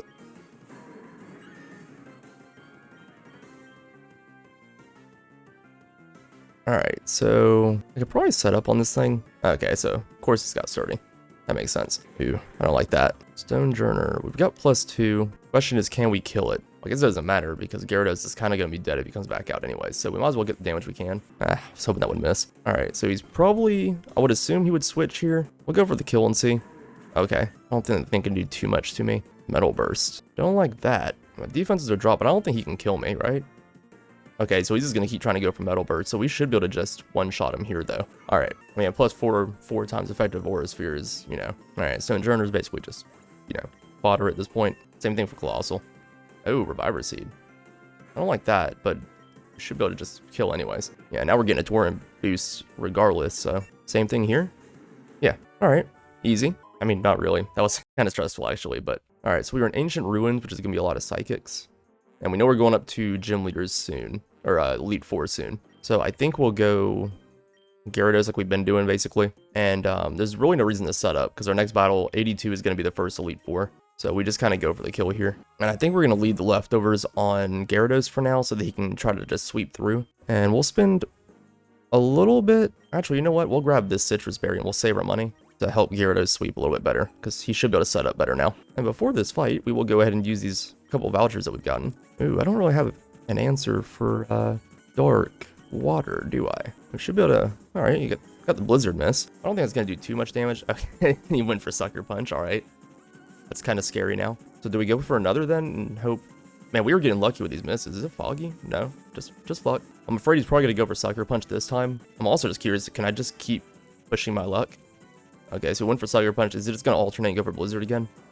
Yeah. And we got the flinch anyways. Is he going in a pattern, or is he going to use Blizzard again since I interrupted the last one? Okay. I'm kind of scared. I don't think the Sucker Punch will kill me anyways. Okay. I mean, at this point, I'm basically just set up to win now, but that was probably just me being more scared than I should have been. Alright, the rest of the team shouldn't be an issue, and if that was still grass, I mean, I guess I could have just Ice Fanged it anyways, but him making them all pure dark is kind of hurting him, I think. Oh, the one that he should have had pure dark. Easy. And we're not really getting a whole lot here, are we? I'll take the accuracy boost because it'll help Venusaur with his lead seeds and stuff. And we'll just burn through the vouchers after we get through the Elite Four. Well, correction, if we get through the Elite Four. Speed, I mean, I could give it the Skeledirge, but I really don't think he's going to outspeed anything anyways. Gyarados is fine once he buffs. I could lock it and try to reroll and hope I get a different one, but Venusaur isn't super duper slow. I guess we could give it to him. I probably should have used an Ether on Gyarados now that I think about it, because I only have... Well, I still got 8 waterfalls left. I'll be fine. Alright, so we got a Ghost. Hopefully they don't curse me. That would suck, but I don't think Gourgeist learns curse, and I can't switch out now, so let's just commit. Alright, that's fine, because now we got the extra buff, so we should be good, and we'll just heal back up with our leftovers, so... Alright, that was easy. What do you have? I think we'll just grab a Starve Berry, and we still have our buffs from the last battle, so we're good here. Alright, Adamant. Okay, Gyarados might actually be able to carry better now. I felt like I was needing that, but I took a break from recording this, and I couldn't remember. I get some of my runs confused. I've got about like 5 or 6 going at one time. I think that's part of the reason why I make bad decisions sometimes. Alright, so we'll go ahead and do an Ether. Actually, I don't think I'll need it. I think I've got enough right now. I could save the money. And I'm just gonna drop a little baby potion here to heal up. And we're gonna make Gyarados Adamant with an Adamant Mint. It's always fun to say. Lapras. Should be able to set up Dragon Dance on this.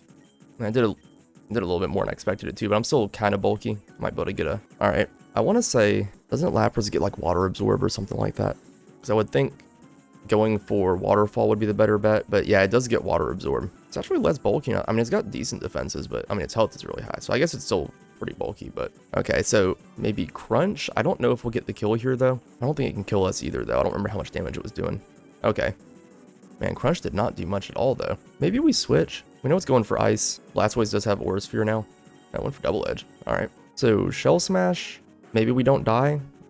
And then Aura Sphere. Ooh. I didn't expect to get walled by the first Pokemon. We know Skeledirge outspeed, though. Oh, okay. Do we survive a hit? Alright. Not terrible. Now I know that outspeeds. I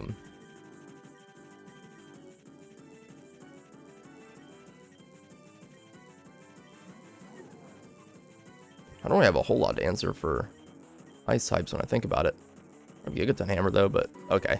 I knew that thing was pretty frail. I just didn't know if that would actually kill it or not. And we can't go for Fake Out. Play Rough isn't going to do a whole lot. I think maybe we just go for Covet, try to seal a berry off of it, and we get the freeze. Wow. Can we thaw before? Okay. I was like, can we thaw before it can finally chip me down? I don't think that can kill. I mean, my special defense is ridiculous on this thing. We'll play Rough Kill. Oh no, he was outspeeding. Duh. See, that's why you gotta pay more attention. I'm surprised. I didn't think Abomasnow was that fast. But Venusaur was faster somehow? Whatever. I'm not complaining, I guess. Alright. My special defense isn't terrible. With a boost, though, I might still be able to survive one. Yeah. Outspeed, get the kill there. Aurorus. Probably faster than that, but I don't think I can kill it. we go for Destiny Bond? Alright. That's why we keep that. Might not help against Ivy much, since she's gonna have like boss Pokemon, but alright, I don't know what she has left. Oh, it's still Lapras, okay. So I think we do outspeed and kill, right? Yeah. So we're in a pretty rough spot. That was tougher I thought it would be. But we did manage to pull the win, so we need to revive 4 and heal another. We do have a max revive for free here, so instead of taking the Sacred Sash and healing everybody, I'm just going to spend the 33 to buy 3 max revives, and then I'll take the free one. So we can save a little bit of money here. Alright, Sigilif. I think we should be okay with just Shadow Ball. Yeah. Try to get Gengar's level caught up too. There we go, now we're all max level. Alright, we have a free max potion, so I want to play it safe, so I will buy one. Unfortunately, we are going to have Gengar going into this last fight as our starter, but it might be okay. Alright. Drake. I'm not sure if he's going to go for Rock or Dragon. I think either way, Tinkaton might be okay, right? Ooh, no. Wrong again. And I don't think Fake Out will work since I just came out. But I should outspeed, right? That works. Cotton Guard is annoying. Defense plus 3. That's going to hit for 135, about 270 if it hits. This one's hitting for about 240, but it's guaranteed to hit. I'm going to go to drop its attack. God, stop buffing yourself. So we know it's going for Sky Attack. I think we just let Tinkaton take the L here. Alright. Drop its attack a little bit, and set up for Dragon Dance. I was thinking it would probably stay out since it had all the defense buff going on. So do we go for another one? Yeah, I figured we'd survive one hit. Ice Fang, easy. You got more flying dragons? That'd be great. No? Alright. That's going to be 120. This is going to hit for about 130. Got the crit. I don't know if that mattered. We'll assume it probably did. Alright. Nice, get the clutch freeze and a flinch that I don't think mattered. Well, we missed our Ice Fang there. I guess we were due one miss, right? Maybe that'll be the only one. Nope. We did get to heal up a good bit, and we're getting so many good freezes here, even though we thawed right back out. But alright, this thing I don't think is really an issue, right? God, I gotta stop. Like, what is this missing? I know it's 95%, but come on. Then again, I got some really lucky freezes. I guess it balances out. Alright, not too bad. We lost Tinkaton and Gyarados is a little low, but terrible. So we're going to have, I can't remember what the champion for this generation is, but either way, might need to consider getting an elixir for Gyarados, maybe get Gigaton Hammer back for Tinkaton. I think for this one, we're just going to take a reroll. Okay, so we did get a free revive here, which is nice. We'll switch Gengar back out there, and we'll just crunch you, I guess. Should be fine either way. Okay, yeah, we still got the buff going. Not that I think it really matters. So really, I could spend the money and heal up, and then grab the Soothe Bell, but I don't care about the Soothe Bell right now. The candies I'm going to get for the remaining victories, like the friendship, I only have like 11 more stages to go. It's not going to be worth it this late in the game. Early game, it's pretty good if you're trying to get some candy on something. It helps build your friendship faster. But I think right now we just do, that's 200 or 50%. Yeah, we'll drop the Hyper Potion there, and we'll just, ooh, actually, we're going to need that elixir too. I think we're okay, right? I don't know if I'm going to need Hyper Fangs or not. We're going to risk it here to save a little bit of money. It's probably a bad idea, but we'll see how it goes. I say that a lot, and it seems to work out pretty decently. Okay, so it's Steven. Steven, I'm not super duper concerned about, I don't think. We should be able to set up on this Skarmory pretty easy. They can't really do a whole lot to us. We just keep on going. I mean, might as well, and then we could just kind of guarantee, we have low usages anyways, so we kind of just want to make sure we're going to one-shot. Ooh, Sturdy is not good, and it has Thunderbolt for some reason. Alright, fair enough. And we know he's a Steel type trainer here. Skeledirge, I'm pretty sure outspeed an Aggron, right? I don't see why it wouldn't. Thing's slow as heck. Might not outspeed that, but I should be able to survive a hit. Okay. Can't remember how fast that thing was. Whimsicott could be a problem. Let's go for another Torch Song and hope for the best. Okay. It was not a problem. Skeledirge gonna get a chance to shine here if we survive. Ooh, so close. I don't know how many Pokemon he has left, but we'll just Incinerate to keep our uses up. Alright, I figured that would outspeed.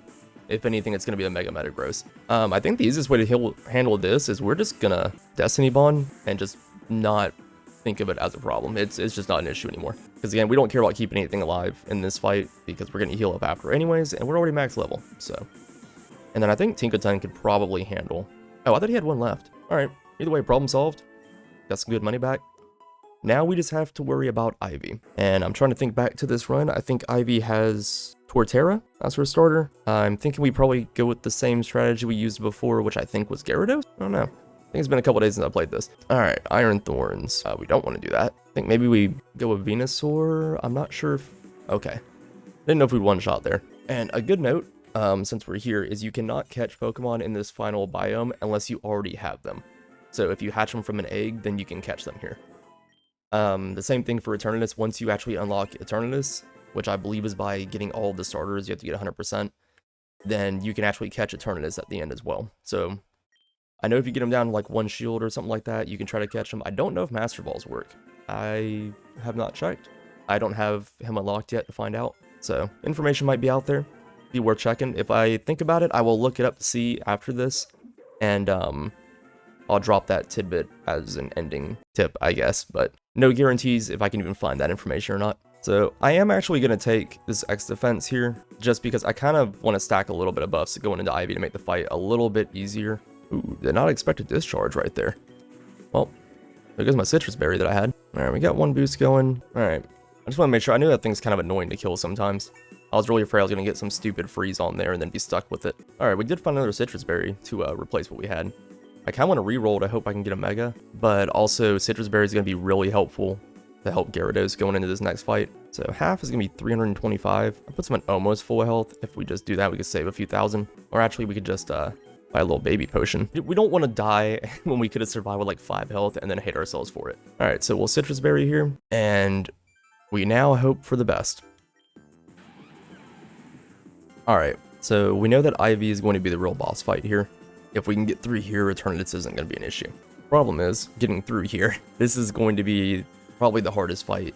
So I think it had thick fat, if I remember right. I did go back and check some of my footage, but it was kind of hard to find the part of it. I have too much footage to go through, and I can't remember why I saved this file. So the funny thing is, even though this is going to do double, it's going to be 130, it's still going to get halved because of thick fat, so it's still going to do just 65. So I think Crunch is probably the safer bet. I don't know if that's going to matter. I mean, we could probably set up a couple of Dragon Dances without too much concern, but I don't know if we can get the defense drop, maybe. Alright, so we should kill here then, theoretically. Okay, so we did get him out of the way, and we got a +2/+2 going on, so maybe we can outspeed a one-shot with Crunch. Alright. Oh, we did not one-shot, but he missed. I'll take it. If you survive with 1 health, you deserve a miss. Unless you're me. Alright, Rayquaza is going to be a problem. I don't know if we outspeed, maybe, but we definitely don't one-shot. No, we did barely anything. We did get a lucky freeze and a flinch, though. Man, this luck has been insane this run, considering I don't have any actual luck. But alright, I was hoping to get another flinch or something, but I guess we can't get too lucky, right? Alright, so I imagine he will probably switch out. On the off chance that he doesn't, we'll go for fake out. Okay, so we got the flinch, but he healed. I don't like that. Play rough, and oh, he's stuck in outrage still. I probably didn't even need to fake out then. So of course she couldn't have switched out. I'm a little bit slow. Alright, I can't do a whole lot to that, but I know it can't do anything to Venusaur. So probably gonna switch, so we'll get that free leech seed. And I think we could probably switch into Blastoise. That might force a switch though, and I kinda want to keep leech seed on it. Do we sat the Gengar maybe and just go for a if it doesn't die when it comes in, I could go for Destiny Bond. Just get this thing out of the way. I know Blastoise can one-shot it, but it's probably going to run away. And probably switch back into the little ground guy. But luckily, I mean, we didn't really take much, and it got hit with the recoil for that. So switches into the thing I can't remember the name of. We want to go... Oh, okay. Did not switch. That was weird. I guess we just go for Word Sphere again, then? Why are you not? It's weird. Yeah, I figured she would have won into Sunfist to begin with. Alright, so we just go back into Venusaur. Heal off the paralysis.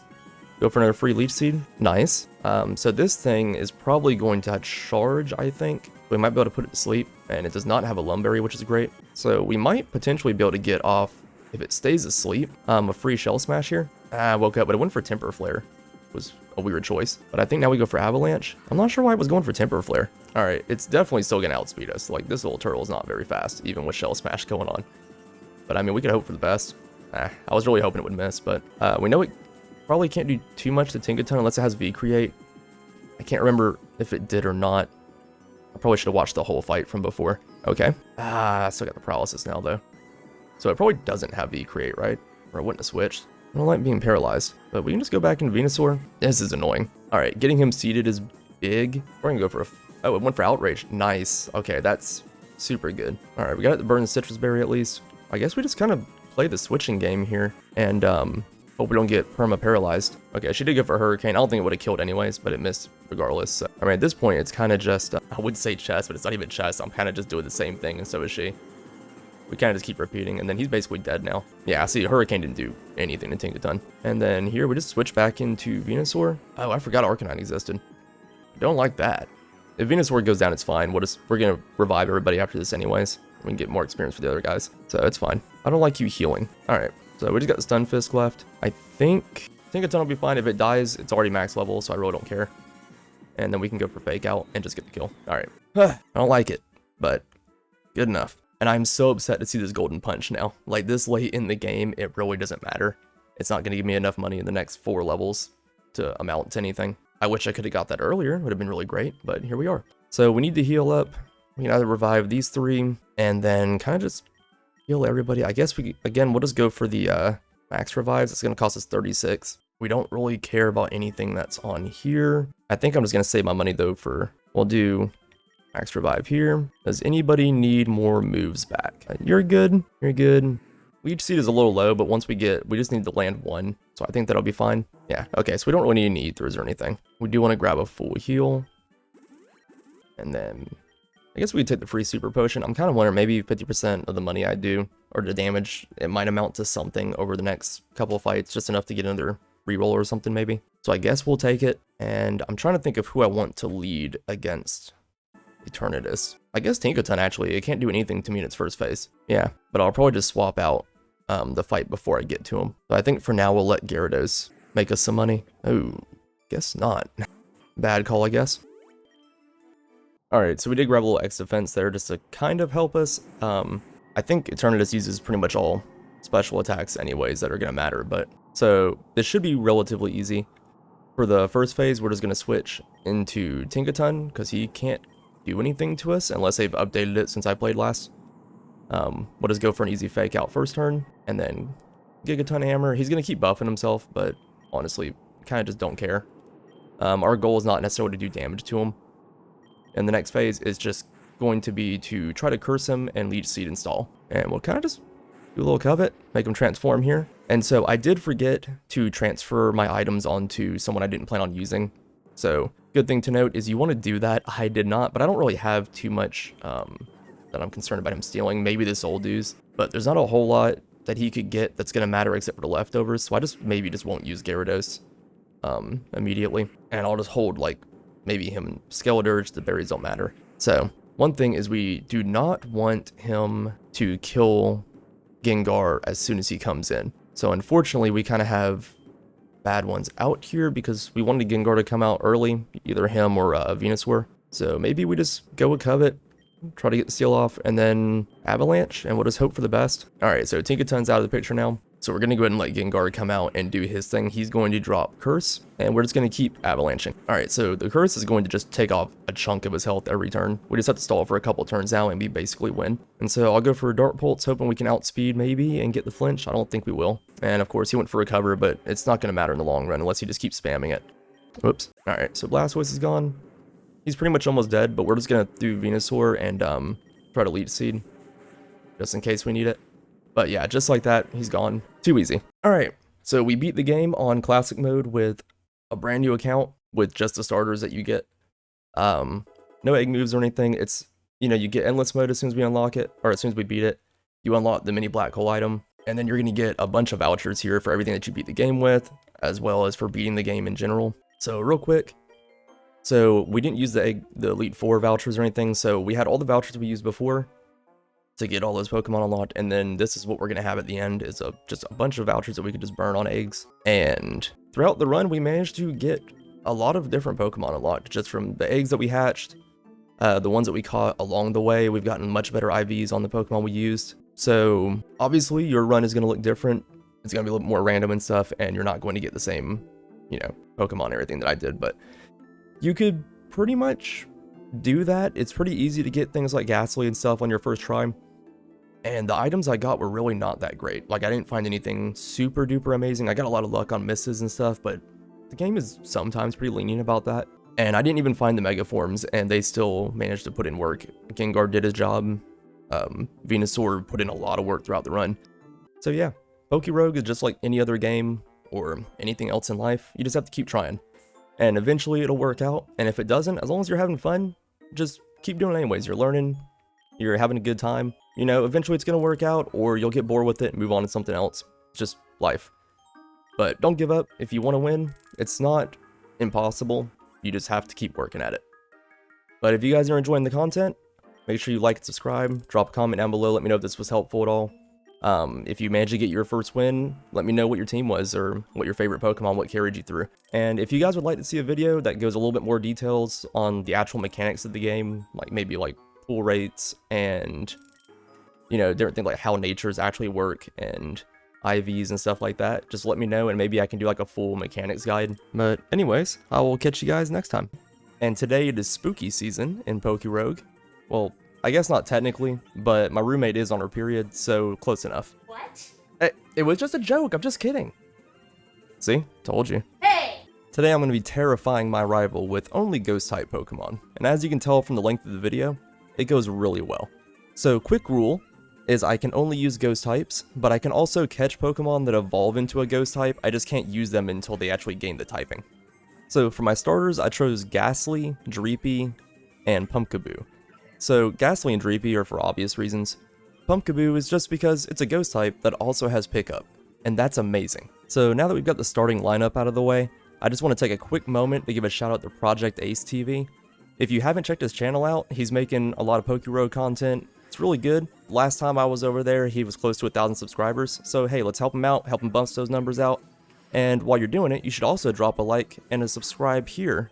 But anyways, I'm going to drop a link to his channel in the description. And without further ado, let's get started on the run. So going into our first rival battle, it goes exactly how you expect it to. I just bust out a Nasty Plot, or it's for the Quaxly, or it's for the Pick-a-Peck. And then just like that, bing bada boom, Ivy is Bivy. So now we're going to pick up this Mankey here for future Annihilate reasons. And then almost right after, we're going to get this nice little link cable and go ahead and get our early game Jack-o'-lantern. So going into our second Ivy battle, Quaxwell is going to come out. We're just going to do the same thing. We're just going to Nasty Plot and go into an Aura Sphere. And then another one, right in the face. And so then we got Trumbeak out here, which is also not a problem. Just going to do another Aura Sphere. I don't think that crit mattered, but we got that there. So we're going to hit the Pinsir, and I was kind of worried, but then he goes for, you know, just a little focus energy. So next up we have Gym Leader Norman, who poses no problem for our Aura Sphere Ghastly. So we're just going to do a little Nasty Plot. We're not really doing enough damage that we want, so we're just going to do a couple more. And chances of evasiveness really doesn't matter, because Aura Sphere can't miss. So Gorgas and Ghastly are both going to try to learn Scary Face, but we don't really need those, because our brand new Haunter is plenty scary enough. We're going to try to learn Shadow Punch, but I'm not going to take that, because it's dumb. And Primeape's going to get so angry about being left out of the fights that he dies, and now he's usable. And here we're going to grab our second Linking Cord, letting Haunter evolve into the original Spooky Boy Gengar. And I'm not even really sure how to make jokes about Ivy anymore at this point. Like, I mean, she really is just a joke in this run. I mean, Toucannon's gone just like that.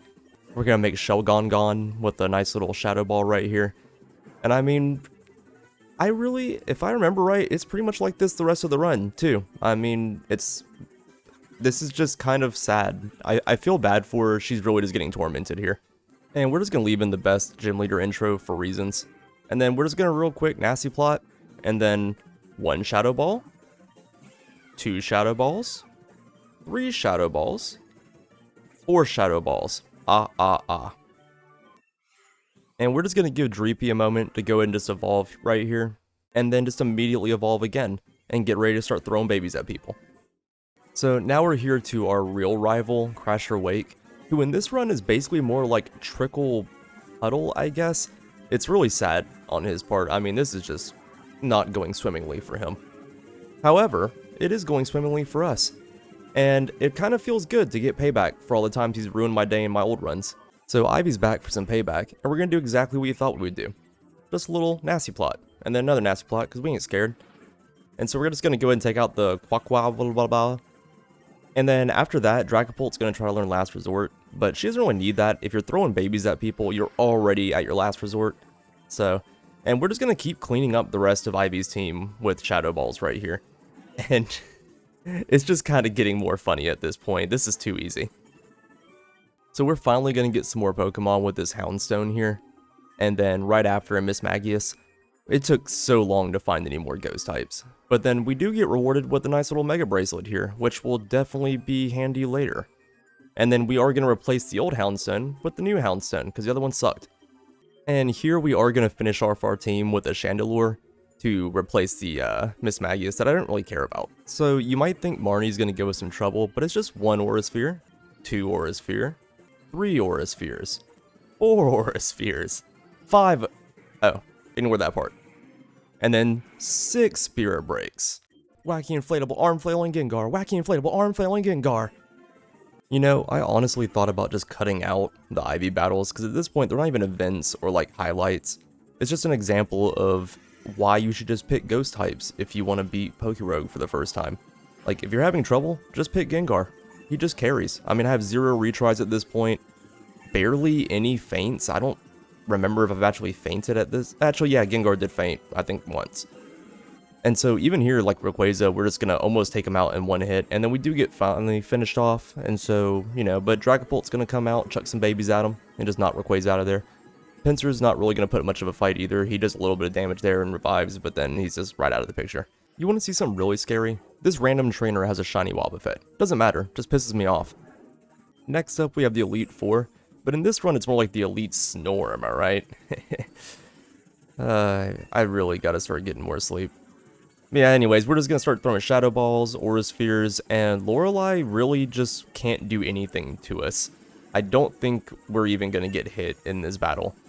It's just, I mean, Ice type, I got a Fighting type move, it's self-explanatory. And speaking of fighting types, if you thought that Bruno was gonna be any better in this game than he was in the originals, you were wrong. And I just have to take a moment, since we just saw Throw there, where does he get his clothes from? Does, like, every Throw, when they, like, just hatch out of the egg, do they just have the clothes? Are they, like, organic or something? Do they go and rob some kind of clothing store whenever they're first born? Do their parents give them to them? I am genuinely confused. And then, speaking of Throw, what about Hitmonchan? Why does Hitmonchan have clothes? Where do those come from? Does he just evolve into them? I am so confused right now, and it doesn't make any sense. So, do you remember how annoying Agatha was back in the original games with all the confusion and the sleep and everything else that it did? Or she did? Well, she doesn't really do that here. Doesn't really get the chance to. And I'm kind of happy about it. I really hated her as a child growing up, and this just makes me feel a lot better about it. Also, if you haven't noticed, I'm not even really narrating these battles anymore because they're going by so fast, I don't have time. So, Lance at least manages to live up to his glory days, and he actually gives me a little bit of a hard time here. And by a hard time, I basically just mean that he does eventually manage to knock out my Gengar, and that's just because Aerodactyl is so fast. But at the same time, he's still not really an issue for Dragapult. And I'm kind of feeling at this point that I probably could have just made this a Gengar solo run, because if I would have taken just a minimum amount of effort to try and keep Gengar alive and to play more strategically with him, I could have easily swept this entire game with just him. Like, I was really happy to get Annihilate, and I don't think I used him a single time in this entire run.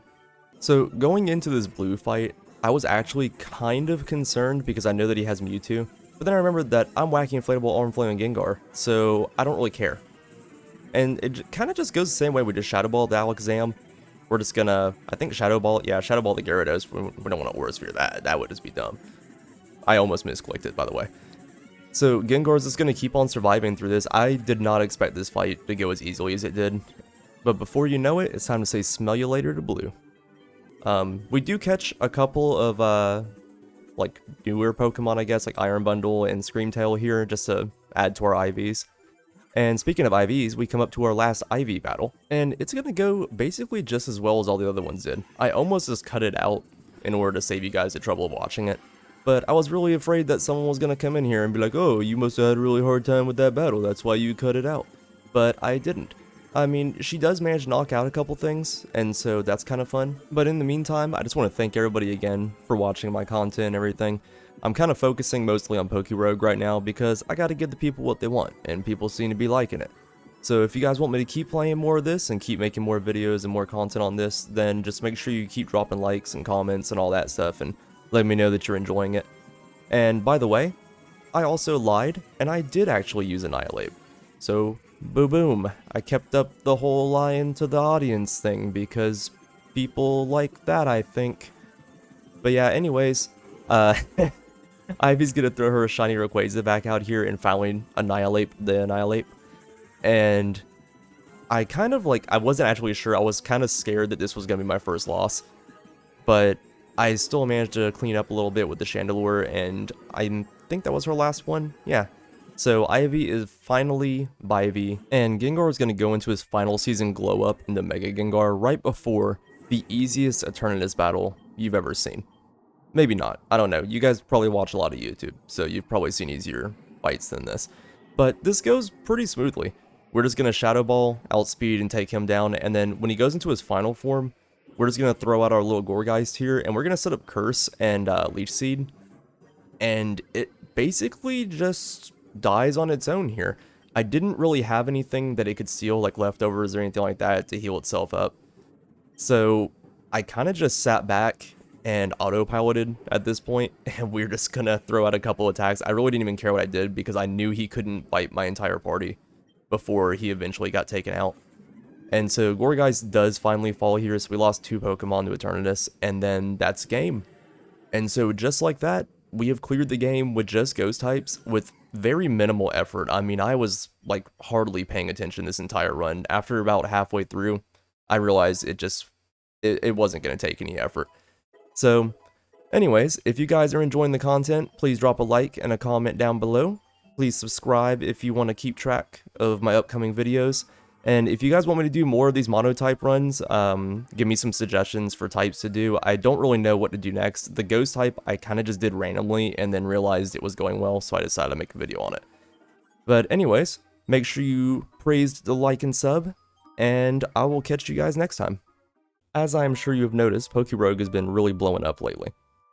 But there's still a lot of people, you know, they're either new, that are just starting the game, or people that are just having kind of a rough time trying to get their first win through classic mode and, you know, kind of get rolling. The game is got a little bit of a learning curve going on. And so I wanted to go ahead and make a video just kind of touching on which starters are going to help you with your first win. And I know there's other videos out there, so I just want to go and say thank you for choosing mine. We are going to go through the original starters first from each generation that you actually have access to at the beginning of the game. And I'm going to try my best to ignore the egg moves and hidden abilities and passives, things that you're not going to have. And then after we get through those, I'm going to go through and just kind of talk about a couple of the Pokemon that are pretty easy to find that are going to help you. You might want to pick them up along the way, or if you get them hatched out of an egg, maybe throw them into your starting team on your next run. But without further ado, we're going to go ahead and get started with the first generation. Alright, so first off, we're going to look at Bulbasaur, or in this case, Venusaur. Also, I will drop a link in the description to this site. It's PokeRogue Dex, and it can kind of help you with your runs if you're having trouble trying to see type matchups, or you want to see what your builds are going to be, stuff like that. So I'll drop that down in case you want to look at it. But yeah, so with Bulbasaur, he's, in my opinion, going to be one of the best grass starters you can pick. He is decent even without his Mega Evolution, just pretty decent type stat spread. The biggest downfall to him is going to be the fact that he's mostly a special attacker. And it's not that that's a bad thing, it's just that his normal move pool, as you'll see, most of his grass moves are all physical, which does not really help him that much. You can get better things with TMs, but if you're trying to rely on TMs during your run, you might end up in a really bad place, so that's going to be mostly luck-based. However, if you can get his Mega or his Gigantamax, you're going to be in a much better position. For all of these moving forward, I will go ahead and say that I most of the time recommend just taking your Mega over your Gigantamax. The Gigantamax look cool, and they do have better stats, they're better than the originals, but Megas, for the most part, are going to be better, because you get your really cool abilities. Venusaur gets Thick Fat, which halves ice and fire moves, which is going to be really great against Eternatus and just for the run overall. And he just gets a lot bulkier, his damage gets better, he's overall just going to be really good. But even without it, he's still a really good choice if you're looking for just your easy team of Grass, Water, Fire in the beginning. You could just pick the Gen 1 starters and be pretty good. He's a really great choice for a grass starter. So next up we have Charmander, or I guess more effectively Charizard. So he's pretty good overall. I would put him kind of like slightly above average for the fire starters. The issue with him is he only really starts to pop off once you get one of his Mega Forms, or I guess even his Gigantamax. But again, that's very luck based. You've got to get your Mega Bracelet and your Mega Stone, and you could go the entire run and never find it. So then you're just stuck with a normal Charizard, which again is not a bad thing. It's just not the best. He has potential to be amazing, but if you don't get it, you're just kind of picking something kind of subpar compared to some other choices like Cinderace or something. He does have very good special moves. He gets access to Flamethrower, which is great. Even Fire Blast, if you get that through a TM or something like that, and you have some wide lens, it can be really good on him too, because since you can stack wide lens in this game, lower accuracy moves aren't really that big of an issue. Same thing goes for Heat Wave for that same matter. Other than that though, I mean, just a very solid pick. Not too bad of a typing, just look out for rock moves. And you should be pretty good. Speaking of really good, or pretty good, you know what else is really good? Liking and subscribing. Before we talk about Blastoise, I just wanted to point that out. And also, I have started a new Discord. It's still pretty fresh, doesn't have a whole lot going on it. We're kind of lonely in there. So if you guys want to check out the description, I have a link down there. Make sure to stop by, you'll get updates on my new videos and everything else, and we can just chat, hang out. You guys can discuss PokeRogue tactics or any other roguelike games you want to. And it's pretty chill. Mostly right now because there's nobody in it. But anyways, so we're going to move on with Blastoise here. So Blastoise is, much like Venusaur, in my opinion, going to be one of the best water starters. He's just very good all around, and he gets access to Shell Smash. So since your buffs in this game carry forward, Shell Smash is just so good. You lose a little bit defensive stats, and by a little bit, I mean like you lose some of both, so it's pretty bad. But he gets a massive special attack, and speed boost. So if you can survive that first hit, you can just kind of sweep the rest of the trainer's team or the rest of the next, so many levels until you get to the boss or whatever. It's just a really good pick. If you can get a baton, you can pass those buffs off to somebody else who can maybe make even better use of them. And if you can manage to find his Mega Stone and everything, he just gets better. Like, Mega Launcher is really good. Some of his best moves are Pulse and Aura moves anyways. He has really good type coverage. Just, if you're looking for a solid water starter, Squirtle's the best way to go, in my opinion, for just something that's going to be good all around. And also, he's a little turtle, and that's amazing. Alright, so moving on, we're gonna skip Gen 2. I don't want anybody to hate on me here, but they're just not the best. If we're only talking about your best choices here, we're gonna go straight to Gen 3, and we're gonna look at Blaziken and Swampert. If you want a really good fire starter who is going to do pretty decent regardless, he does have a Mega Form, which gets even more amazing, and is going to give you access to speed boost, which is really good. It's going to make up for his kind of lackluster speed, but he just has amazing attack, amazing special attack. You're mostly going to be relying on his attack anyways, but he gets really good typing moves, pretty good type coverage, really good physical attacks. If you can get his egg moves, he gets even better with some wide lens, but even without it, he's just a very good, reliable fire type. There's not a whole lot else to say. He hits hard, he can be super fast if you get speed boost with Mega Blaziken, and he'll carry a lot of your run. Just look out for flying types and stuff. And other than that, he'll be pretty good. And moving on, we're going to talk about Swampert. So Swampert has potential, but there are some downsides here. When it comes to water starters, he's really good. The problem is he's a very high physical attacker, and his special attack is very below par. The biggest issue that comes from being a physical water type with him is that he doesn't get any physical water moves.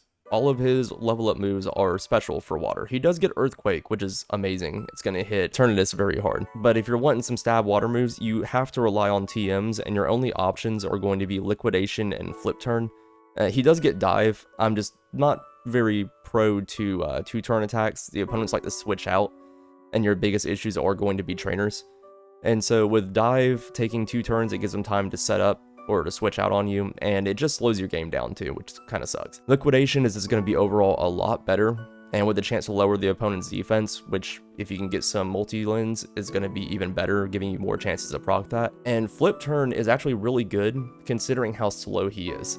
So he's bulky-ish, so you can take that hit and then do some really respectable damage and then swap out to somebody else and get a free switch in. Speaking of his bulk, however, that 4 times weakness to grass is going to really annoy you. He doesn't resist a whole lot, and really the only ones that are going to matter are going to be fire and poison. You don't see many steel and rock type attacks coming at you, but you will see a lot of grass, and if you pretty much throw a blade of grass at him, he is going to just immediately die. He must have allergies or something going on. But if you can get the Mega Stone for him, he gets really good. He gets Swift Swim, which is amazing. It's going to make him just basically able to sweep automatically if you have some rain up. Isn't going to help you too much in the later stages once the weather gets turned off, but him being bulky with super high attack and super fast is just really good. But again, that's super LUT based, so pretty good water starter, but if you're looking to be more reliable, I would go for somebody else. Going into Gen 5, I'm going to skip I should really skip all of them as well.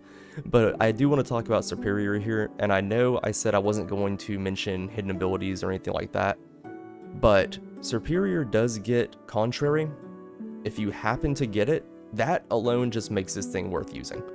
Otherwise, it's not that great other than the fact that it's a grass type, so it gets Leech Seed, and Leech Seed is going to be amazing against Eternatus.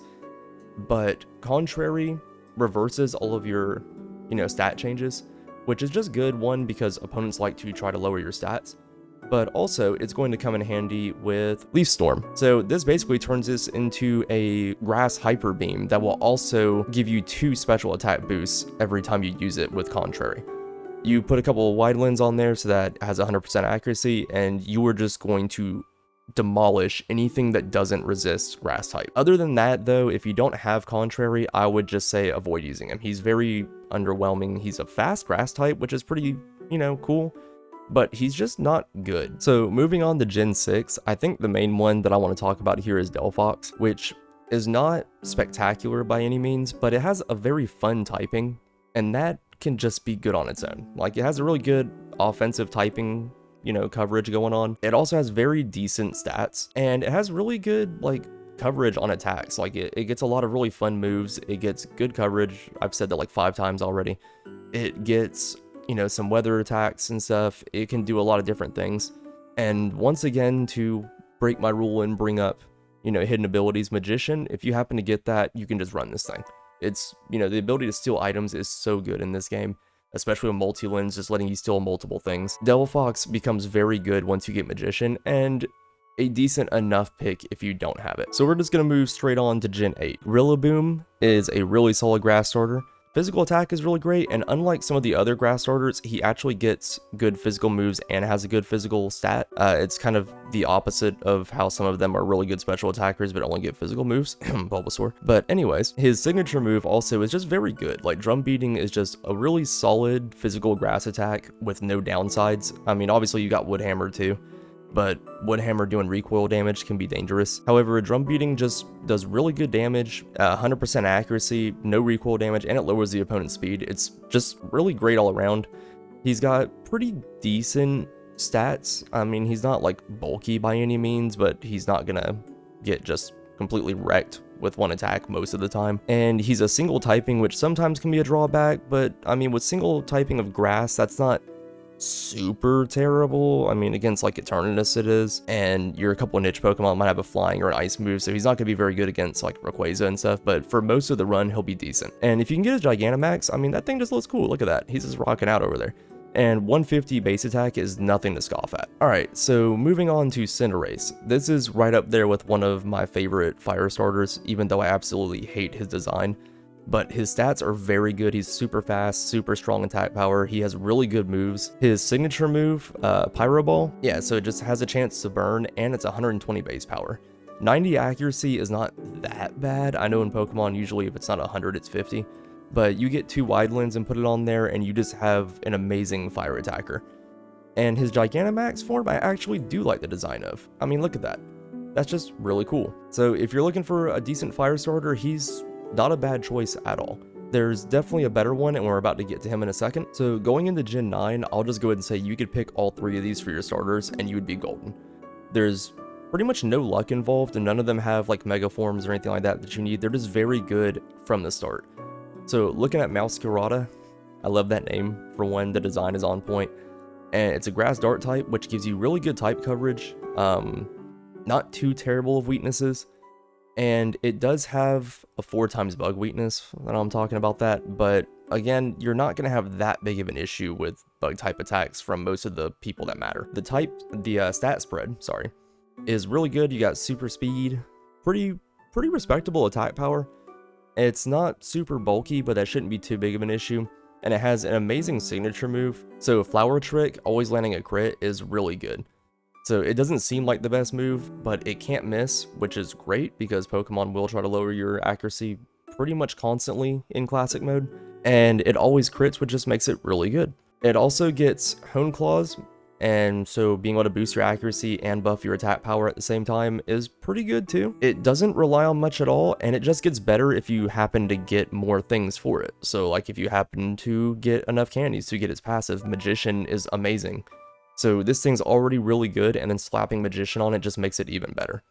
Alright, so Skeledirge is by far, at least in my opinion, and I think 99% of everyone's opinions, the best fire starter. So Fire Ghost is a really great typing. He does get Unaware as a hidden ability, which, again, I'm not going to talk too much about that, but Unaware is really good in this because of all the berries that enemies will get, and they will start stacking like 20,000 buffs the second you get them down to low health, and he just comes in and does not care, because he's unaware. Yeah, that was terrible. But anyways, he has really good type coverage, he has good stats, and he gets one of the best signature moves for any of the starters, Torch Song. So Torch Song is just a very solid fire attack that's basically like a slightly weaker flamethrower, but it also boosts your special attack when you use it. So you just use it one time, and then now you're already hitting super hard. And if you keep using it now, it's automatically already better than what flamethrower would have been. And it does have 100% accuracy as well, so he doesn't need wide lens or anything like some of the other Pokemon need. But if you happen to get multi-lens on him, you use Torch Song, whatever you're attacking is probably going to die, and now you've just gotten 2 special attack boosts. And then Shadow Ball, of course, is just your staple, ghost type move. So that's just really good too. And then it can also lower special defense, which isn't as important, but it's just a nice little touch on there. And then last up, we have Quaquaval. I think that's how you say that. So Water Fighting is just an interesting typing. I don't know if I necessarily think it's amazing or anything, but it's just kind of a fun typing. He's got a really fun design, a really good attack power, like 120 base attack for a starter is, really good. His other stats are kind of meh, but you don't care about the low speed because you're also going to have access to Aqua Step, which is basically Torch Song, but it's going to boost your speed whenever you attack. So you use this, and then basically you're going to outspeed most of the things you're encountering. And once again, if you have a multi-lens, you get 2 speed boosts, which is then going to put you at the point of pretty much outspeeding everything that hasn't boosted its own speed. He also gets access to Liquidation, which is just a slightly stronger version, but I mean, usually if you just stick with Aqua Step, if you have the extra slot, you could throw Liquidation on there just to get your speed boost up with Aqua Step and then go in with Liquidation and you'd be fine. You happen to get his hidden ability, he also gets Moxie, so that just makes him extremely busted. These 3 right here might just be my picks for like the best starters to go with. If you're just trying to win, and you don't have any specific Pokemon you're wanting to use, just pick Gen 9 and you should be good. Alright, so now that we've got the actual starters out of the way, we're going to go through and I'm just going to look at some of the real quick ones that I noticed from each generation that I think are worth picking up if you see them along the way. And I'm going to try to go for the ones that I see pretty common. I know a couple of them will say that they're like uncommon or rare, but it seems like they show up a lot. And so first off, we're going to go with, just as I see them, Weedle, which I know you're probably going to laugh, but Mega Beedrill is amazing. Weedle is honestly really decent as well, and if you happen to get his passive, he does get Technician, which is just amazing. If you can get an Adamant Nature, Mega Beedrill with like Technician, Swords Dance, it's so good. I mean, you're probably not going to catch one, but eventually after a few runs, you're going to hatch a bunch of Weedles, you're going to catch a lot of Weedles on your runs. It's not hard to get the candies to boost him up and make him good. And also, if you happen to get one of his, I think it's one of the rare egg moves, Baneful Bunker is just so silly. With Mega Beedrill, Baneful Bunker is just super silly. Obviously, we have Abra. So Abra suffers from a lack of type coverage, which is a huge con. You're going to have to get TMs to give him any kind of coverage, and even then, most of his coverage is very garbage. He does get really good egg moves, which is great, but for the most part, if you don't have those, it's not going to be a fun time as far as trying to use anything that isn't a psychic type move. But if you just need something fast that hits hard and does psychic damage, Abra's the way to go. He gets a Mega Evolution, which just makes him even better, and he gets Trace with that, which is pretty good. If you use it at the clutch time, you could just really pull a win out. And he's honestly fairly common. I think I run into one at least once every other run in the first area and just chuck a ball at him and see if you can catch him before he runs away. But if you can get a hold of one, it's pretty decent. If you can't get him in the early game, later in like the ruins, I believe it is, he shows up there, and so does Alakazam, and I think Kadabra shows up as well. And so you have a second chance to try to catch him. If you run to an Alakazam, he's probably not going to teleport away, so you can actually try to catch him. Alright, I don't see Shelter very often, but I've hatched so many of them, I have to go ahead and point out, Shelter's worth getting. Actually, I say I've hatched so many of them, I think I've only hatched like too. But anyways, I wasn't going to touch on the ones that I don't see super often, but Shelter is just worth grabbing if you happen to see one. He's too good to not mention. His skill link ability is super good, and skill link with Icicle Sphere, I think that's what it's called. Either way, if you do that, you could basically just sweep pretty much the entire game. You're going to be golden with that. And he also gets Shell Smash, which is just really good. You set up a Shell Smash and then just Icicle Spear the whole way through. And I think last for Gen 1, I'm going to mention Magikarp, just because I'm pretty sure you all already know. If you see a Magikarp, go ahead and catch him. If you can get a good natured one, Gyarados is very good. He gets Dragon Dance. You could just set up and sweep through most things. Just watch out for any kind of electric moves. Other than that, very good, very solid. Doesn't show up as often as I would think he would, but again, he hatches pretty commonly out of the eggs and stuff, and he's not super rare, and you can also find Gyarados in the, I think it's the lake or the ocean areas, probably both. And so if you see a Gyarados or a Magikarp, I probably don't have to tell you this, but yeah, worth picking up. I think the only Gen 2 mod I'm going to mention specifically is Teddy Ursa, and he's not super common from my experience at least, but he does get pickup, which is so busted in this game. Pickup can just give you an endless supply of berries. He picks up a lot of like stat boosting items, or not stat boosting, but the type boosting items. However, I do see Ursaluna a lot, so that might be the one that you end up running into. Ursaluna is worth picking up too. He's really strong. He's super slow though, but he's super bulky. And if you can get bulletproof on him, he's gonna be pretty good. And so you might miss out on the pickup, but Ursaluna is still worth grabbing, and he's going to hit Eternatus like a truck. I'm sure you've all already typed up your hate comments because I forgot Ghastly. I didn't realize it until just now, but I'm not moving it back there. I want the hate. Feed the algorithm. But yeah, Ghastly's super common. Haunter and Gengar are everywhere. I mean, you can see I have like 63 eggs and I've already gotten his passive. So, I mean, they're just everywhere. And not only is Gengar going to be super good, but he also gets a Gigantamax and a Mega, which are both amazing. The Mega form is so good in Classic, stopping the opponent from switching out with Shadow Tag. And even if you're not using him for his special attack and his speed, he gets Curse, which I will go ahead and mention now. Curse is the easiest way to get rid of Eternatus pretty much at any time. If you want to get an easy win, just get him through his first form. After he transforms, have your Gengar hit him with Curse, and then just stall. Just hold him off as long as you can, use Protect or whatever else, do some chip damage and stuff. He will more than likely die before he wipes your team. So if you want an easy win, Curse, get Ghastly. He's going to carry you through your whole run, and he's going to be able to just decimate Eternatus. So for Gen 3, I definitely have to mention Zigzagoon. He is everywhere in the beginning of the game. Catch as many as you can until you get one with Pickup. Pickup is, again, super busted. He's right there at the beginning 99% of the time. If you can get a Zigzagoon who's adamant, you're going to be pretty good too, because he's honestly not that bad in battle. I know he's kind of like one of those basic like starting route Pokemon you don't really think much about, but he's really fast. He gets pretty decent attacks with Covet, letting you steal items, and then Headbutt for flinches. And I have actually seen some really good success with him with Multi-Lens, Headbutt, or Covet, and just messing stuff up way more than I thought I would. I mean, his attack stat honestly is not that bad either, considering. But I mean, the pickup part of it is just an amazing bonus. Alright, and I know there are plenty of others, obviously, that are going to be really good, that if you see them during a run, you should get and stuff. But I mostly have just been wanting to talk about the ones that are going to be pretty easy to find, like total game changers or something like that. Like just ones that are going to be solidly good all the time. And, you know, stuff like pickup Pokemon, like anything with pickup really is going to be good. Even, I think Meowth gets pickup. Also, Pumpkaboo gets it. But some of these are ones that are going to be a little bit harder to find, or they're going to show up later in the run. Zigzagoon's early. And you're going to have, you know, pretty much any ghost type that can learn Curse is going to be really good. Grass types for Leech Seed, anything that can use Soak on Eternatus, or, you know, anything that gets like Salt Cure or something like that. Most of the time, that's going to be more useful for Endless. It works, obviously, during Classic, but it's not necessary. Just grab you something with Curse, and you can just take Eternatus out easy. Just throw a Curse on him, protect everything else. The last one that I think I really want to touch on is a little bit more rare, but it's just too good to not mention. If I don't mention it, everyone's going to yell at me. But Tinkatink is very good. If you manage to get it out of a rare egg, or if you find it in, I believe, the ruins, and I think the temple as well sometimes. I can't remember exactly, but I know the ruins it shows up in.